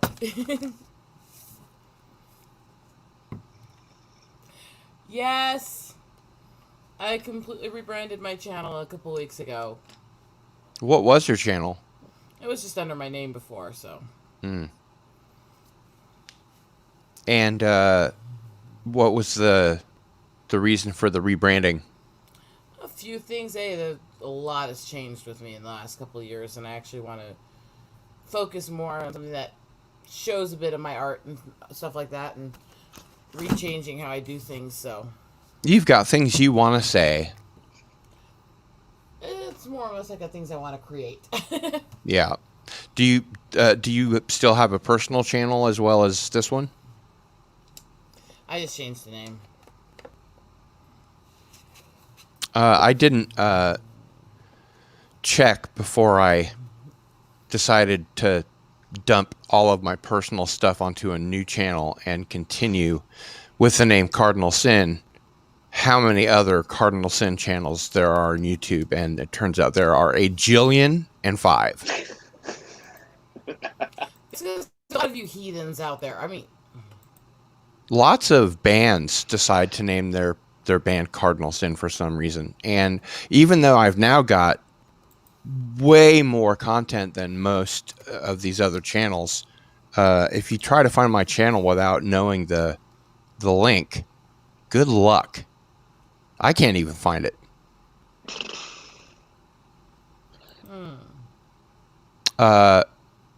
Captain, do you know the Eagle's full screen? Oh, I keep forgetting. Sorry. he's just I making just me wasn't sure. uncomfortable. Sorry. I thought maybe it was like here's the explanation, and then you kind of forgot. But I'm just giving him crap. Bird of Prey, are you any closer to being able to hear us than you were before? Kapla? No, Can't hear don't you. worry. Don't bother him. He's watching Crystal's golf. I can hear you, Oh, you can. but now I'm just so sleepy. I probably will fall asleep. Do you have any idea what Bitcoin mining has to do with GPUs? Yes, Can you explain briefly? sure. For a long time, until very recently,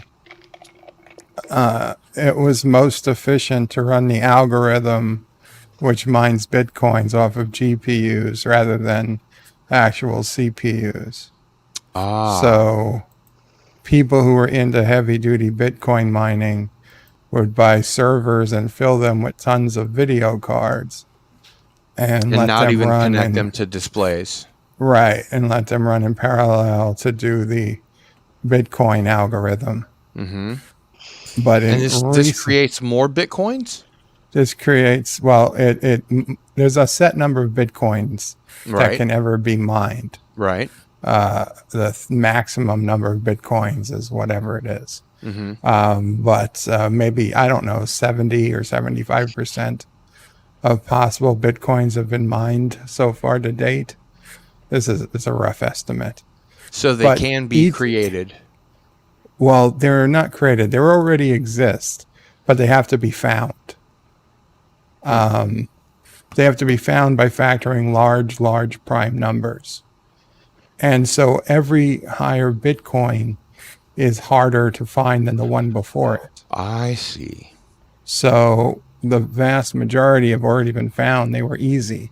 Mm-hmm. Now, instead of taking minutes to find a Bitcoin, it can take days, It's like peak weeks of oil. processing power. Yeah. Right. So it takes a tremendous amount of power, processing, heat, dissipation. I mean, it's, in the early days of Bitcoin, you could find one on your home PC.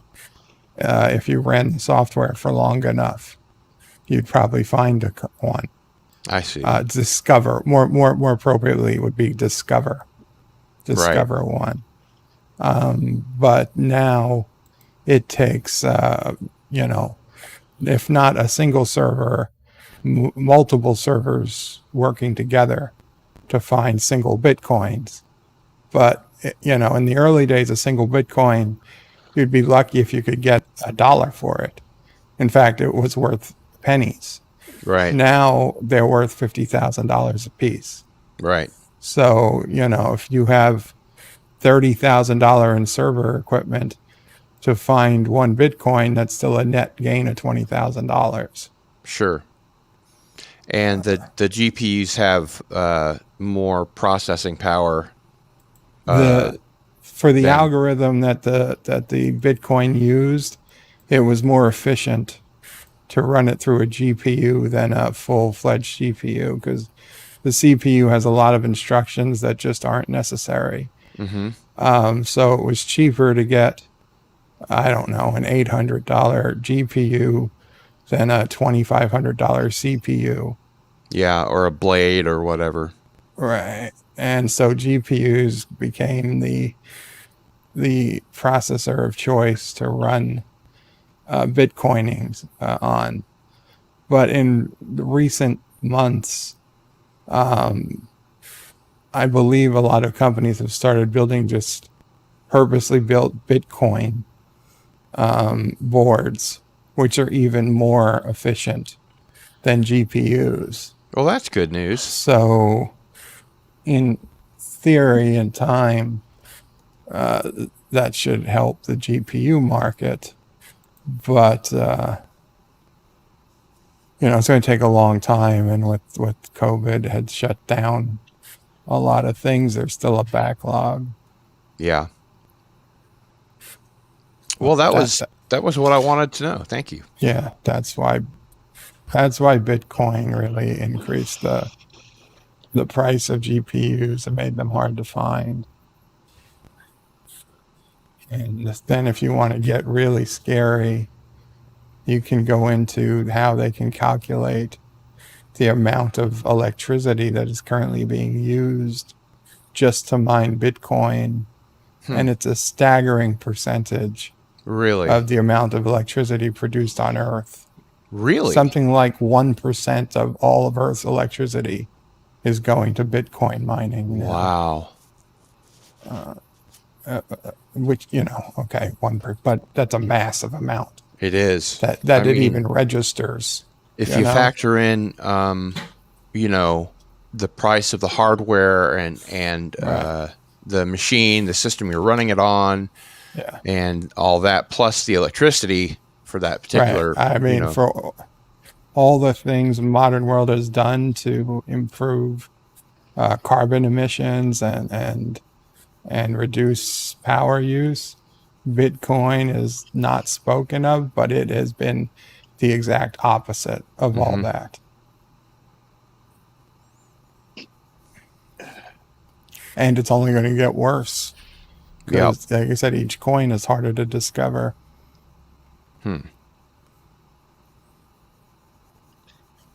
I wonder if there's a way to disconnect that from the blockchain in a way that isn't disturbing or destructive, that would be helpful. And, I guess the creation of cards specifically for that rather than GPUs are that. Yeah, I'm not sure you're using blockchain correctly, because literally Bitcoin doesn't exist without a blockchain. Right, that's what I mean. Discovering the new Bitcoin through mining.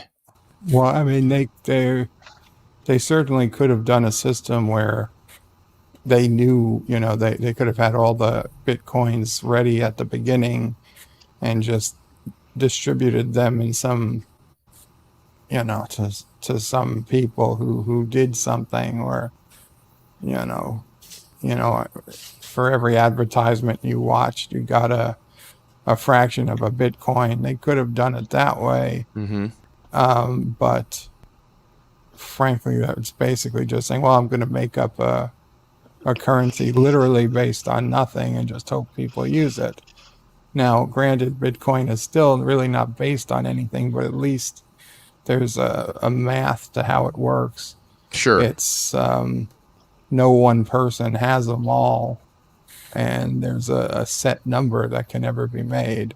Right. I mean, the Chinese government, I hear, is like the biggest Bitcoin mining operation going on. Somehow that does not surprise me. No, not at all. And then I think a close second is Russian and other countries, not governments, but like cartels. Yeah. Are because what they do is they steal the equipment, they steal the electricity, and then it's like all profit. Huh. Well, that's not very nice. And the thing is, once you have it, there's really not possible to undo a Bitcoin transaction. That's the entire point of Bitcoin. Right. Well, I didn't know what the connection between GPUs and mining was, or what mining actually was, and so that mining is just solving a very hard math problem. Yeah. So these new cards that they're putting out are just FPU heavy, huh? I don't know the specific details as to what exactly is the most important instructions in the cards, but whatever it is, it jives nicely with the Bitcoin search algorithm. It's just designed to find higher and higher primes. Yeah. Makes sense.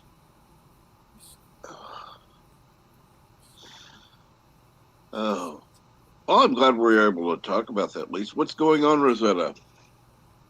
Most of this working on this stuff. Hey, Rosetta, I met one of your friends last night. Oh? I was on Jedi Bill's stream. She said she'd been streaming with you for a while. I forget her name. Saggy Bottoms. Oh. Saggy Bottoms. Melons. Saggy Melons, whatever, yeah. Yes, that's it, with a Z.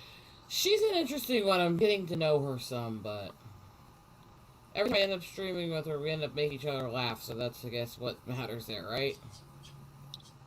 Sure.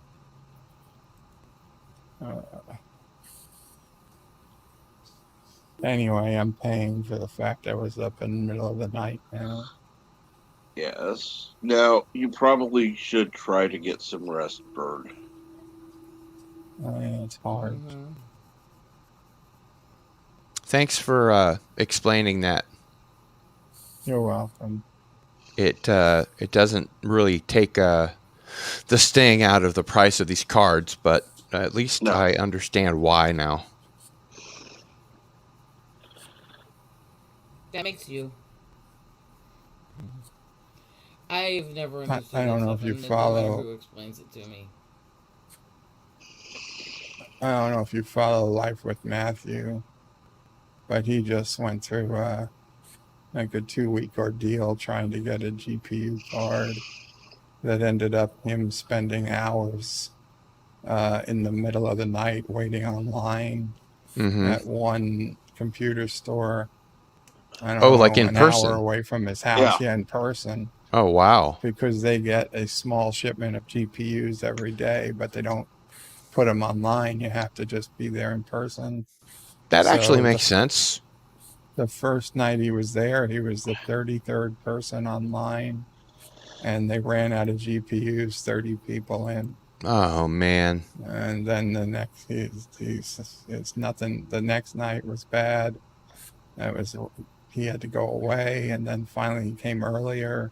They only had 5. He wasn't nearly there. Sounds like he Then he needs to get decided, a motel room for a week, yeah, well, wherever then he that is. decided to go like midnight, and he finally ended up getting the one he wanted. Oh, good. I've been reading up, doing my research, and there are websites where some of them work where they put you on a number or in a queue, and they'll notify you if and when your number comes up, and you have 15 minutes to make the purchase. So if you don't have the money, then you're SOL.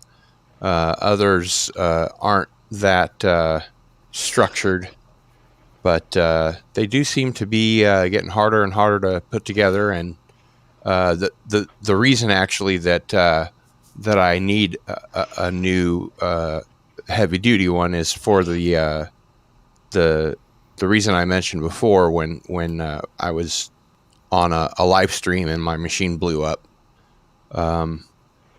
I want to make sure that doesn't happen again. I hear you. Worries the crap out of me. Even though I have a warranty, extended warranty, it's no use if they can't get the parts. Yeah, if it takes forever to get it fixed, then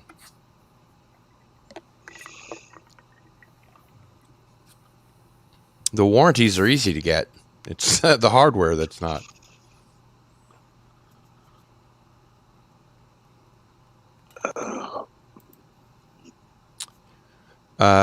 Your artwork seems to be saying, "I do declare."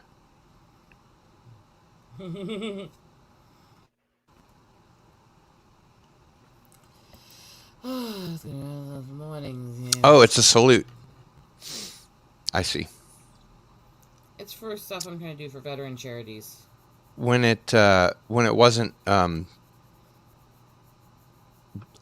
up, it from the side it looked like a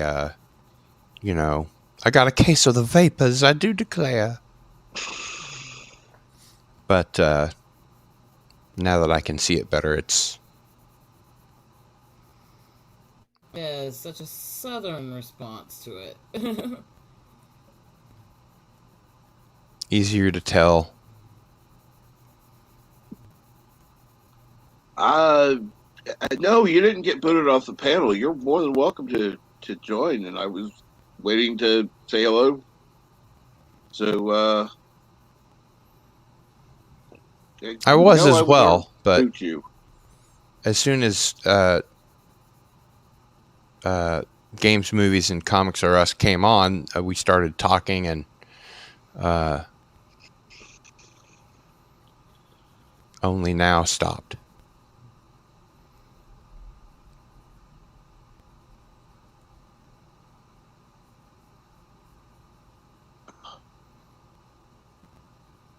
Where the hell is it at? Where the hell are you? No way.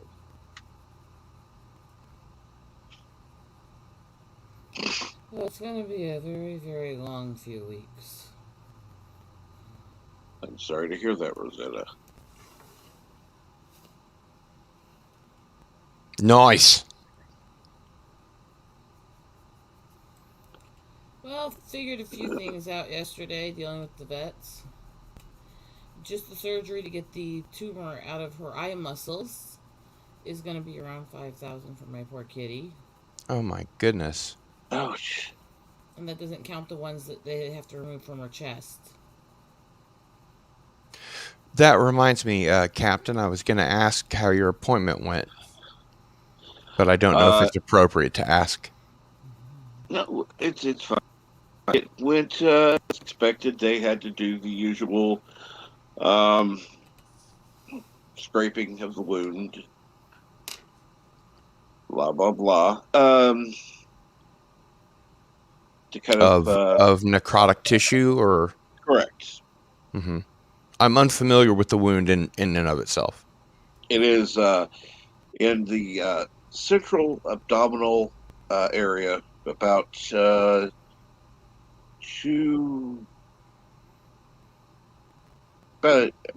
inches above the navel, and so yeah, it's. Let's see here. What was it? 5 centimeters by 6, something like that. Before it was. How was it created? What happened was I had to have emergency surgery. They had to leave the wound open because there was an infection. They could not get all of it out. They were using a pump to pump it out of the body. Mm-hmm. The pump reached the end of its usefulness. Apparently, it was stopped. The wound still has issues with drainage, Mm-hmm. and so I have to wear something over the wound at all times to help. They are now using a certain product to cover the wound. It's supposed to help encourage growth of tissue, and so far it has shown some positive results. Good. But every time I go, I still had to have it scraped. Yeah. And that is to encourage the blood flow to return to the area. I'm not exactly sure how that works, but whatever. And then they want to get this healed so then I can hopefully get surgery eventually to fix the problem that actually is the cause of my pain. Because trust me, I would like to get that taken care of. Oh, I can imagine. And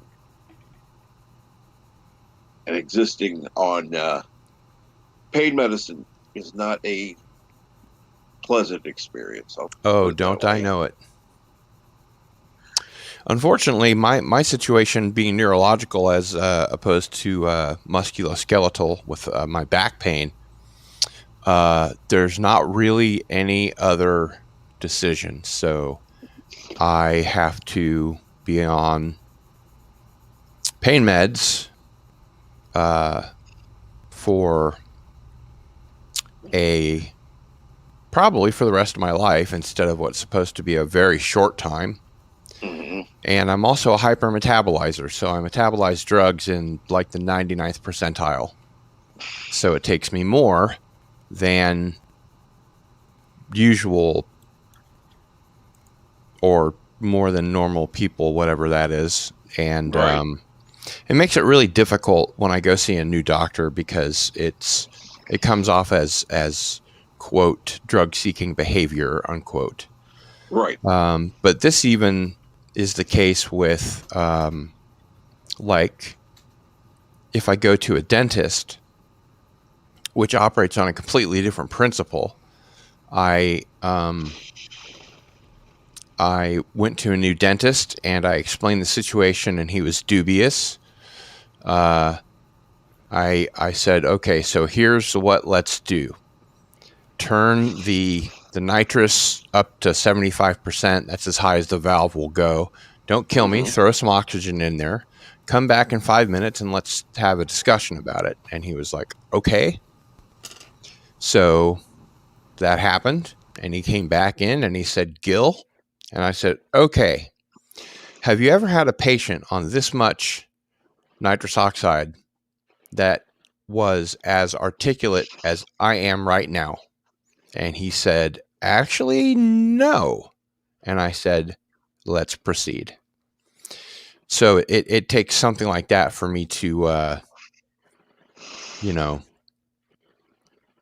convince a doctor. And like I said, that operates on a completely different principle than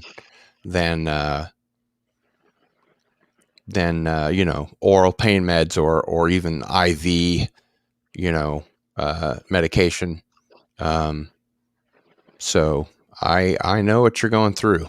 It's along with the 2 months that I spent not sleeping when I was homeless about 11 or 12 years ago. It has really affected my cognition and my memory.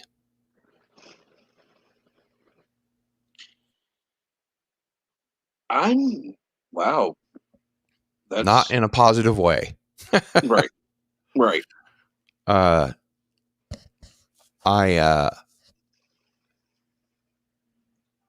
I tell people it's a good thing that I started off a genius, because now I'm just a regular Gil, just an average Gil. But the memory thing, I used to be quite the snappy comebacker and be able to, maintain a conversation. Used to be able to riff movies on the first viewing and all that kind of thing. And now it's not the way.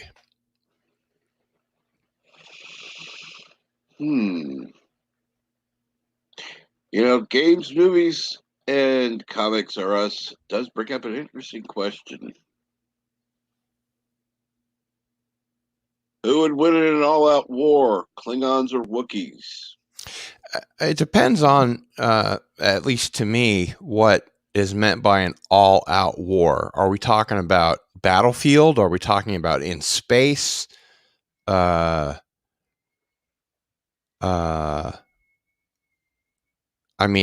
think it would be the Klingons if it were in space, but Wookiees obviously are a lot stronger physically than Klingons. So if it were, like a World War I situation, I think the Wookiees would have the advantage.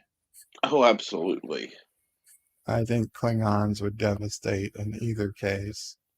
First, they never even have to actually land on the planet. They could just destroy the Wookiees from space. But if they did land, the condition, they would cut through them with their batlets, like they were tribbles.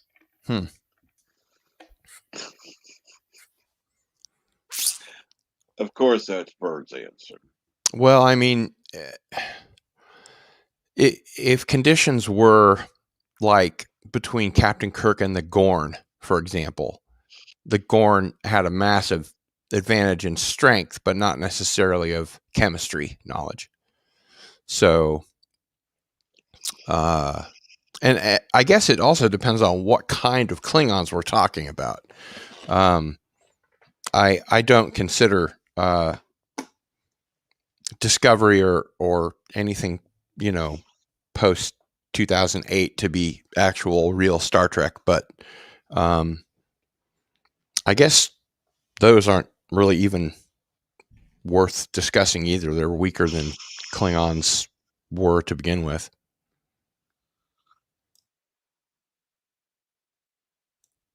I am interested in this idea that Robert Meyer Burnett talked about in his Star Trek Federation idea that he was cooking up many years ago with a couple of his friends that took place 1,000 years in the future from Voyager, I guess. Right. And that the Federation had just sort of become old, and that the Klingons, while they were still interested in expansion, were more monastic, than warrior, like we're used to, and that the Romulans, had gone more inward than trying to be as intrigue, and interested in spying on other cultures, and just sort of stopped caring about outside the Romulan Star Empire. And it really seems like the new direction that that Trek has taken has unfortunately ticked all the wrong boxes. It hasn't advanced anything. There's no story. There's no character. It's written, as Doomcock says, by people who don't understand Star Trek, for people who don't like Star Trek. And on some levels, I get the feeling that, especially now in the very recent past, what's going on with Lucasfilm, there seems to be some intentional antagonism toward fans. That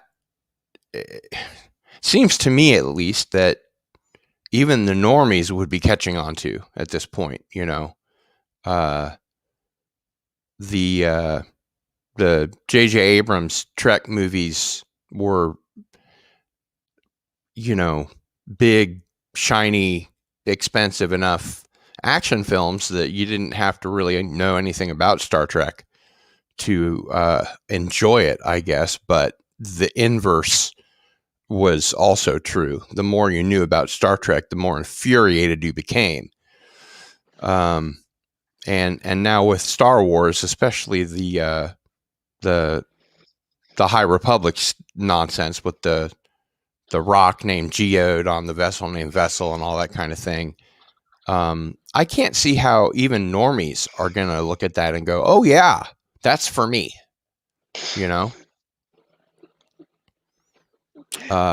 It just seems like, the fans, who are the only people left over after, everybody else has been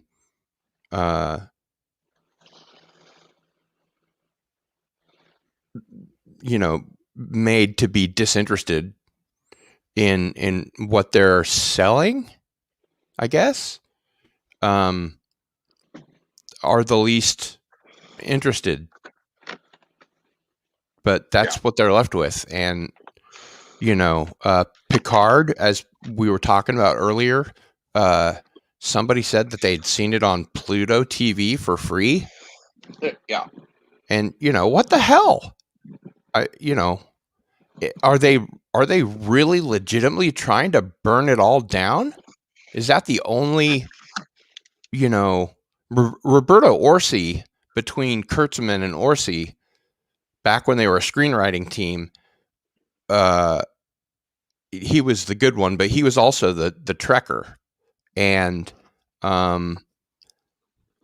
now it just seems like Kurtzman's only interest is in just burning the whole thing down.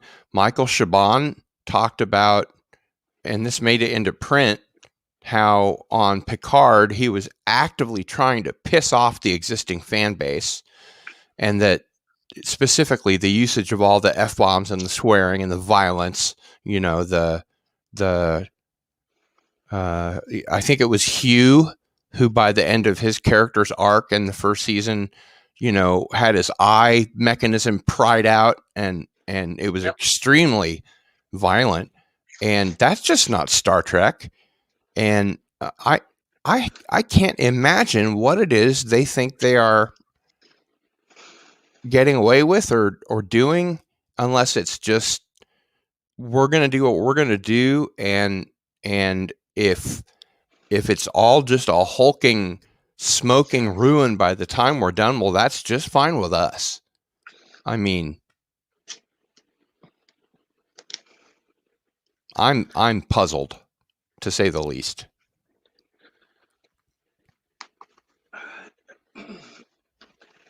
The interesting part is, to me, Star Trek. Well, let's wait. Star Wars was always more science fantasy than science fiction, and that's the direction they're pulling Star Trek in. Is science fantasy. It has very little, reality base in it, and well, I'm sure most people who are old enough have seen the I Love Lucy episode where she's in the chocolate factory. Yeah. And you could believe that Lucy was actually in the chocolate factory trying to do this job. When in reality, there's no way in hell. There is a certain suspension of disbelief.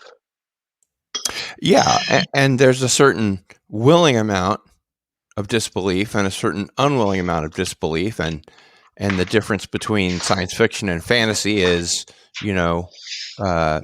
in science fiction, the author gets one willing suspension of disbelief, and the rest, everything has to be explained. And in fantasy, that's not the case. It's just taken for granted that whatever the author decides is reality. And you're right. It's not even science fantasy or space opera. It's just fantasy with a pastiche of science fiction smattering, around it. But I didn't necessarily mean to drag the conversation this direction. This is not anything new. We've all talked about this and heard this a million times, but guys. Okay. Take care. Take care, Rosetta. See you later. Hi, Rosetta. I can't figure out what they think they're doing, and Les Moonves' first executive action when he was made to be in executive power was to cancel Enterprise. He didn't understand Star Trek. He didn't get it. He didn't like it. He didn't like science fiction. And then his last executive action before he got Me Too'd out the door was to give Kurtzman this ironclad 5-year contract that meant that CBS had to support, everything that they did regarding Star Trek and give it every possible opportunity to succeed, which also means giving it every possible opportunity to fail. Mm-hmm. So I don't know. Maybe he knew that what was coming and decided to stick it to the company, but he also got his something like $140 million golden parachute taken away. So, I don't know. Maybe there's a inverse relationship of profit going on there. I don't know.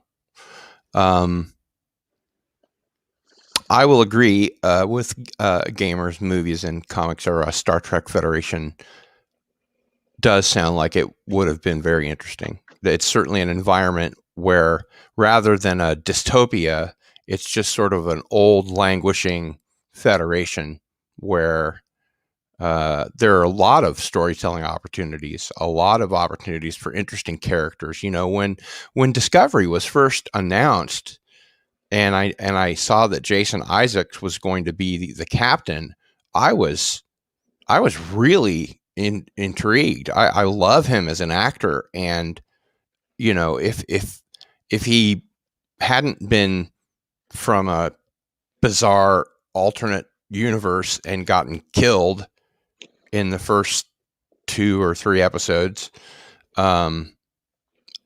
you know, I was really looking forward to him being the captain of the ship, even if maybe it did take place from the point of view of the first officer. It doesn't necessarily have to be bad unless Right. it's woke. But yeah, you know, I thought that would, you know, could have been a really, you know, if Brian Fuller had stuck, you know, hadn't been fired, and had been allowed to see his vision for Star Trek through, I think it would have been a perfectly great show. I mean, I don't know if you've seen his Hannibal or not. No, I haven't. It's a freaking amazing, especially if you're a fan of the Thomas Harris novels or the movies, the you know, Red Dragon specifically, but the movies about Hannibal Lecter, like The Silence of the Lambs. Right. Mads Mikkelsen plays Hannibal Lecter, and the nature of the streaming, you know, the seasons, allowed the actor Mads Mikkelsen to really sink his teeth into the character, and for Brian Fuller as the showrunner to really make the relationships between the characters not just interesting but fascinating. And you know, at one point you're rooting for this character, and then you're kind of rooting for that character, and then you're not really sure where your loyalties are, and it's really, you know, great television. Just I was glued to the screen, and I can't imagine what Brian Fuller's Star Trek Discovery would have been like instead of firing him, taking the milieu that he created and completely setting it on its ear, and then off the fan base. I don't get it.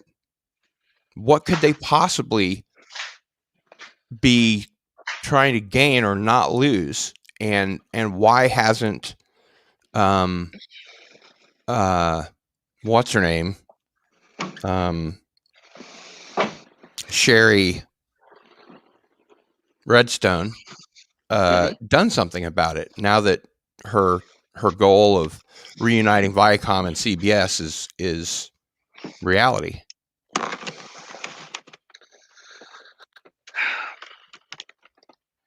Part of that I know has to do with the contract which was signed with Bad Robot, which why they allowed it to continue is beyond me. It's just a mess, and quite honestly, you know, there are people going, "Oh, I'm looking forward to this," and it's like, why?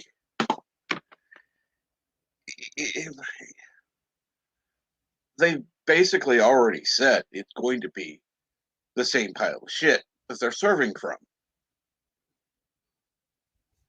Yeah, I mean, you can't take the best characters or the most loved character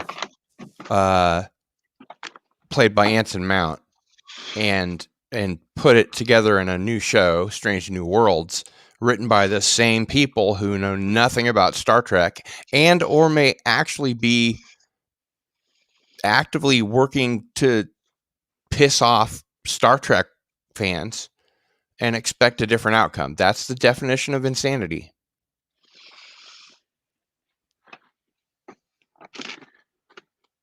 But if you don't have a reading list the length of your arm and or a viewing list, I really recommend Hannibal. I think it's on Netflix. It's just amazing, and it really shows what Brian Fuller can do.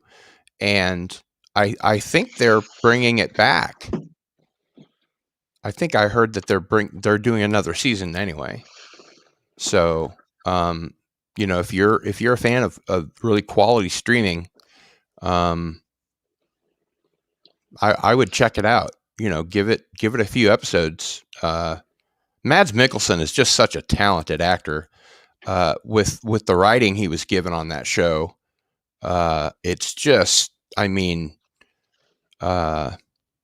you're familiar, I take it, with the whole Hannibal Lecter story, right? I'm at least part of it. Yeah. Yeah. He's not only a once surgeon and MD and a psychiatrist, but also a gourmet chef, and he eats the rude, and is legendary for the dinner parties that he throws all the time before he gets caught, anyway. And the series is just it's delicious. I mean, it's every episode. I'm glued to the screen. I haven't rewatched it. I only watched it,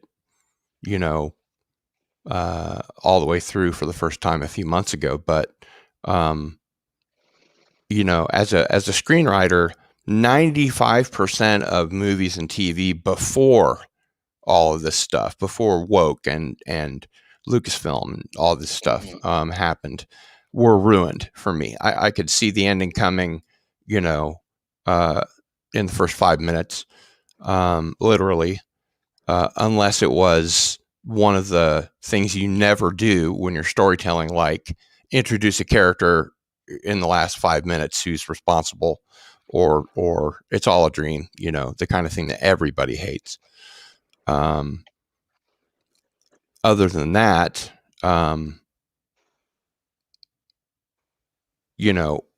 unless it was really well written, I was almost always unhappy and ended up cutting the cord and not watching cable for many, many years, and was over at a friend's house a long time ago, and I was like, "What's Netflix?" and back at that point, it was still mostly a subscription service where you could get, DVDs mailed to you and stuff like that. And they were just starting to kind of move over to the streaming model as well. But man, Hannibal, 10 out of 10 for me. And that's very high praise coming from this particular screenwriter. If you haven't seen Hannibal, give it a chance. Oh, definitely. Wow. Sounds like something I really need to watch. I think you'd really like it. Have you seen Altered Carbon, the first season of Altered Carbon? No. Another No, I haven't. Another really high up, especially if you're a fan of genre fiction, science fiction.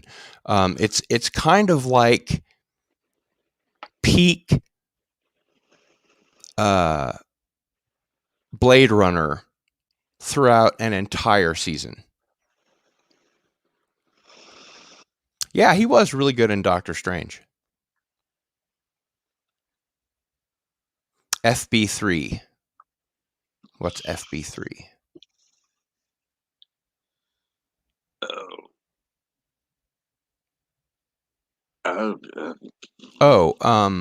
It's going to be some kind of Aquaman related thing. It's not Justice League. But I mean, you know, it's almost like I saw somebody commented the other day that they liked Star Trek Into Darkness because it had Benedict Cumberbatch in it. Well, even a magnificent actor of his capability, you know, can only do so much if the writing is poor. So,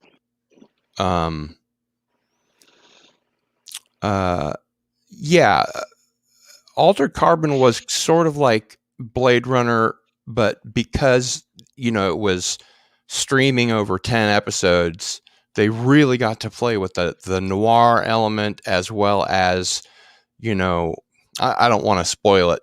It's really worth not spoiling. The second season, I wouldn't bother. I actually finally got around to watching the second season. And it's not woke.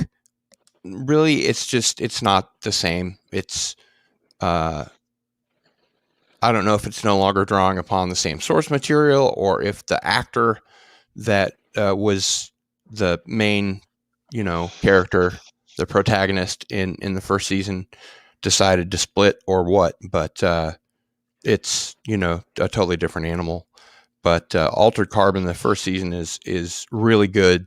The first season of Westworld is really good. I think it was Doomcock that said the first season of Westworld, if you only consumed it was like a streaming 10 episode Twilight Zone episode. You know, that's how qualitative it was. Wow. I guess you haven't seen that either, huh?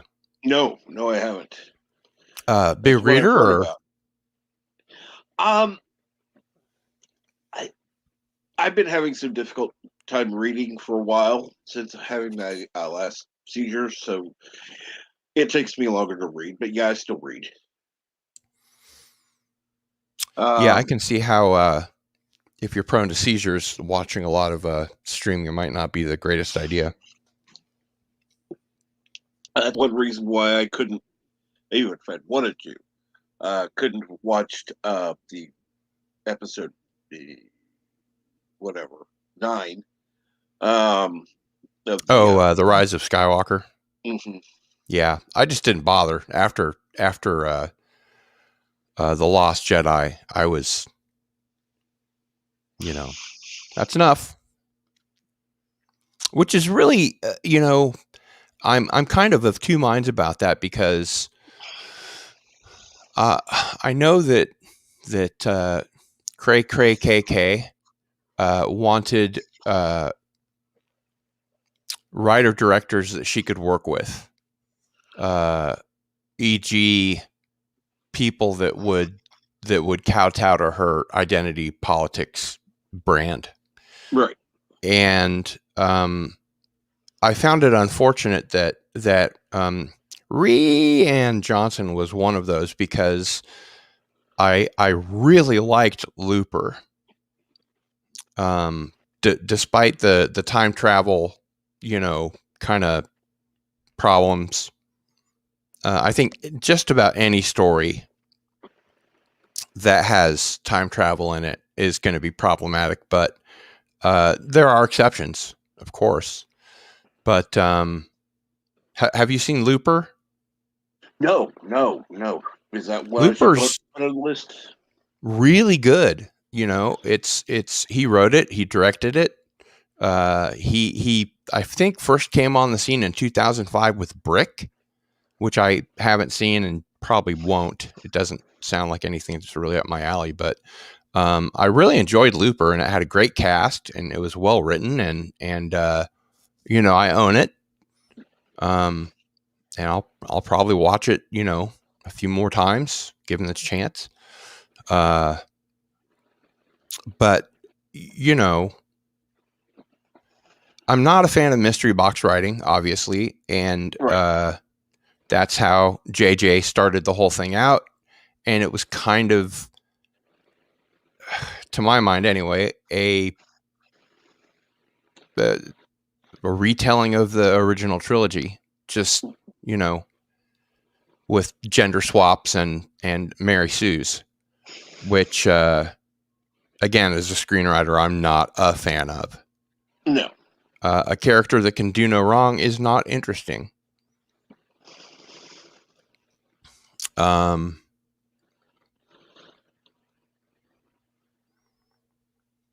I also really enjoyed Blade Runner 2049, and I guess I'm in the minority. Blade Runner 2049 for me is kind of like a movie and a half. You know, have you seen that? No, I hadn't even heard about that one. Blade Runner 2049. You haven't heard about it? I haven't heard anything about it. No, I heard Well, the title, but that's it. Okay. I'm surprised by now you haven't heard anything about it. But I mean, you can consume viewing material, right? Yes. Okay.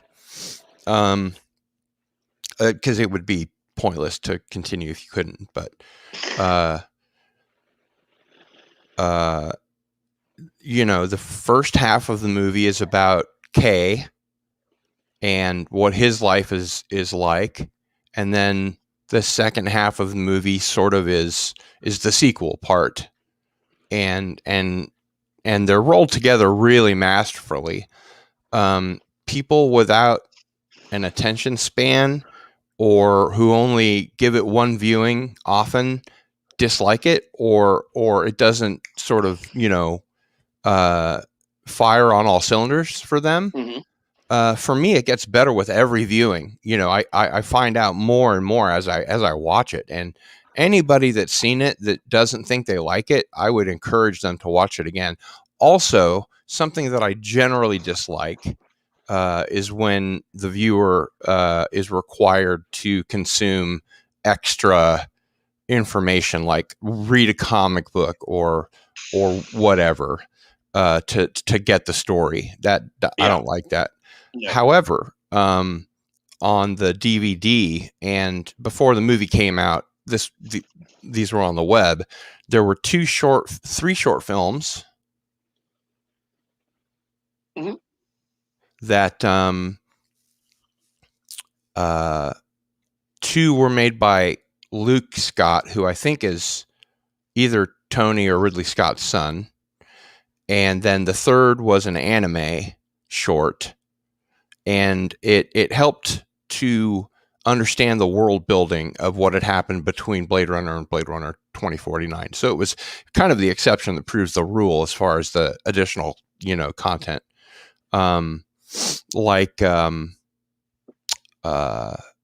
Before Prometheus came out, there was a web content that had Guy Pearce at his regular age giving a TED talk in our future. And I thought that was really killer. Pardon the pun. It's not necessary, you know, to the plot of the film at all. It's not required, but I think it enhances it. So again, that's an exception rather than a rule. But you know, I'm very difficult to please when it comes to storytelling, and so with the exception of The Witcher and you know, Battlestar Galactica, which is, you know, a lot further along back than I remember or think of it, and some Amazon shows, The Expanse and that kind of thing, Dark Matter. In the current, environment, there's not a lot of new stuff on that really catches my fancy. Mm-hmm. That I don't get really pissed off at and turn off after at least, or rather at most 2 episodes. But Altered Carbon and Westworld, the first seasons of, are amazing. And all of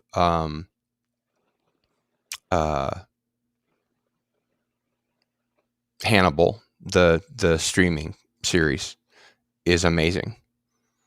And it's just proof that if Brian Fuller had been left alone to do what he wanted with Star Trek Discovery, having been the creator of it, I think we'd all be rather pleased. Yeah. Certainly more so than we are now.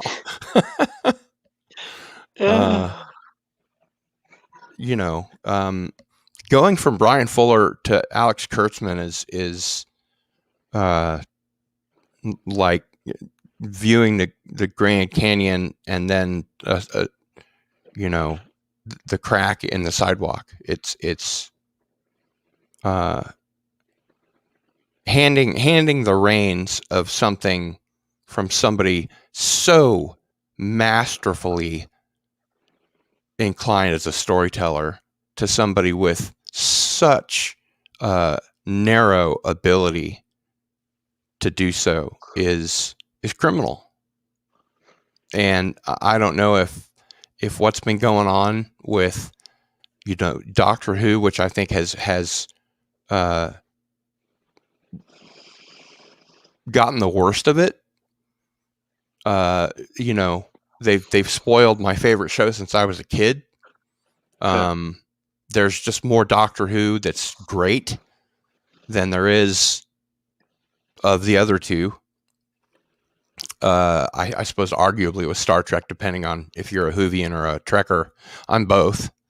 And I Star Wars changed my life, but this whole thing seems like some kind of a conspiracy, some sort of a movement. And I guess it's, the squeaky wheel gets the grease. The loud minority, as they like to call us, gets the attention. And the only thing I can think of is the right people got control of the right properties at the wrong time, or the wrong people got control of the right properties at the wrong time, maybe. And it just happened to be a confluence of events that happened all in 2016 or thereabouts. And, all the SJWs, let's go there, and the people that complain about, people that dislike the Cray KK Lucasfilm story group, which is all female and contains women that have very few writing credits to their credit. And I think like One Tree Hill and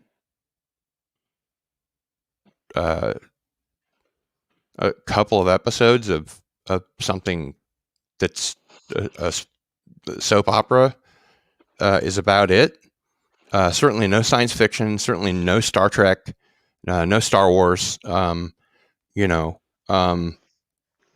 It really seems to be a dedicated effort on her part to drag Star Wars down, kicking and screaming. And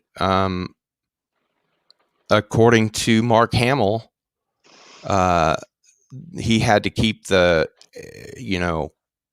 short amount of time that he was on set and I think 15 hours of CGI that they had to work with secret for at least a year from her, because she went on a tirade when she found out about it, when we all found out about it.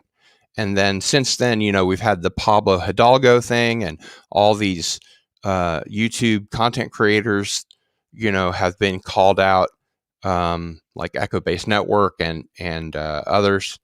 They really seem to dislike their fans, whether it's Star Wars or Star Trek or Doctor Who. I mean, Doctor Who, I say, gets the worst of it because they literally went the long way around to obviate the 54 years of Doctor Who that we had before that, so that there weren't Time Lords. They didn't regenerate.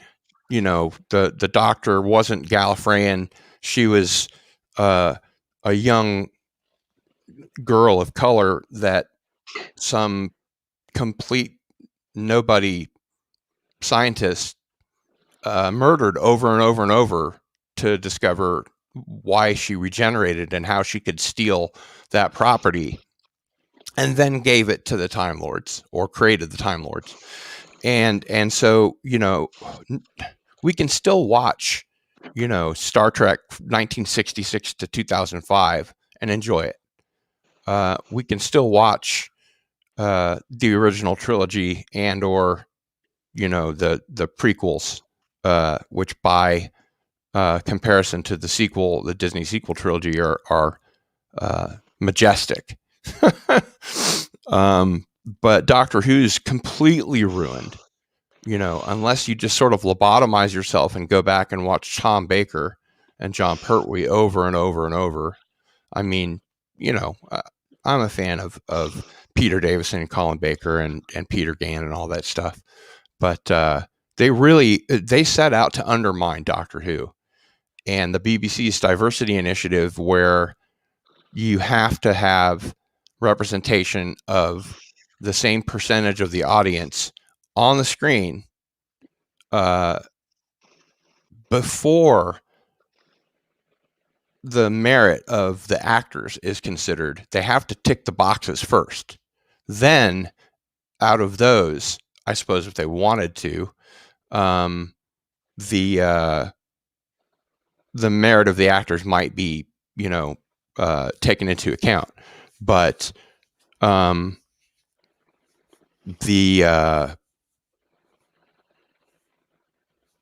confluence of these beloved franchises of our modern myths being sort of taken apart and just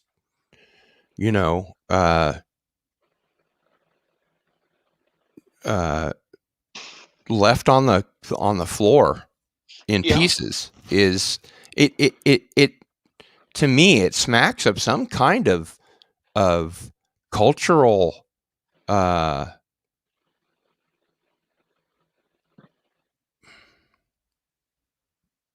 don't even know what to call it. Vandalism. It doesn't serve the purpose of the SJWs, because they don't watch those shows. No, they just want to bitch and moan and yell about the representation, which was already there in all of those shows. I mean, Star Trek is as diverse as anything's ever been. Okay, we've never had an openly gay character in Star Wars. Until now, did anyone really give a shit? Yeah, I mean, as a storyteller, and I think a good one. I guess all storytellers think they're good storytellers, but from my perspective, anyway, let's put it that way. It detracts from any story unless it's a character study, which I think is poor writing anyway. To get into the details of what someone is interested, with possibly the exception of a horror movie, like, and this may come as a surprise to a lot of people, that the movie with Sharon Stone, Look, you were saying before about a Not Fatal Attraction, Basic Instinct. That's a okay, horror movie. yeah. But she's revealed later to be sorry, you've had 32 years, so spoilers be damned, but that she's a Yeah. lesbian. It's a horror movie, and in the case of those kinds of films, it's important to know the details of somebody's predilections sexually, but Mhm. not in Star Trek, certainly not in family oriented fare. um, I and I'm sure you uh, grew up on Star Trek. Oh yeah. I remember watching Star Trek when I was.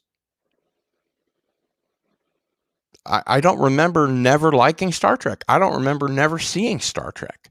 Nope. I mean, I didn't catch it on the first run, but I mean, all over the world, children have loved Star Trek from the original series right through to the animated Saturday morning cartoon, uh, which was kind of questionable as far as the animation quality, but um, I still prefer it over the Rick and Morty style of today's sure. animation. And if it had been, I saw on YouTube somewhere. I've looked for it again, and maybe it's been removed, or I just couldn't find it because I'm an idiot. But I saw Dan Harmon, who, as it turns out, is really savvy about Star Trek. He knows a lot about Star Trek.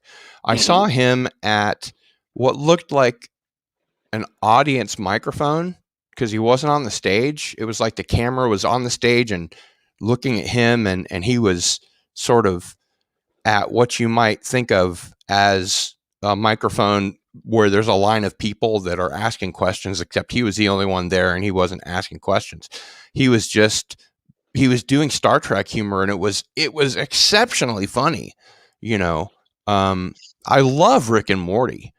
I think that he's a really funny guy, but they should have gotten him for Lower Decks, not the guy that had done some of season 2 of Rick and Morty, because again, they found someone that's easily pliable to Alex Kurtzman's will, and rather than being a writer, director, creator, producer that's good at storytelling, will I saw this person. Hey, I sorry don't to remember. break in, but Mhm. No I'm problem, dropping Bert. off. I'm getting some rest.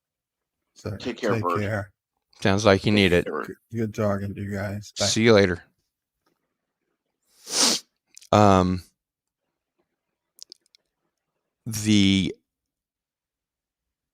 The level of wit on Rick and Morty, and that Dan Harmon possesses, especially in relation to Star Trek, is right up there. I mean, and then I saw something recently by the showrunner, this guy whose name I'm not familiar with, but he was involved with season 2 of Rick and Morty at some level.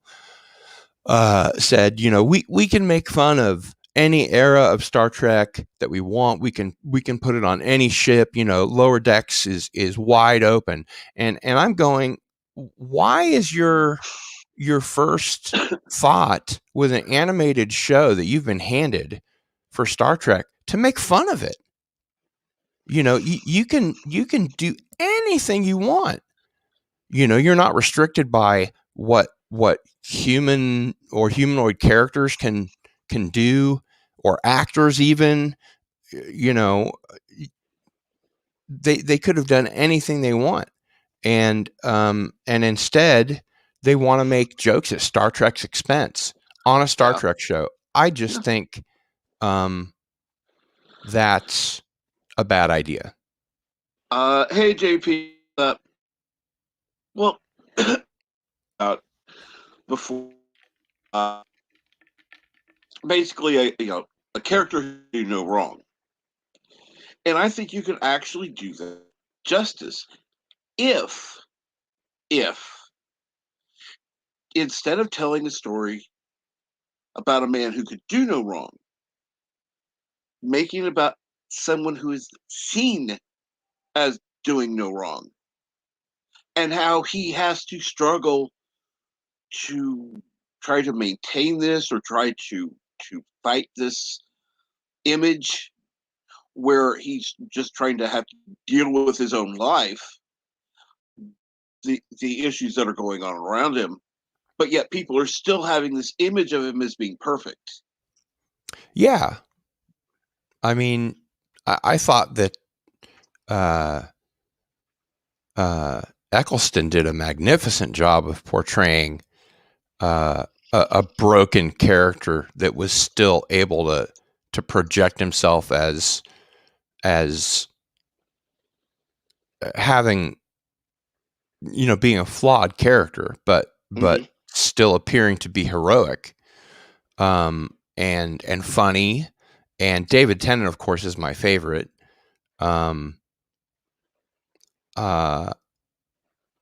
There's a lot of good storytelling to be had with a character like that. See, I would get you, an old media guy, and watch some Doctor Who, because I've only seen a few episodes, and the few I've seen have been like, I don't know. And those are the ones I've seen on my own. Now, old media guy had some stuff on his that I saw watched with him, and watching with a group of people, I was able to ask some questions, which made it more enjoyable. Sure. I'd be happy to host a watch party and watch Genesis of the Daleks with Tom Baker, or it's widely regarded as the best episode of classic Trek, or anything from really a certain number of seasons where the executive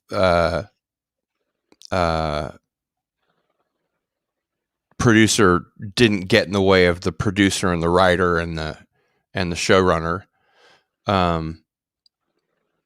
Yeah, I mean, anytime. Cool. I was so into Doctor Who when I was a kid. I remember one particular day I was at the arcade with my best friend, and I looked at my watch and I was like, there's 4 minutes until Doctor Who's on. It came on at 6:30 every day. And I lived maybe, as the crow flies, 3/4 of a mile. And there was an 18-foot creek in between. Now, I have to predicate this with the fact that my parents founded the Lawrence Track Club, and I was on the track club for 7 years when I was a kid, and on the swim team for 7 years when I was a kid. But a lot of time had elapsed, in between the two, and so I set off at a sprint. I didn't even say goodbye to my best friend. I just tore out of there. And when it came to jump the creek, I didn't even look. I just, my dad was an Olympic athlete, and triple jump was his sport. He was the 7-time champion for triple jump, and it was kind of like doing that. I don't think that I just, went from one top of the bank to the other top of the bank. I'm sure I, had to scramble up a bit, but the point is that I got home and the theme music was still on, and I was as happy as could be. And going back as an adult, my dad turned me on to science fiction, and I remember once mentioning to him that he should check out Doctor Who, and he was like, that's not science fiction. And I think from the perspective of someone that, as we were talking about before, is of the impression that a science fiction author gets one willing suspension of disbelief and then has to explain everything else. In that sense, he's right. It's not science fiction, but it's still a enormously enjoyable show, or it was. and like I said, they I think set out to undermine all the good, the real Doctor Who. And what and while I'm certainly happy to sit down and give you a watch party of what I think to be the best Doctor Who, and so we can pause and you can ask questions and that kind of thing. I think better still, just to give you a list of the episodes that you should start with, and have me on text or whatever if you have questions. But the really good episodes, you shouldn't need to. You should just be able to watch and understand. That's how good it was. It was, it started out in 1963 as a kids show, and it had, elements for everybody. But I mean, the kids that watched it during the Tom Baker era, the Fourth Doctor, had a phenomena they experienced called behind the sofa. They were so scared they would have to watch from behind the sofa, and the companions of that Doctor, at least, were pretty, and so there was something for the dads, and it was on on Saturdays, so it was prime. The BBC knew it was their best show, and they put it on at the best time, and it got the best ratings, and it was on for a really long time until the 18-year hiatus. And that's why I say there's so much more of it to be sabotaged with what they've done with this BBC diversity initiative than with Star Wars specifically. And, Star Trek's had many hundreds of hours, but not as many as Doctor Who. No. Doctor Who went a long time. And most of it was really, really good. Whereas with Star Trek, the first season of TNG, took a while to find its footing, and I think you can say that of every franchise or every show in the franchise. And there are some people that don't like Enterprise at all, whereas I find Enterprise to be a lot of fun. I think that especially in the third and fourth season, when it was under Manny Koto's control, there was a lot of good storytelling and a lot of fun episodes and a lot of because he was a Trekker and a fan, as well as being a showrunner with experience, and a screenwriter with experience. He was the perfect fit, but they didn't give him control of the show until after they knew it was going to be canceled. So he got the fourth, season, the last season, to work with, when it really should have had at least 7. It just,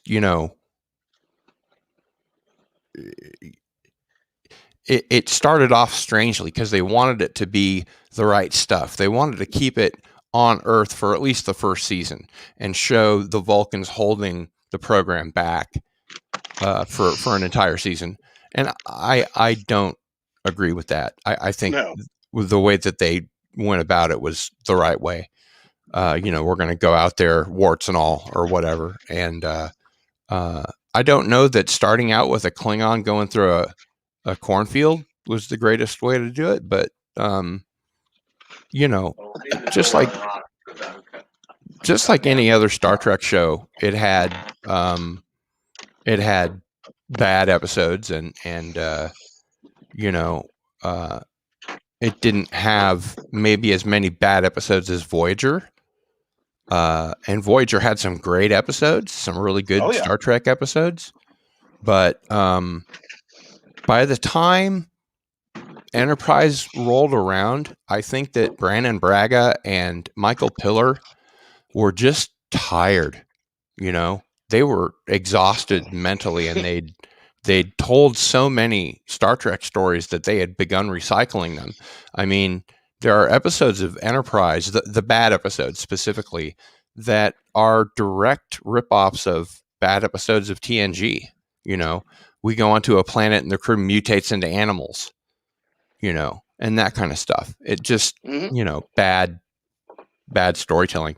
But I mean, my gosh, those guys, you know, were in charge of 25 seasons of Star Trek. Of course, they're going to be tired, you know.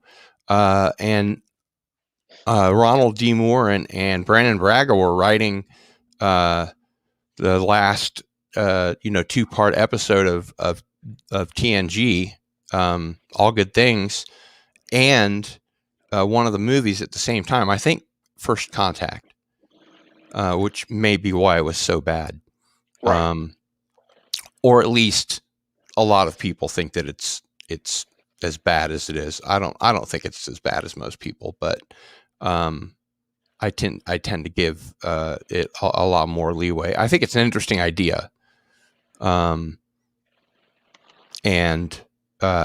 anyway, you know, somehow the subversion of not just expectations, but all 3 of these shows, which are, you know, to people like you and me and everybody in the chat, our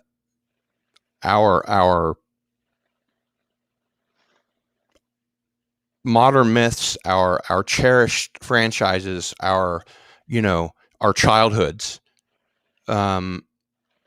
This seems to be a concerted effort somehow to usurp that. Right. And for Doctor Who, which is across the pond from us, and Star Wars and Star Trek, all to circle the shitter at the same time. Just, it seems incredibly unlikely that it isn't a coordinated attack somehow. You know? Yeah. Yeah. What are your thoughts on that? Well, like, for example, going with Star Wars. Now they're saying that Princess Leia was not a strong female. The hell. She had to hijack her own rescue, and she did. And please, there's no way you can tell me as this woman was not a strong character. None. You cannot convince me of that.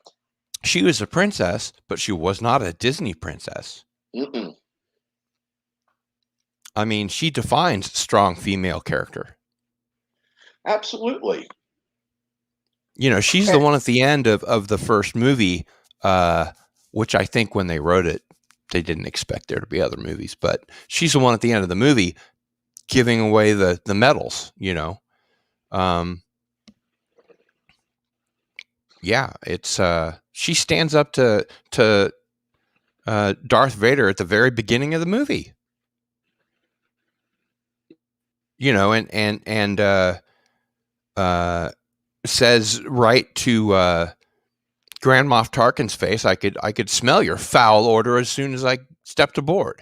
You know, she's giving it back at least as good as she's getting it. So yeah, they're you know, I know there was a cartoon or an animated version that came out. I didn't pay a lot of attention to it, but that Right.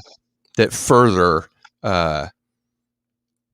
you know, white man bad and you know, strong female heroes, you know, even more. But yeah, that's nonsense. The idea that she wasn't a strong female character is ridiculous.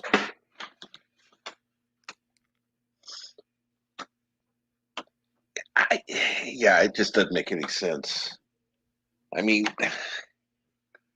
and I know back, let's see here. Star Trek 2, they were actually going to have a gay character, and they ended up cutting that out in Star Trek. Which is probably just as well. But the thing is, it wasn't an important part of the story. Exactly. They weren't going to make It can't be. Someone's sexual preference can't be an important part of a story, or it's a bad story unless it's a character study, like Basic Instinct. Yeah. Well, like there was another character in what was the one with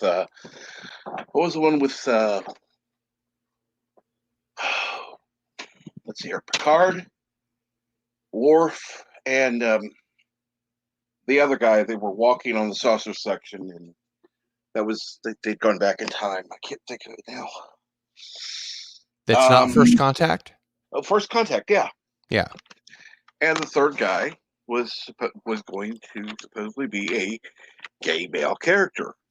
And it's like, okay, and right, as long as you have a good character, I don't care what his preference it's none of our is. business what they do in the bedroom or how they're inclined. It's not good storytelling. It's like I said, unless it's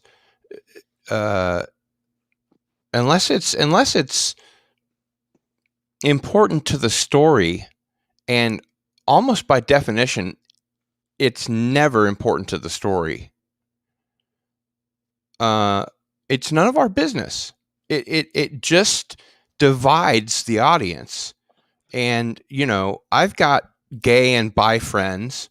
I don't have any trans friends, but I had a trans supervisor at work back when I still worked, who was a perfectly nice person until she had to let me go. And that was just, she was doing her job. Right. But, I've heard them say, many or most of them, I don't want everybody to represent me on screen. For instance, if everybody on Star Trek, for example, was Jewish, I would feel humiliated. Why is everybody Jewish? I don't need to see myself represented on the screen. In fact, it would bug the shit out of me. And that's what I've heard from my friends that are in the alphabet community, on all spectra of the rainbow. That having a little representation, maybe about the same percentage as in real life, would be fine. But making a big deal out of it just tears the storytelling apart. Yeah. And in lieu of telling a story, what they've done with modern Star Trek and with Doctor Who and Star Wars is instead lecture at us about things in which we already believe and we already know. Our generation was raised, on Sesame Street, learning some Spanish and learning that racism was wrong, and that you don't step on somebody else to make yourself better or bigger. And I think that the younger generation, the generation that's now, unfortunately, one thing that's very true of Hollywood, that it's not so much now as it used to be, but it used to be very ageist. And not so much the executives, but the writers and certainly the people in front of the camera needed to be young and good looking and talented. And now, it's just taking the opportunity to smash the patriarchy, even though, I marched, against apartheid at KU when we had to convince the Alumni Association to divest from South Africa, and had my photo taken along with everybody else by the helicopters that were flying around. And there was an agent provocateur that knocked up against me who was taller than I was. And I was 6'3.5" then, that had a military buzz cut and army boots. It was obvious that he wasn't a protester, or a marcher or whatever. And the ones that I were involved with were nothing compared to the ones they had in the 60s when they burned down the student union. In the 60s, college campuses were on fire, literally, because of Vietnam, largely. There were a lot of protests, but I mean, every generation has served their time, has done their bit to, hold the government accountable or try for things that they feel are not socially responsible. And it seems like, even though that was kind of the point of Star Trek, at least in the beginning, along with the Twilight Zone, had to wrap all those morality plays up to get them past the censors, so that the audience would get the message, and we did. It's like the people that are in charge of these franchises today don't know that any of that happened, or can't be bothered to watch at least the old material and see for themselves. Oh, yeah, the whole black woman communications officer on the bridge, Russian on the bridge in the 60s, in the height of the Cold War. Diverse as you please, just not saying, hey, we're diverse. Look how diverse we are. Hey, look how gay we are. Hey, there are 37 genders. We were always supportive of that. Right. That's what the point of all of these shows was, but just not to be lectured about it. No one wants to be on the receiving end of a lecture about, well, really anything, but especially stuff that they already understand and hold true.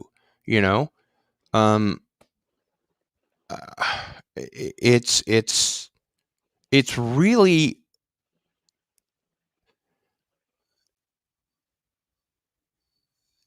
and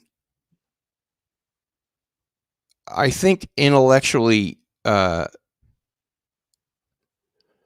it's insulting to the intelligence of the viewer, no matter who it is, no matter what generation they are, to lecture the camera about trans rights and gay rights and the rights of indigenous and colored people, wherever they come from. We're a human race. We're one race of people. We're a species. If there are people at this point that don't understand that we all live on the same planet and we're all Homo sapiens sapiens, well, that's an old way to think. But that's not. I mean, we don't need lecturing on how diverse we are. We don't need lecturing on you must accept, this or that, X or Y. It doesn't matter. Like I said, we grew up with that. We know that. We marched for those rights.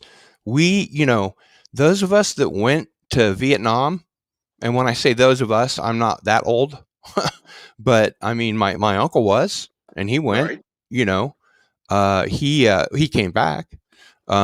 But I mean, he fought for those rights, and the rest of us marched for those rights, or did our duty in some way to hold the government accountable to what we thought was socially unacceptable. And that was the point of these shows. to inform and instruct and tell morality plays that made one level of sense, that if you didn't get that, it was at least entertaining science fiction, Yeah. like the Twilight Zone. And for today's storytellers, to completely find it's so important to go on this chiding and lecture gig at the expense of telling a story. The thing that really chaps my pajamas is when Cray KK decides that her brand of intellectual or identity politics is so important that it has to upend the sequel trilogy, and then goes and does what she did to Gina Carano, where, if the rumors are true, Jon Favreau took a call outdoors when he had several people over at his house and was screaming into the phone, "How dare you do this behind my back?" Yeah. If that's to be believed, and if he felt that he had to keep, the return of Luke Skywalker at the end of season 2 of The Mandalorian a secret from her for an entire year, evidently there's a divide between the two of them. You know what I mean? It's just,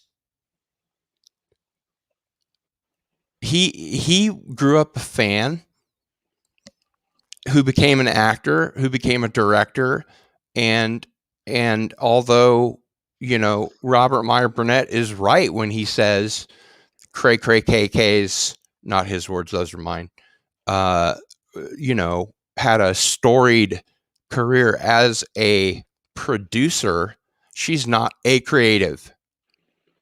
And when she's put in the position of being a creative and packs the Lucasfilm Story Group with women that are willing to kowtow to her brand of identity politics, that's not storytelling. No. It's sabotaging a beloved franchise with a 45-year history, whatever. Yeah. And the way it's been done, at the expense of Disney's shareholders and stakeholders, to the degree that's been so heinous. I mean, never mind that it's tanked Star Wars and it'll probably never recover. Just the damage it's done to the Disney brand, I can't imagine is worse than the backlash they would suffer for letting her go because of it. Disney's, even before the pandemic, their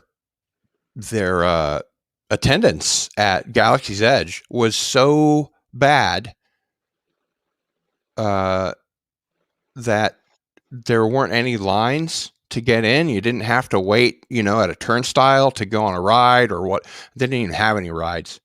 And she had convinced Bob Iger, we're going to make a lot more Star Wars movies than have been made. So we should make the park reflective of those.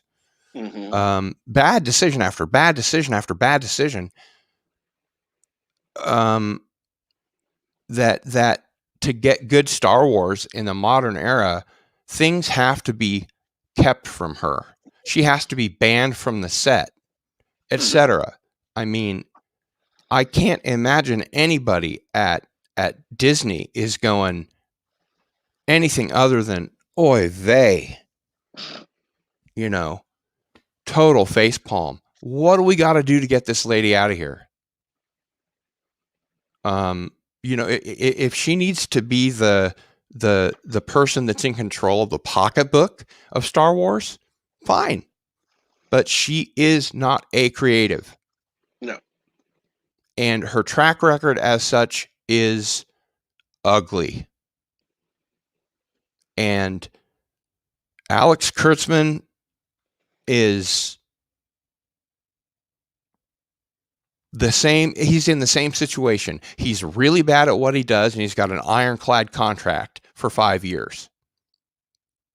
I didn't believe it for a second when Bob Chapek said that he fully intended to renew her contract when it came up this year, because he'd be ousted from the board would have his head. And enough people in the UK are not intentionally not paying their television license fees that it's become evident to the BBC that the current regime at Doctor Who has got to go.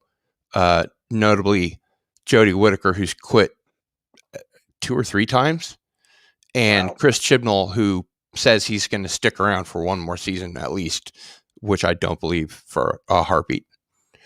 But again, all of these things happening at around the same time, just to this storyteller, smack of conspiracy. Something is joining all of these efforts that happen at the same time together, and I'll be damned if I can figure out what it is. But for 3 corporations, entertainment corporations, to be willing to sacrifice this much money, we're talking about billions of dollars each, and Star Trek is probably the worst. $100 million a season, I think, is what I heard Robert Meyer Burnett say. Wow. Yeah. And they're short seasons. A 6 to 10 episode season is not like a 26 episode season like we used to watch, Oh yeah. You'd think, I mean, now we're talking $10 million an episode, right? Jeez. I mean, I thought Seinfeld was expensive, and it was $1 million an episode. And that was just for the cast. They didn't go anywhere. The sets were just his apartment and the diner, Yeah. If they hadn't amortized the bridge of the Discovery, which they're able to redress to other starships and whatever, in the first, in the pilot, they couldn't have afforded a bridge. And this goes beyond mismanagement to me. It can't be just 3 showrunners happen to be of the same political stripe or opinion. I'm sick of politics. Let's just call it opinion. Yeah. It can't be coincidence. It can't be just ineptitude. It can't be coincidence. There's got to be some larger social contract going on that, as a fan base, even as the fandom Menace, that we're not picking up on, or that we can't see because, we're not the Illuminati or the 1% or whoever's in control of it. We don't have that sort of breadth of scope. Wow. And it's being done to the degree that people are willing to walk away because they're so disgusted. And, I'm sure you heard the news from the other day that the High Republic, I guess it was the Star Wars YouTube channel, had so many downvotes, that they suspended voting, and that something like 500,000 comments were all bad, so they had to suspend commenting. When that's the case, why even have a channel? Yeah. If all news is bad news to everyone, what's the point? At what point can these corporations stop hemorrhaging money? You know? Who's paying for it? Is this a big George Soros operation, or come on, really? Is this a big Bill Gates operation? Everybody who is invested in it. I mean, if you didn't see the live stream that Gary of the Nerdrotic channel did about what it was like for him to go to the big Star Trek con, the one in Vegas, Right. Where people were, recognizing him, and most of the people were older, in their 50s and 60s, and he got the impression that the people that were young, who were cosplayers, were paid. And they were all telling him, take it easy on Discovery, it'll get better, and all this kind of stuff. He was having none of it. He was like, you can put lipstick on a pig, it's still a pig,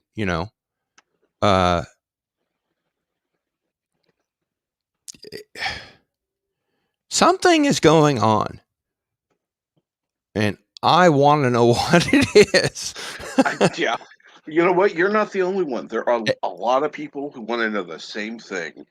And unfortunately, right now, I don't think we're going to find out for a while. It's going to be, little by little, we'll find out stuff. But I don't know anymore. No, I think you're right.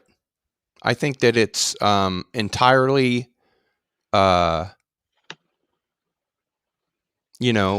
matter at this point of, unfortunately, sit and wait and see, what happens, where this is going to take us. But we have spoken. The people in charge know how we feel. Yeah. Certainly after this latest go round, when Pablo Hidalgo, who started out as a fan, and was taking, responsibility, for stuff, and became an executive, and then starts pissing off fans and saying stuff about fans that isn't true, and insults the largest Star Wars channel on YouTube, and all of this stuff with what seems to me like is probably an AI written article in Variety or whatever it was that called out all these YouTubers by name and calling them alt-right when that just wasn't the case. No. And I've seen the video, as I'm sure many people have. And the problem was they were using edited clips that supported their ridiculous stance. There were ones that I saw in there that it's like, wait a minute, I saw that live stream. That wasn't the point of what was being said. Mm-hmm. So yeah, you could take a clip of somebody saying blah blah blah in the middle of a sentence, and or what a paragraph, whatever they're saying, and it be taken out of context. I could say, oh yeah, the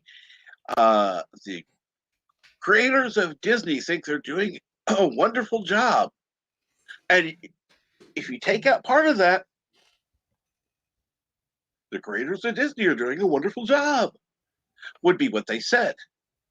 Why? Editing. Well, that's a hell of a lot of editing. But seriously, that was really what was done. They took out these portions of live streams that they obviously took time to watch videos. to find what they wanted to portray. And I didn't see the video. I only saw the article when Echo Base Network brought it up, when they were called out by name and called alt-right, or I think what was said was that that Mark Hamill didn't realize that he was retweeting content creators from an alt-right space, and they're not. And they've reacted with, I think, 2 videos now about what they are and how all lovers of Star Wars are welcome, whether they love sequel Star Wars or prequel Star Wars or OT Star Wars or The Mandalorian or any of the EU or whatever. You know, they have a very positive channel. They're unhappy with the way that Cray KK, my words not theirs, has handled her job and what's gone on under her watch. But they're a very positive channel, and they welcome people on to have, you know, pop-ins and their opinions heard, and you know, a lot of people, as it turns out, aren't fans of the Disney sequel trilogy because it sucks. And it's not really so much that it's poor storytelling, is that it's not storytelling, like we were talking about before. You know, a Mary Sue, you know, jumping on board the Millennium Falcon and knowing how to fly it, and picking up a lightsaber for the first time and knowing how to defeat Kylo Ren, who is a Sith Lord, and all this kind of stuff. It's just, you know, they paid J.J. Abrams a lot of money to do whatever she told him to do. And it got worse, you know, as it went along. And I didn't even see the third one like you. You know, yes, there is some kind of conspiracy going on. Otherwise, these corporations would go, well, that experiment just didn't work. Let's go back to making money and telling good stories. Yeah. You know. Oh, wow. I cannot believe we've gone over 6 hours. Hey, all right. Unfortunately, my computer is saying, hey, it's time for me to shut down. Yeah. So I do want to thank you, Cardinal Sin. I also want to thank everybody who's been on the panel and been in the chat. It has been very, very much a pleasure to be on today. It's been my pleasure. Have the restraint of time as some days have. But I will say that for most of you, oh yes, Kronos, you told me. Anyone who's interested, Andy Tricker is on Twitch right now. You can join him live. I'm going to have to shut down. But again, thank you for joining us and have a great day.